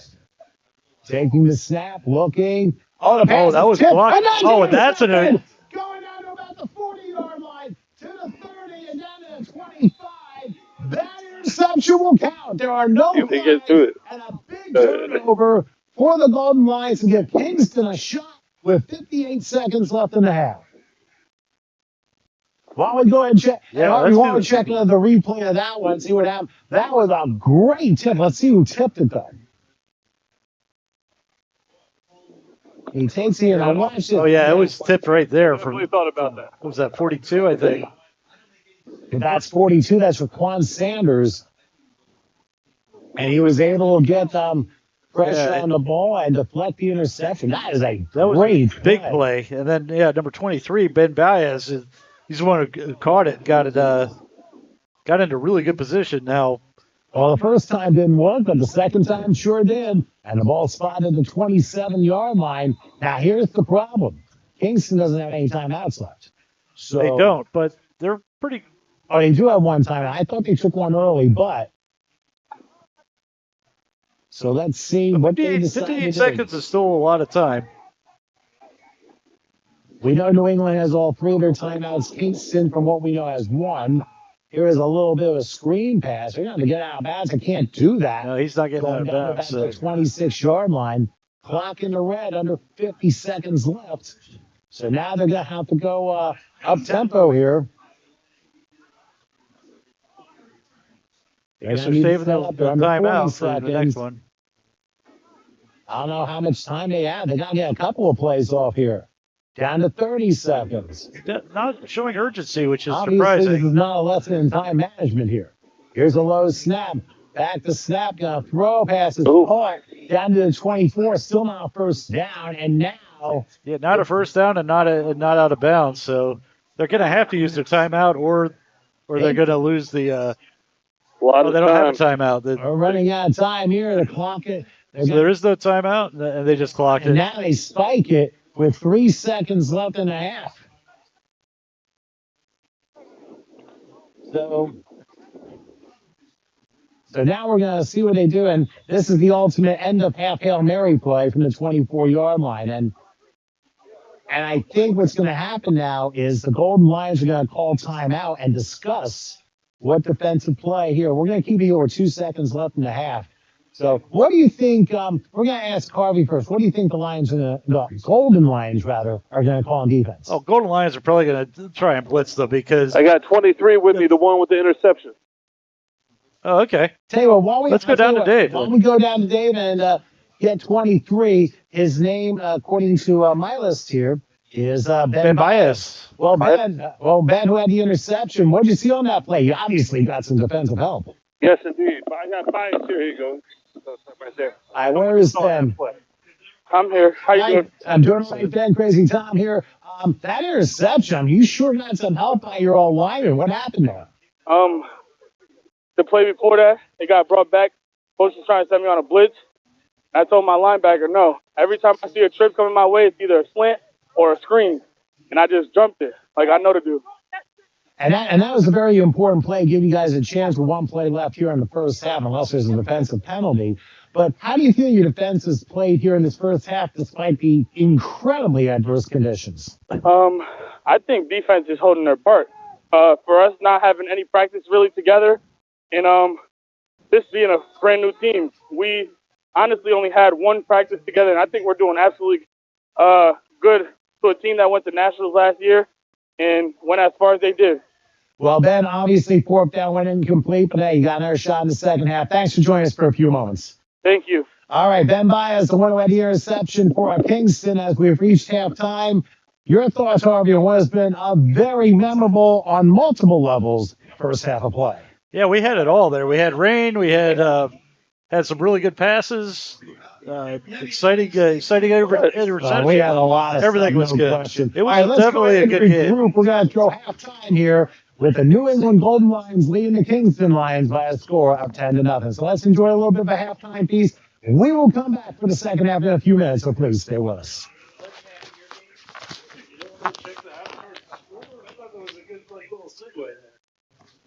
Yeah, like that.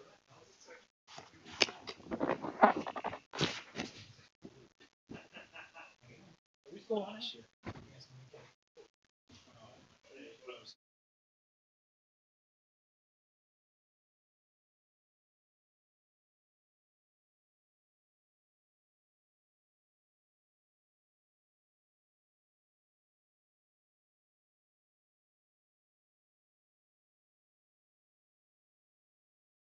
It's summertime, so I figured let's talk about the beautiful beaches in Connecticut.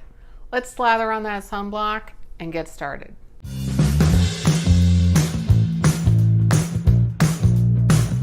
Hi, I'm Stacey Olson with the Valentini team of William Ravis Real Estate, and on my channel, I'm going to tell you everything you need to know about living on the Connecticut shoreline.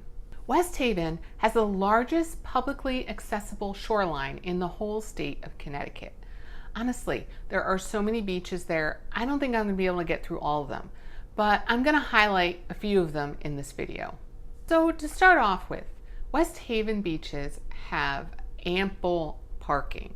And what I mean by this is when you're driving down Ocean Ave, which is basically where all of the beaches are, there's access point after access point. But beware, because these are all permit parking only. What does that mean, permit parking? Basically, you need to be a West Haven resident to get the West Haven Beach permit. But there are some other ways to get around it. So I did notice some of the lots had spots where you can actually pay, and they have a machine there, or sometimes an attendant will collect money. But it is $2.50 an hour, or it's $25 for a day. And they also mentioned that if you are a non-resident, you can buy a yearly permit for $250. So that would mean you would have the permit on your car and you can access any of these beaches if you would like. But as I was driving around, I did notice there are signs everywhere. They're in the parking lots and they're on pretty much every side street that has any relation to the beach. And it's not just like the first road. It could be several roads up from the beach. And they are just plastered with these West Haven permit parking only signs. So, beware, because they will tow you if you park there without the permit. First, I'm going to talk about Bradley Point Park. This is probably one of the most popular beaches in West Haven. And that's where the almost 2-mile walking path starts. The city of West Haven offers parking at each ends of this walking path. So just so you know when you go. It's a beautiful boardwalk that stretches basically the whole length of the beach in West Haven. Bradley Point also has the Veterans Walk of Honor, which includes memorials for both the Korean and Vietnam Wars. And one more thing about the boardwalk, there's actually a bike path there, so it's nice. They kind of separate out walkers and bikers, which is always a good thing because the bikers obviously want to be traveling a little bit faster. Also, very close to Bradley Point, you're going to have some food options. So directly on the water there's Jimmy's. Across the street you have Turk's, there's Apps. And then recently it was announced that New England Brewing, which currently resides in Woodbridge, Connecticut, is moving to the Savin Rock Convention Center, which has been vacant for a while. And that is right next to Jimmy's. So how amazing is this? They're going to completely redo the facility and have a brewery right on the water in West Haven. I know I'm going to go when it opens. Next is Oak Street Beach. This one is really close to Bradley Point. And really, it's more ideal for like fishermen. There is a long pier, and a few years ago they installed lights so you can go out there any time of day, because most fishermen want to be out either super early or super late. Very rarely will they be out there in the middle of the day with the blazing sun. But it is pretty nice because they have this big open area next to the boardwalk, which is like seating and for picnics. And it's just a nice place to sit down and enjoy the view. Again, there's plenty of beach right there at Oak Street. And again, the boardwalk goes right through it. So you can start walking from there and enjoy the boardwalk for the full stretch of the West Haven shoreline. Next is Altschuler's Beach. This beach is great. Not only does it have a pier and it's right on the boardwalk, but it's right next to Old Grove Park. And as its name sounds, Old Grove Park is a beautiful park full of huge old trees. It's a great place to sit at a park bench and get out of the summer sun, and you have plenty of shade, beautiful trees, a nice ocean breeze. It really is a beautiful area to relax. In this area, there's also bocce courts, horseshoe courts. They have a summer concert series held there. They also have the Savin Rock Festival there every year. So Old Grove Park really is like the heartbeat of the boardwalk, and everything really happens in that area. It's a great place to go and spend your day. Next, Sea Bluff Beach. Again, another beautiful beach. And this is actually one of the largest beaches in West Haven. And not only do you have fishing and swimming and walking, because again, it's right near the boardwalk, but there's a huge playground that was installed there, and there's volleyball nets. So there's plenty to do there. And you know, it's great having a playground, because when you have little kids and they're getting antsy from hanging out at the beach, you could always go to the playground so they can burn off some of that energy. Next up is Sandy Point Beach and Bird Sanctuary. I had mentioned this one in my previous video on West Haven, but this beach is actually the easternmost beach in West Haven, and it's one of the state's foremost locations to observe rare shorebirds. And this bird sanctuary is actually listed on the Connecticut Coastal Birding Trail and has been designated as an important bird area by the Audubon of Connecticut. So, you know, it's really a great place to bring your binoculars and kind of see all of the waterfowl and all the seabirds that are there. I'm not going to say you go there and lay out. It's not that kind of beach. It's more marshy, but definitely bring your kids or your friends, bring some binoculars, and you're definitely going to see some beautiful wildlife there. Then there's Oyster River Beach. This is the westernmost beach in the city of West Haven, and it borders right on Woodmont in Milford, Connecticut. This beach is very quiet. It's a little smaller, it's more rocky, you know, it has like those rocky outcroppings, lots of shells. So if you're someone who likes to go looking for shells, this is the place to be. And what's nice about being there is that right across the street, there's two great restaurants, Dive Bar and Riptide. Both are fun, indoor-outdoor eating areas that offer a great selection of food. Dive Bar is more like bar, pub food, and Riptide is more seafood. But both are great, and they have beautiful views of the beach, and you sit there and the wind is blowing in your face. It's just a really nice place to go and have a meal. And then the last one is Dawson Ave Beach. This one is definitely smaller, but it's really one of my favorites. It's quiet and it's nestled in a West Shore neighborhood, and it has a vast stretch of sand. So I feel like, you know, some of the locals might go there rather than go to some of the other areas, which probably get a lot more people. And right across the street from here is Abbott Park, which proudly boasts the American flag, and there's beautiful flowers planted there. So it's definitely like a hidden gem among all the beaches in West Haven. So you like West Haven beaches, but you don't know much about West Haven, the city? Check out this video to find out all you need to know about living there.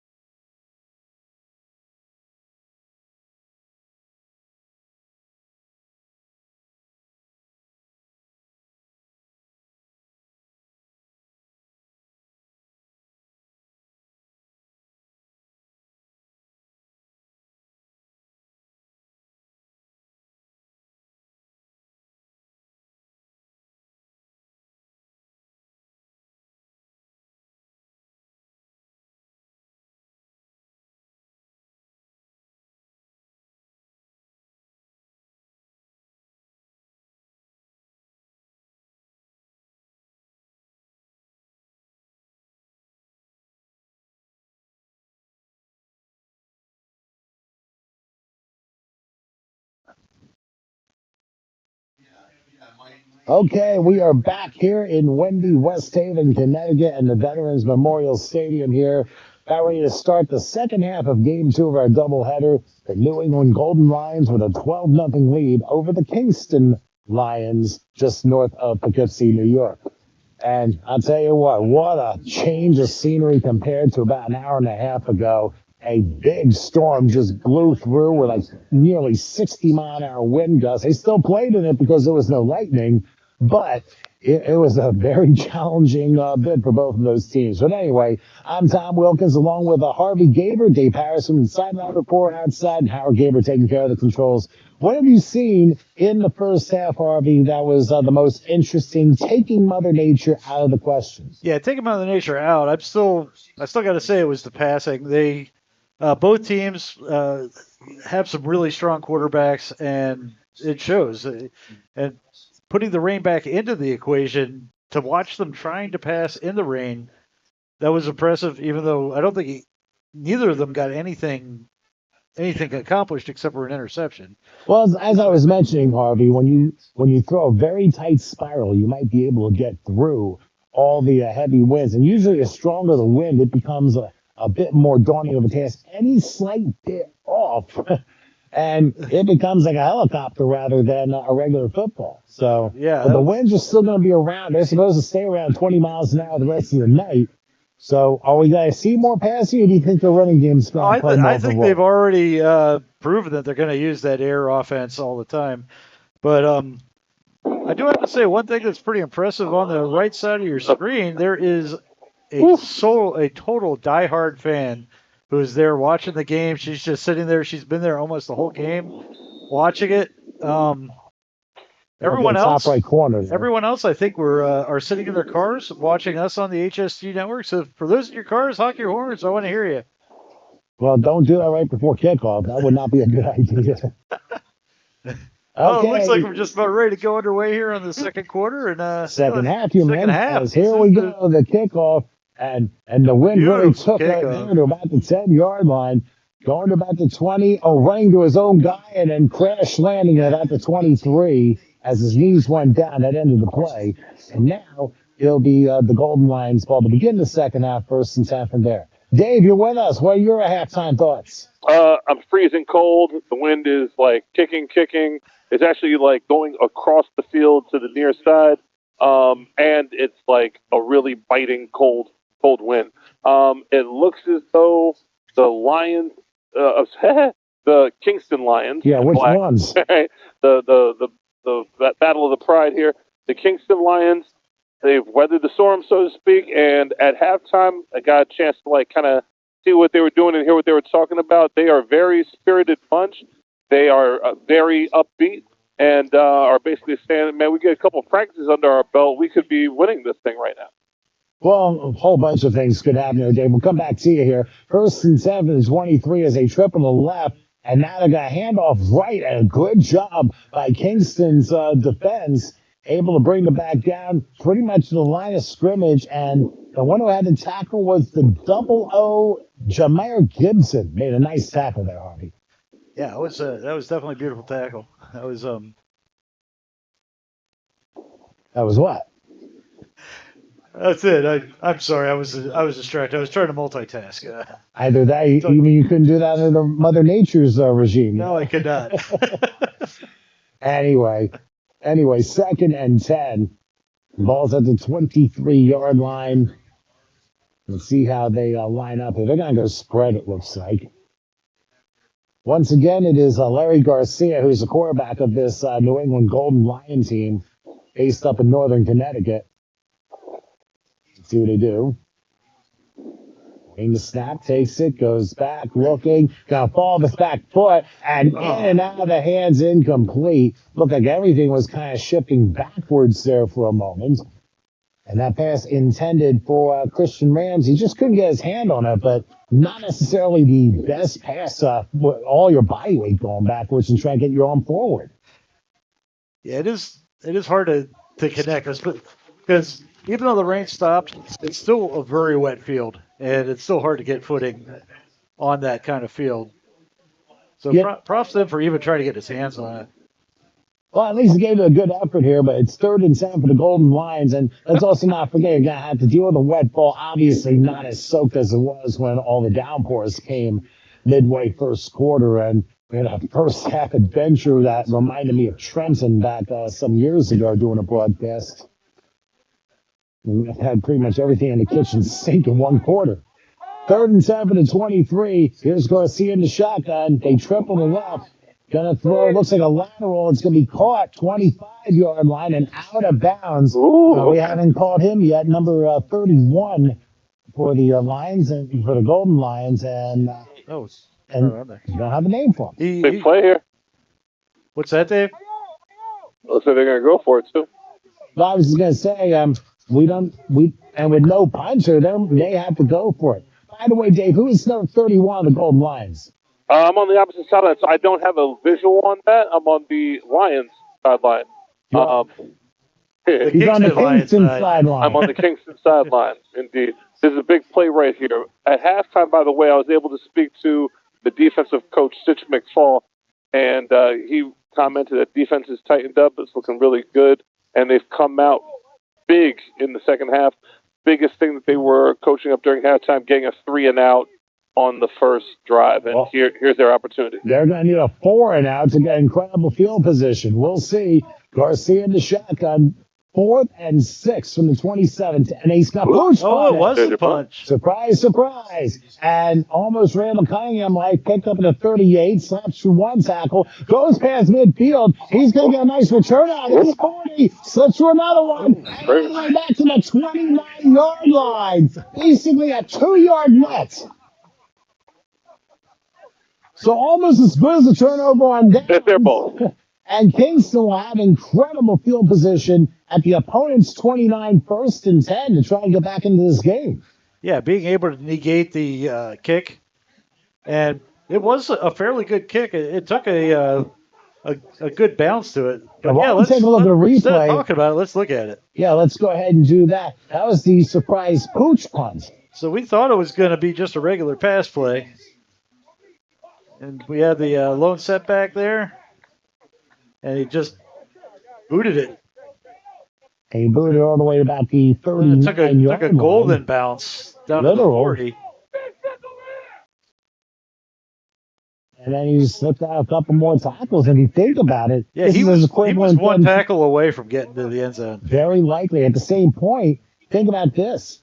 Think about the Golden Lions gaining 2 yards on 4th and 6, and Kingston getting the ball down at that same spot. Yeah, now they're only 2 yards away. I got number 2 from Kingston right here on that big return. Well, the handoff goes about to 27, and we have Tyrell Walker. Where's Tyrell here? Yeah, I got Tyrell here, man. What did you see on that return, man? I thought you were going to the house on. Nah, honestly, I could have. I had a block by the quarterback on the quarterback at the end. But honestly, I just wanted to make a play. I see we're down by 2 touchdowns. I wanted to get the ball on the other side of the 50. To be the spark on that thing, did you expect the quarterback to punt it on that one? Was that in the scouting report? Hell yeah. I didn't see anybody punting before the game, so we said be ready for the pooch punt. And honestly, I was actually coming off the field before that. You'll see that on film. And then they told me to go back on late, so if they didn't tell me to go late, that don't even happen. Look the rest of the way. Oh, yeah, he definitely would have had him. Well, while we were doing the interview, there was an offside against the Golden Lions, and now Kingston will have 1st and 5 from the 24-yard line. So all of a sudden, momentum's on Kingston's way. Now they got to see if they can take advantage of it and get some points. We're down 12-0. Can be a completely different game here if they're able to convert to get through. Here's a handoff right side, but tripped up at the 23. Was he down or did the ball come out? They're going to say his knee was down before the ball came out. Head official says down by contact, so it's still Kingston ball. It'll be 2nd and 4. What a big break for Kingston there. That was a big break. The field position they have is just impressive. They definitely can capitalize on this. They only got 4 yards to go to get the first down. I would think, what are you thinking? Are you thinking maybe a pass this time? Possibly, but keep in mind, this is the same field position they had to end the first half, and they couldn't get anything. So this is the second half. I don't know what they said, what the coach said, but they definitely lit the defense up. Message delivered. Did too. On 2nd and 4. Here's a handoff. Getting through to about the 20, pushing his way into the red zone, and down to about the 18, which should be good enough for a first down. And Kingston right now with the momentum. That was, looks like Christian Tyler who had to carry that time. Yeah, that definitely moved the chains well. And now, fresh set of downs. Yeah, I don't know what that coach said to Kingston, but whatever it was, it's working. well, I had to go down to the restroom. I think I could hear him from here. Well, obviously, the message was delivered, and right now the execution is working here for Kingston, who are at the 19-yard line. It'll be 1st and 10 to down 12-0, but they got a chance to really chop this lead in half and possibly more. 3 receivers, 2 stacks to the right. Between split. A grab ball from the quarterback. And he has a phone in the 28-yard line. Oh, that's the worst thing that could possibly happen, or second to worst thing that could happen. Yeah, losing the football would be the worst. At least they still have maintained. And having a return for a touchdown would be worse than that. At least they maintain the ball. So they lived for another down. Yeah, but unfortunately a 9-yard loss, and now you got 2nd and 19 on your pallet from the 28-yard line. You've got some room to work with, but interesting note here again, with the winds being the way that they are, the passing game could be affected. The wind definitely took that one. Well, I don't know if it took the snap, to be honest. But, it definitely took the. It's that bad out here. Now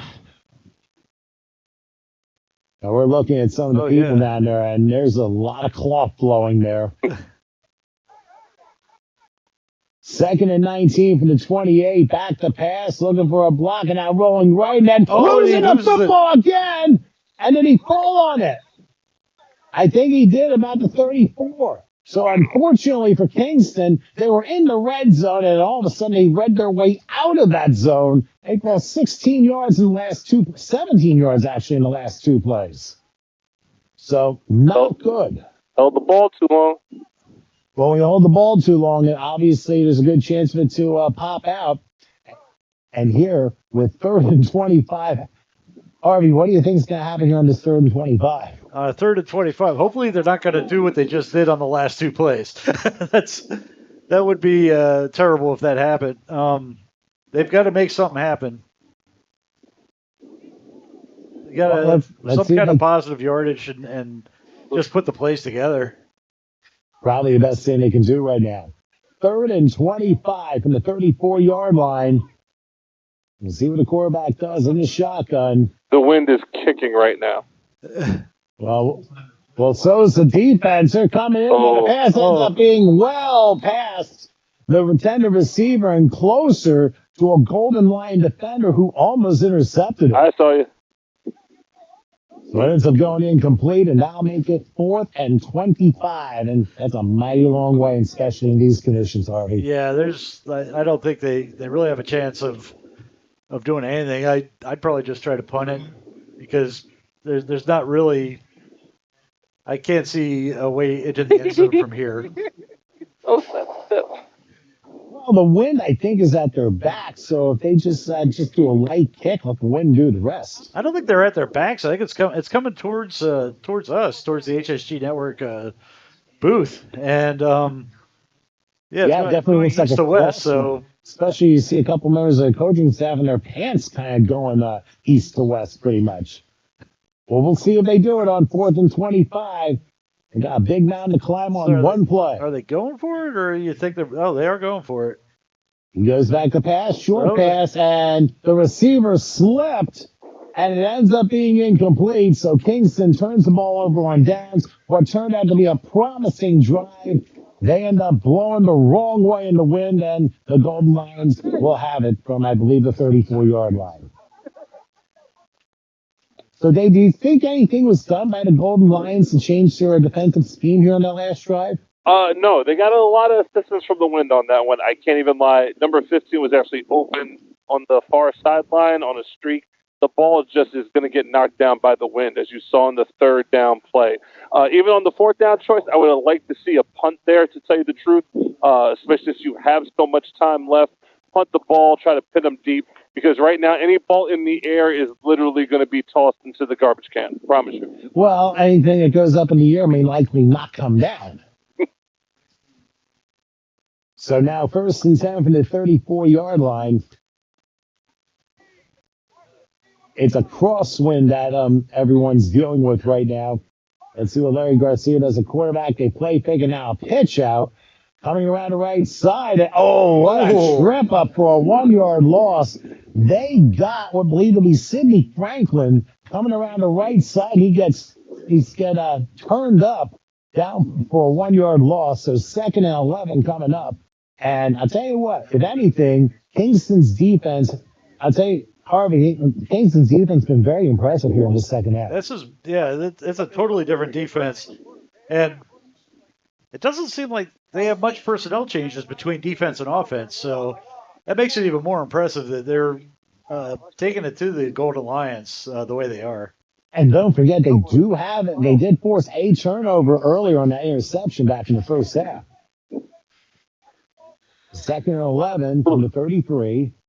Garcia in the shotgun. It looks like spread yet again, back to his right. Again, they send in motion. This time he'll get the ball, bounces around, tries to get 35, and gets bounced out at the 38-yard line. So Ramsey, what a good run. Pick up a 5 on the play. And forces a 3rd and 6, and now all of a sudden we got some yelling on the near sideline.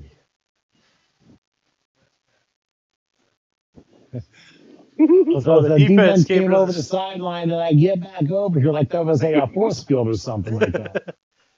Yeah, I think they wanted. I don't know. Maybe they were asking about how the guacamole truck was, but it'll be gone by the time. It is already gone. No, I was going to say by the time the game is over, it'll be gone. But holy guacamole they left still there. Time. They don't want their truck to be blown in the wind. No, exactly. So 3rd and 5. They're going to stay the 39-yard line. I'll tell you what, right now Mother Nature's winning this game because both teams not being able to execute their plans originally. They're going to have to alter big time. Back to pass, Garcia will throw right. And was that intercepted? Yep. Yeah. Actually intercept that ball. No. The referee is going to... We're going to have a discussion on this. He doesn't think so. No, the referee is going to rule it down. Well, we're going to find out. Let's hear what the ref has to say. I have Oh, boy. They ruled an interception. Yep. How about that? The second interception thrown by Larry Garcia and a new lease on life for the Kingston Lions. So what did you see on that play, Dave? Oh, what I saw was the defense for the Lions is playing really spirited right now. This is a very, very upbeat sideline. And on top of it, they got confidence from the 2 interceptions in the first half. If you remember, Garcia threw the first interception, got called back because of the penalty. And then we got the second interception a few plays later. They have a beat on what Garcia is trying to do. You can see the looking off and then coming back to the spot where he wants to throw the ball. The anticipation on the Kingston Lions defense is absolutely excellent right now. They are playing very intelligent football. And they're jumping every route possible, and that's why they forced 2 turnovers already, Dave. So thank you for that.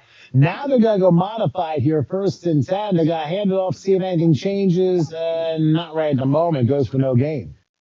So, Harvey, what do you think that Kingston needs to do now to respond? Kingston just has to keep driving, stay focused, just like what Dave was saying. They need to just keep putting plays together and positive yardage. Yeah, they're definitely going to need to do that. They've had a couple very nice plays, but unfortunately, they find themselves going backwards the closer they get to the end zone. They cannot afford to have that again, given the fact that they're down 2 scores. No, they can't turn it over. But even on downs, they can't turn it over. They just have to find the end zone some way. If I was the coach, I'd probably go more run than putting it in the air at this point because of the wind. But we'll see. They've been. We had an I formation, but unfortunately, somebody was out of formation.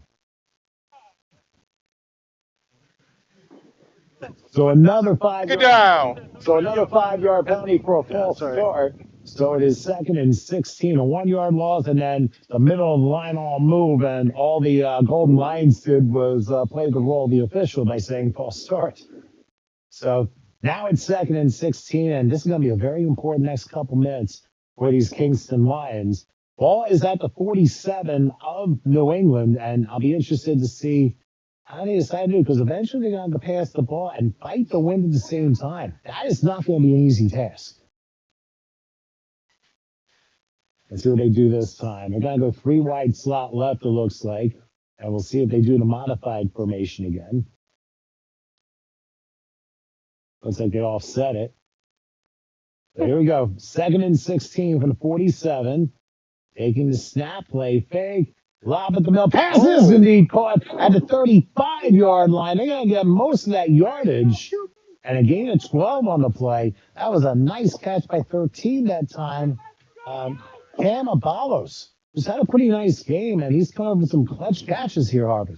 That was definitely a clutch catch. I was impressed. It was a good slant formation, and like I said, to throw in this weather, that's a risk, and they took the risk, and it paid off for them. And now they have a very important 3rd down, but a timeout called by Kingston, it looked like. But anyway, we'll take a break here with 2:26 left in the 3rd. New England ahead of Kingston by a count of 12-0. We'll come back in just a moment.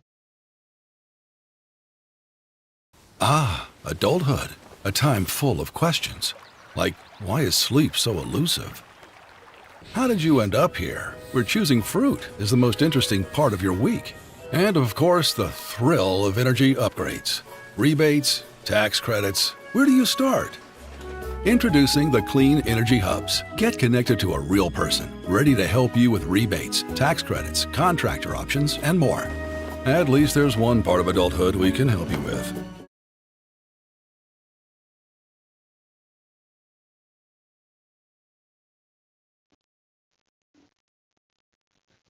Okay, timeout was called here. 2:26 left here in the 3rd, and a very important 3rd down coming up. It's 3rd and 4 from the 35-yard line, and at this point, you're talking very important first game, and I think both teams have come out to play. It's just that Mother Nature spoiled the party here. Yeah, Mother Nature's definitely being the 12th man in this game. Or woman. And we're still waiting for the decision between Mother Nature and Father Time. That's going to take a while. But meanwhile, back on the field, it's 3rd and 4 from the 35. Back to pass. It's a handoff at the middle, reaching over. 19 might have just stopped the first down from happening. We'll see what the spot of the ball is. And I'll tell you, that might be a play of the game here. Very unheralded. Lee Deuce may have just stopped the first down about a yard short. And now Kingston's going to really have to possibly do a modified push to keep the drive going. We haven't seen anything like that yet. So if you're going to stay in the game, you got to find any possible way to get a yard. This is the time for that. So we'll get to Dave in a moment here, but this is a huge call. Let's see what they decide to do. They're going to go 3 wide slot. No, it's a spread. I beg your pardon. And they're going to go shotgun. They take it. It's a handoff. It didn't work. The handoff did not work, and Kingston turns the ball over on downs. Oh my goodness. That's one of those head scratching calls. Dave, what's your thought on that? Yeah, it's going to be tough. It's going to be tough. Bottom line is, even with the change of momentum a little bit, the Kingston Lions sideline, very little effect. Defense just came back out. They're ready to work. So the question is, can the Golden Lions capitalize on this? We're still back in Golden Lions' own territory. They haven't moved the ball in the last 2 possessions, so much ado about nothing right now. But as soon as we hit the 4th quarter, then we're going to be talking about the Kingston Lions needing to put up some points to try to get within striking distance. It sets up for some interesting drama later on. We might have a good game on our hands. It's possible. I mean, they've had a couple golden opportunities, but it just hasn't worked out. Let's see how the Golden Lions respond here. 1st and 10 from their own 34-yard line. They're going to hand this one off, cutting around the left side to about the 40, and that's about it. So Jordan Baker gained 6 on the play. And at this point, I think the Golden Lions were like, let's try and reestablish this game because Kingston has tried time and time again. They haven't succeeded. Now the Golden Lions, need to grab that momentum back and keep it for the rest of the game. Your thoughts, Harvey, on that? Yeah, that's exactly what I was thinking. Is that was a good start to the drive, getting 5 yards, 6 yards out of that. Let's just see if they can keep it going. Well, we'll soon have to find out. Dave, what do you think the Golden Lions should do here? Well, here's the thing. It looks as though the offense is kind of stalling when it comes to this passing game. How about let's run the football a little bit, especially in gale force winds. And you can burn clock, too. Looks like they're going to modify this one as well. Different formation. Here with 20 seconds and counting left here in the third. Are they even going to get the playoff on this? Yeah, I guess they have to get one more. Plenty of time. He takes it, and a big handoff and a big hit in the backfield. Down about the 36. So again, Kingston not giving up as time will run out as we hit 3/4 time here at Veterans Memorial Stadium here in West Haven. After 3, New England ahead of Kingston by a score of 12-0. Let's catch our breath, and we'll come back with the final core of this one right after this.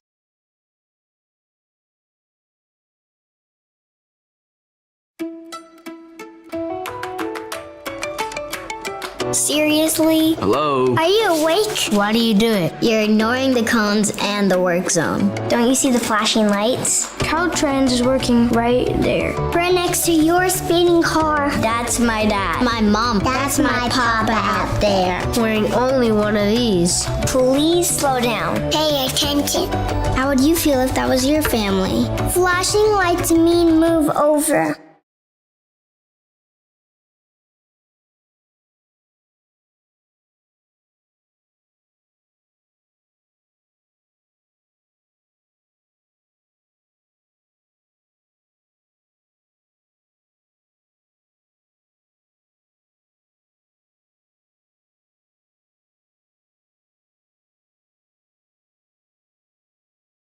We got one more quarter to go in this doubleheader. 15 more minutes to play as the New England Golden Lions with a 12-0 lead over Kingston's Lions. And very important play now again for Kingston's defense as New England has a 3rd and 8 from the 36. Larry Garcia trying to line everybody up here. They go triple left, 4 receiver set. Garcia in the shotgun takes it. He goes back. He's going to throw it late. Has his call. Oh, what a vicious hit. I mean, that was a 5-3 on the Richter scale by Lopez Dickens. And he hit the living Dickens out of the receiver there. You took the words right out of my mouth. Yeah, that was. I hope the receiver's okay because, I mean, that was a. And that was Kadeem Wilson with a catch. And thankfully, he's all right because, man, he's going to be feeling sore tonight after that one.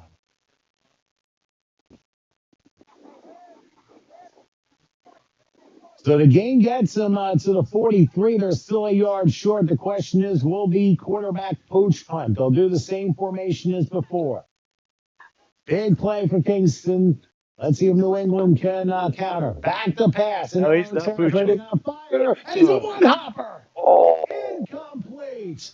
And Kingston gets it back on downs. And I'm wondering why they threw the ball knowing how wild and variable the wind has been. It came up about 2 feet short. Yeah, that was probably not the intended outcome that they were looking for. Yeah. Dave, where'd you go on that 4th down play? It was open. It was a good route, and if we're in a dome stadium, it works. Unfortunately, you have wind. Wind is kicking, and the wind took that off. It looked also as though Garcia did not have proper footing. He didn't really set his feet. He didn't have balance, and again, we're looking at it right now, Dave. And dude was wide open, 100%. That ball just dropped dead in front of him. Yeah, but definitely knocked him down as we just saw the replay. Yeah, but if you see me on the sideline, I was standing next to 77 and 82. These guys are huge. Run the ball. I was very surprised it wasn't a run, especially with the elements going on. And because of that, Kingston's still in this game, but they need to score on this drive. That's really what it comes down to. Basically, this has been on New England's side of the field the entire second half. Now we'll see what happens here on this 1st and 10 play from the 43. Let's see if Kingston can take advantage of this mistake. Long count this time between split backs. And it's all went past the quarterback again. And he goes down his own territory to 43. How many more of these can they take? Yeah, that was obviously a bad snap.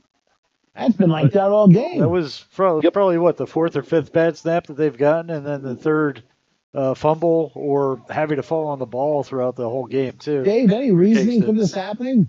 From the Department of Repetition Department, it is the wind. Now, here's the difference, though, right? The center for the Kingston Lions, he serves up a snap that doesn't have a lot of velocity on it. And with the whole, offense is going to spread and everything, you're in the shotgun often. So if you have a center that fires the ball back, this is not going to affect you much. But if you don't have as much velocity, the wind, especially a crosswind, is going to blow that thing over to the side. And you could see it's like off of his pocket. So it's not like the ball is going over his head or directly at his feet. It's blowing from right to left. I have a follow-up question after this next play, 2nd and very long. They're going to go with a handoff at the middle, flipping for a tackle, and getting back to the midfield stripe for maybe a 5-yard gain. So it's 3rd, still and very long. Dave, how come we haven't seen more plays under center rather than shotgun because of this wind? Because when you practice this spread offense and everybody wants to go to the fancy spread, they don't think about that. When you're playing football during the course of the elements, when you're playing winter football, then you have to go under center more often in the springtime or the summertime. But with limited practice, there's only a certain amount of times you're going to be able to, because we have an injury on the field. Yeah, there's only going to be a certain amount of things that you're going to be able to practice. But you just don't think about it until it's a problem. And yeah, it looks like this gentleman is. Yeah, Leo Deuce is being carried off the field. It looks like he just got a bad cramp. The injured player looks like it's 19. 19, Leo Deuce. And I'm surprised we haven't seen more of this, but evidently it's a very bad cramp, and especially the change in weather conditions and all the other things that go along with it. That's affecting the body, and you have to consider hydration so important, and it's possible lack of hydration may have contributed to this. But meanwhile, back to the game as Kingston, the midfield strike, they have 3rd and 17. They got to get to the 33 of New England for the line of gain, and they're going to get a free play out of that. Deep throw right side. Can't do anything. The collision incomplete, but at the very least, it's going to be 5-yard penalty. Find out who the guilty party is. Number 19 is probable for return. And then I got a legal man downfield in the offense. Both teams were on line of scrimmage. Cramping in the calf. Okay. All right. Yeah, he's okay. We're going to have coinciding penalties. Couple penalties, yeah. Yeah. We definitely they're going to set up. We have an illegal player downfield, too. Replay 3rd. Let's find out what the official says. We had offsides on defense. We had a legal man downfield by offense. Offsetting penalties, repeat down. I have never heard of an illegal player downfield on the defense, but that's okay. Which way are we pointing here? But we know. And we got to have fun with them as well. So that play never happened. It's 3rd and 17 back in midfield, and we'll try this again. Back to pass. The rush is coming. Oh, look at this. And somebody just fell. That's going about the 30. Oh, he hurdles like Larry Centers and goes out of bounds at the 23. A 27-yard run for the quarterback. Oh, my God. Follows with a big first down for Kingston. Oh, put that on the that's a Wildcat highlight reel for you. Oh, definitely. Oh my God. He got some good blocks too. I was watching the center and watching the matchups for the front lines, and the blocking was incredible for him. But not only that, Harvey, the defender fell, which allowed him Yes. to get a lot more yardage. And a 3rd and 17 turns into a 27-yard pickup. Can we get a replay? Shall we say, Can we see a be replay? thankful for the offsetting penalties? Okay. Yeah, after this play, we'll see the replay and see how phenomenal it was. And we'll get Dave's point of view on that too. But after this play here, 1st and 10 for the 23. Now he gets back to they're coming again. Running is about to throw the middle of the pass, being incomplete. Couldn't connect. So it'll be 2nd and 10. Now we're going to show you that replay again of Abbas' 27-yard run. Dave, what did you see on that? Oh my goodness, this dude got hurdled. Here's the thing. We were talking about the miscues of the snaps. Number 17, their other quarterback, is a lot more slow back there, doesn't have range of motion, can't really get down for the football. So I believe that Coach Daryl, he made the switch to number 13 so that if the snap isn't perfect, he can still get around to it. So 17 might throw a more accurate football, but 13 is apparently going to make some plays, and as he just found a victim, we see what just happened. Well, I also believe, Dave, as we get to the next play, Sean Lazida was the guilty party. He fell down during that play, which allowed the 1st down to happen, and that was very critical. Meanwhile, no chance for Abalos that time as he gets completely swarmed by a wave of tacklers there, all the way back to the 34, maybe the 35. Harvey, I mean, what did you see on that particular play? Because I don't know if they just brought more pressure or what. Oh, that one that we just saw, the one that just happened, I think that was just a lot of cramping. That was answering the other play. It's like not falling down, just being right there, being present for the action. Unfortunately, we got number 19 coming back off again. Lee Deuce, he's getting carried off again. I guess he's still cramping. A for effort for trying to get back in there, but he just needs to hydrate more. He needs to just take it easy for at least a couple set of downs.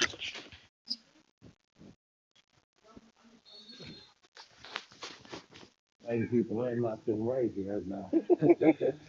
All right. Yeah, we're up to 3rd down, and it's a long shot. 3rd and forever. I'd say. Well, not that bad. 3rd and 18 from the 32. 3rd and 18. Okay. I mean, okay. 3rd and goal from your own 7 is different. Gotcha. All right, so from the 32, 3rd and 18, let's see if what other magic they can pull off. Abalos is going to have to throw off his back foot. The screen is caught, but he's surrounded by a whole bunch of white shirts and only gets to about the 30-yard line. So that's going to force a 4th and 16 with 8:40 and counting left in this one, and a 12-0 lead for the Golden Lions. So, Harvey, what do you think they do? I think they're just going to. I haven't seen a kicker come out except for the opening kickoff, so I think they're going to try something. Well, you need 2 scores in 8.5 minutes. You got Yeah, with 2 scores and 8 minutes and 20 seconds left, they're not just going to lay down and punt the ball. 32-yard line, anything can happen. Well, yeah, 30. So yeah, I mean, you might as well. They're going to have to treat this like a 4th and goal. Exactly. Well, 4th and 17. They got to get to the 14 for the line of game. I mean, that's the important part to remember. And now you're under 8 minutes left, so you really need to make sure you make this. Do they have magic left in them for that? I mean, they made a big 3rd down play before, but can they do it again? They go spread. See, they're a spread. It's going to be a big pass. 3-man rush. Going to take a shot down at field. He threw way too high. Ooh, I think it's intercepted. Nah, incomplete. I got the ball. Oh no, and actually, Dave had a better view than we did. Ends up going incomplete. However, we got a flag down. They're going to discuss. Just call rough. You're gonna call? Oh, this could be big. Cause a nutshell. I'm gonna call. Rough in the passer.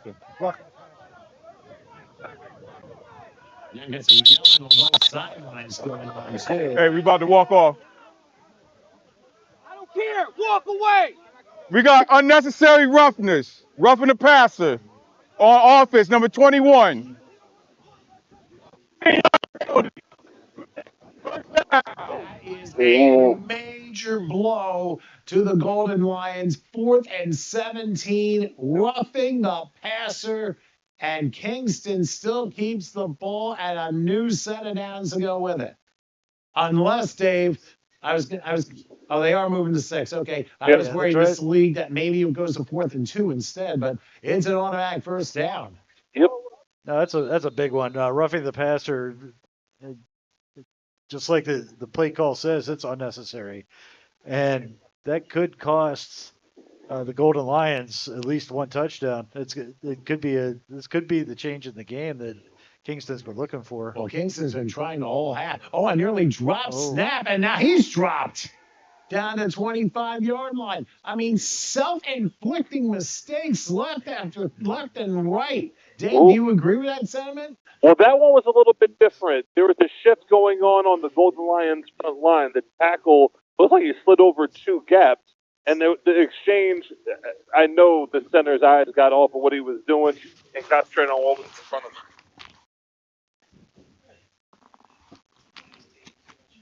That was definitely a disruption by the Golden Lions. Hey, Dave, are they rushing 3 or are they rushing 4 consistently? I'm not sure. Well, we'll get the question to Dave in a moment here, but it's 2nd and long, and they got a handoff up the middle to about the 24-yard line. Now, the defense for the Golden Lions, Dave, are they rushing 3 or 4? What is their scheme for this particular drive? Ooh, it's getting a little chippy now. So they're rushing 4, but it's just a matter of which gap they're deciding to get into. So if you're going into the same gap repeatedly over and over and over again, the Kingston Lions are going to be able to block it and play assignment football. But the stunts and the slants, and that one appeared to be a slant, that's what kind of caught them off guard on that one. So as we saw in the Super Bowl, you don't necessarily need to always blitz, but if you get into a different gap and move around, you can cause havoc. Well, that's exactly what the Golden Lions are doing here. They're really causing havoc here, as now we're under 6 minutes till time, and Kingston needing 2 touchdowns to level this off. Now the clock stops. So, yeah, we're just going to go. So, 21, right? 21. Hey, we got unsportsmanlike on defense number 21, and we got unsportsmanlike on 74-1 offsetting. Okay, so offsetting unsportsmanlike, it does not affect the play at all. So it now goes to a 2nd and 18 from the 25-yard line. So Golden goes to 7. That's the line of gain here. And Kingston's going to need to come through as the clock now runs again. So, and I'll tell you what, I mean, Kingston played some spirited ball, but at times they have just not played intelligent ball because now they're up against it here. In the shotgun, they go spread. Back to pass, rush coming. Quarterback running for his life the wrong way. He's going to have to get it off one way or the other, and he has to throw it away. He's got no choice. And all that running around for an incompletion, that was the best thing he could have possibly done because of everyone chasing him. So now it's 3rd and 18 from the 25, and it's probably a good thing he ran. Otherwise, that would have been a Bob Lilly play for all we know. And, of course, Harvey's staring at me. Hey, I wasn't even on this earth when Bob Lilly had that 29-yard sack in the Super Bowl. So. Oh, okay. Was that Super Bowl 1 or 2? 6. Oh, 6. Okay. 2 months before I was born. Oh, okay. So you weren't there either. My head's never there. You should know that. Yeah. All right. Well, Dave, big question for you. 3rd and 18. What do you think the Kingston team is going to call here? Oh, my goodness. What do you have in the playbook for 3rd and a kilometer? You really have nothing. You have to run everybody vertical. But again, with the wind the way it is, I don't know what you could do here. Trick play maybe, like a reverse pass. I think quarterback's just going to run around and try to make something happen himself. Well, let's see.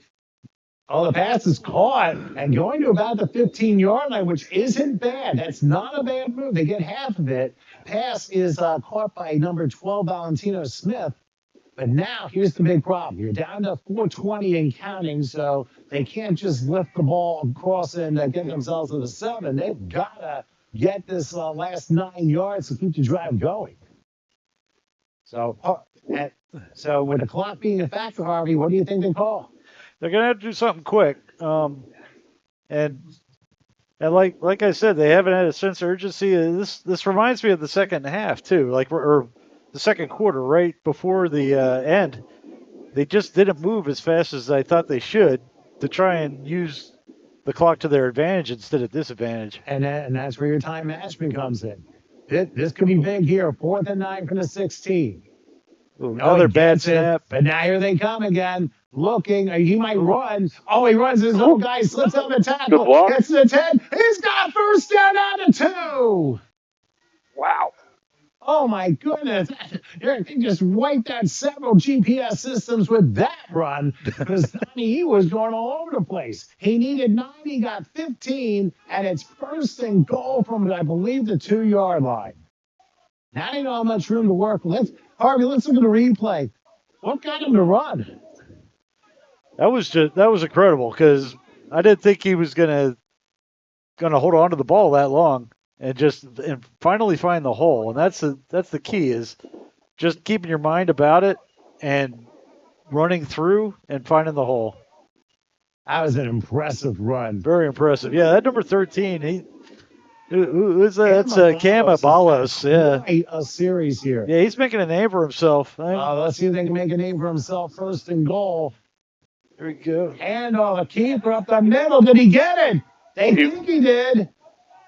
Oh, short by about a yard. Short by about a yard. And a couple of the Kingston players thought we had it. Like, nope. Well, don't celebrate. Get back on the line. The clock's running 2.5 minutes. Yeah, see, that's the thing. Is, again, this clock management. Unless his knee was down before the plane broke. Man, look, he was down. Yeah. So, anyway, it is 2nd and goal. And right now, needing 2 scores. I think a victory scoring 1. They need 2. Yeah. It is amazing how much time they have spent. They've used at least 30, 40 seconds already out of this last play. And you mentioned, Harvey, the end of the first half, same exact thing. And then all of a sudden, you look yourself for a Hail Mary 25-yard pass that doesn't work. And now, whistle stops. Oh, yeah, 2-minute warning.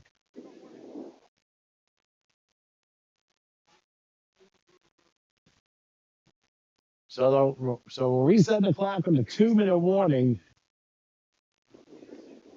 They want to reset the clock to 2 minutes. For some Right. reason, it went down to 150. So we're at the 2-minute warning here. Nope. I was kind of figuring we've never heard of a 20-minute warning before. Either that or somebody was watching the NCAA tournament over on the other side. But that's different. But anyway, but at least they got that time out. 2nd and goal for the 1. And they're going shotgun again. No, but it's a he's taking it. And it's going to be a goal. Yeah, he's got it. Welcome to the end zone. Cama follows with the exclamation point. 1-yard run. They get on the board, and they are still in it with just under 2 minutes left. By the way, Dave, what do you think of that call? Hey, 13 is a playmaker. I think they would found something here. And you might want to use him as quarterback from the first quarter on. We might be talking about a different game. But, hey, man, anything can happen. Probably had more energy in the second half. You do it for all 4 quarters. I mean, you're going to need some serious stamina for that. But tremendous job by Abalos. And don't forget, this drive was aided by a 3rd and 17, which went for 27 yards, and a 4th and 17, where a roughing the passer kept the drive alive and allowed Kingston to score those points. So it's now 12-6. And this is going to be interesting because they got a 2-point conversion, which could mean if somehow Kingston gets the ball back, they hold down the goal lines, and then Kingston comes back and scores in the final moments, they can steal this game. And remember, and I will mention at the onside kick scenario in a moment, they're going to go for 2 between split backs, taking the snap. It's a handoff, trying to go around. It will not get it. So now the 2-point fails and it ends up being 12-6. Now let's look at this scenario. The onside kick scenario. This is not done by NFL rules. Now, in the last year with the new kickoff rules, NFL rules say you can only onside kick twice, and they have to be in the fourth quarter, and you have to tell them you're going to onside kick. Here, you can onside kick anytime you want. And I'm sure that the Golden Lions are going to have to be ready for it. Same rules apply. It has to go 10 yards anyway. Harvey, do you think that's going to happen? I don't think they have much of a choice because minute 54. Great game. They have three. They do have 3 timeouts, but I still, even with 3 timeouts, a minute 54 seconds is not that much time. I would take the risk and go for an. Well, you got to consider that the Golden Lions may have a pooch punter for a quarterback, so it's going to be very interesting to see what they do.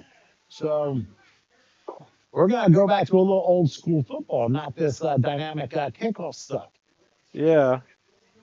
Dave, you expect the same thing to happen? Oh, yeah, we're set up for an onside kick. I'm trying to get 10 yards away from it. They're going to be kicking off from the 35, so the point that you need to be looking at is the 45-yard line. They have good hands team out here. You see Kadeem Wilson, number 1. You see Ramsey, number 0, over at the 50-yard line. So they're going to try to make sure that they recover this thing. It's going to be a close one here. As I said, the Lions have played the Kingston Lions have had a hell of a second half, and they get an opportunity, if they can get the ball here, to steal one.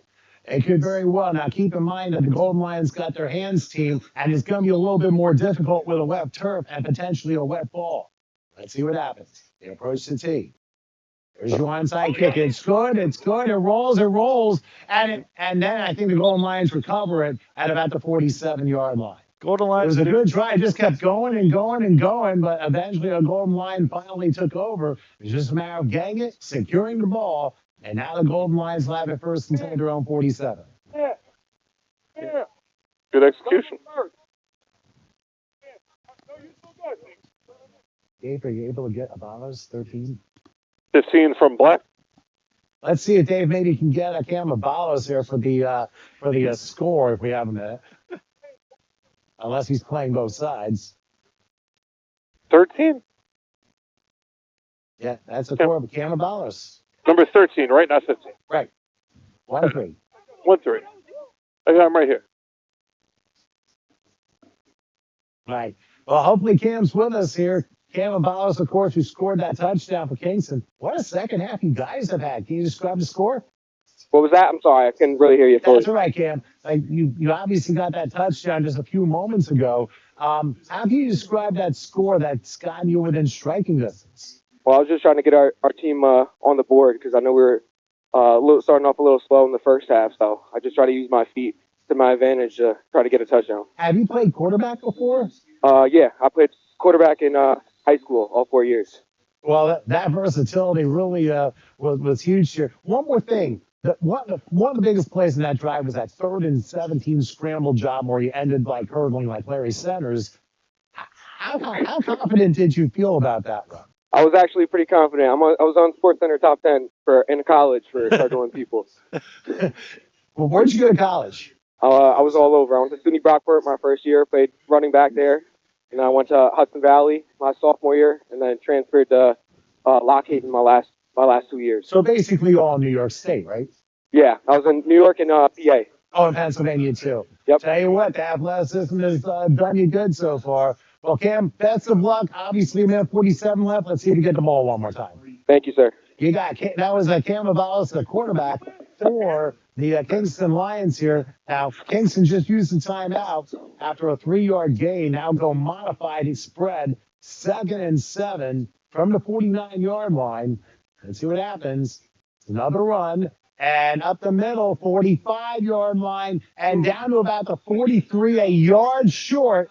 And Kingston will use their other timeout as we're down to a minute 38. I'll tell you one thing, that lineup has done very well as far as formation is concerned. So they still have a one left, I believe. Yeah. Yeah, they did not use any timeouts until just that last one. So there's one timeout left for Kingston. Well, this is it right here.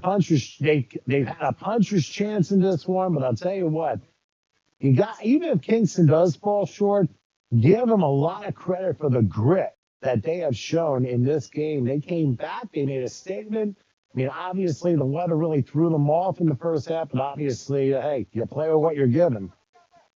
No, they've definitely played admirably, and yeah, two different teams, I think. First half team and second half team. And now they get to play the longest yard to stop. 3rd and a yard, they will have the same formation. I'm surprised they're not going big here. But obviously, you're going to show blitz. Getting ready to. Oh! And it ends up being a pass that's caught. Doesn't matter anyway. Yeah, there's flag on the play. Offside. So You want Jake take the first? So Kingston ends up Taking the first, right?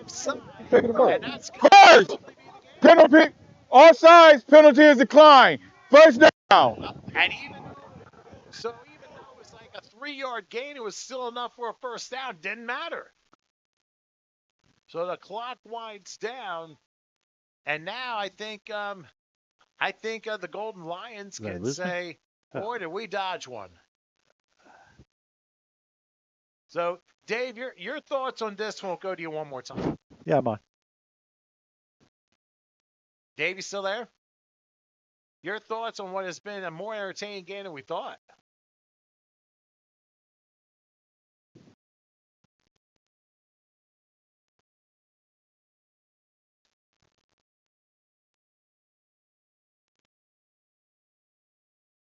Yeah, the clock has been winding down. We're down to 51 seconds, so I think all we got left to see here is a victory formation. And and that's going to end the game. And what a game it was. Yeah, Kingston performed admirably, tried to come back, but they just didn't have the extra oomph to get there, but still entertaining nonetheless. So any last thoughts there, Tom?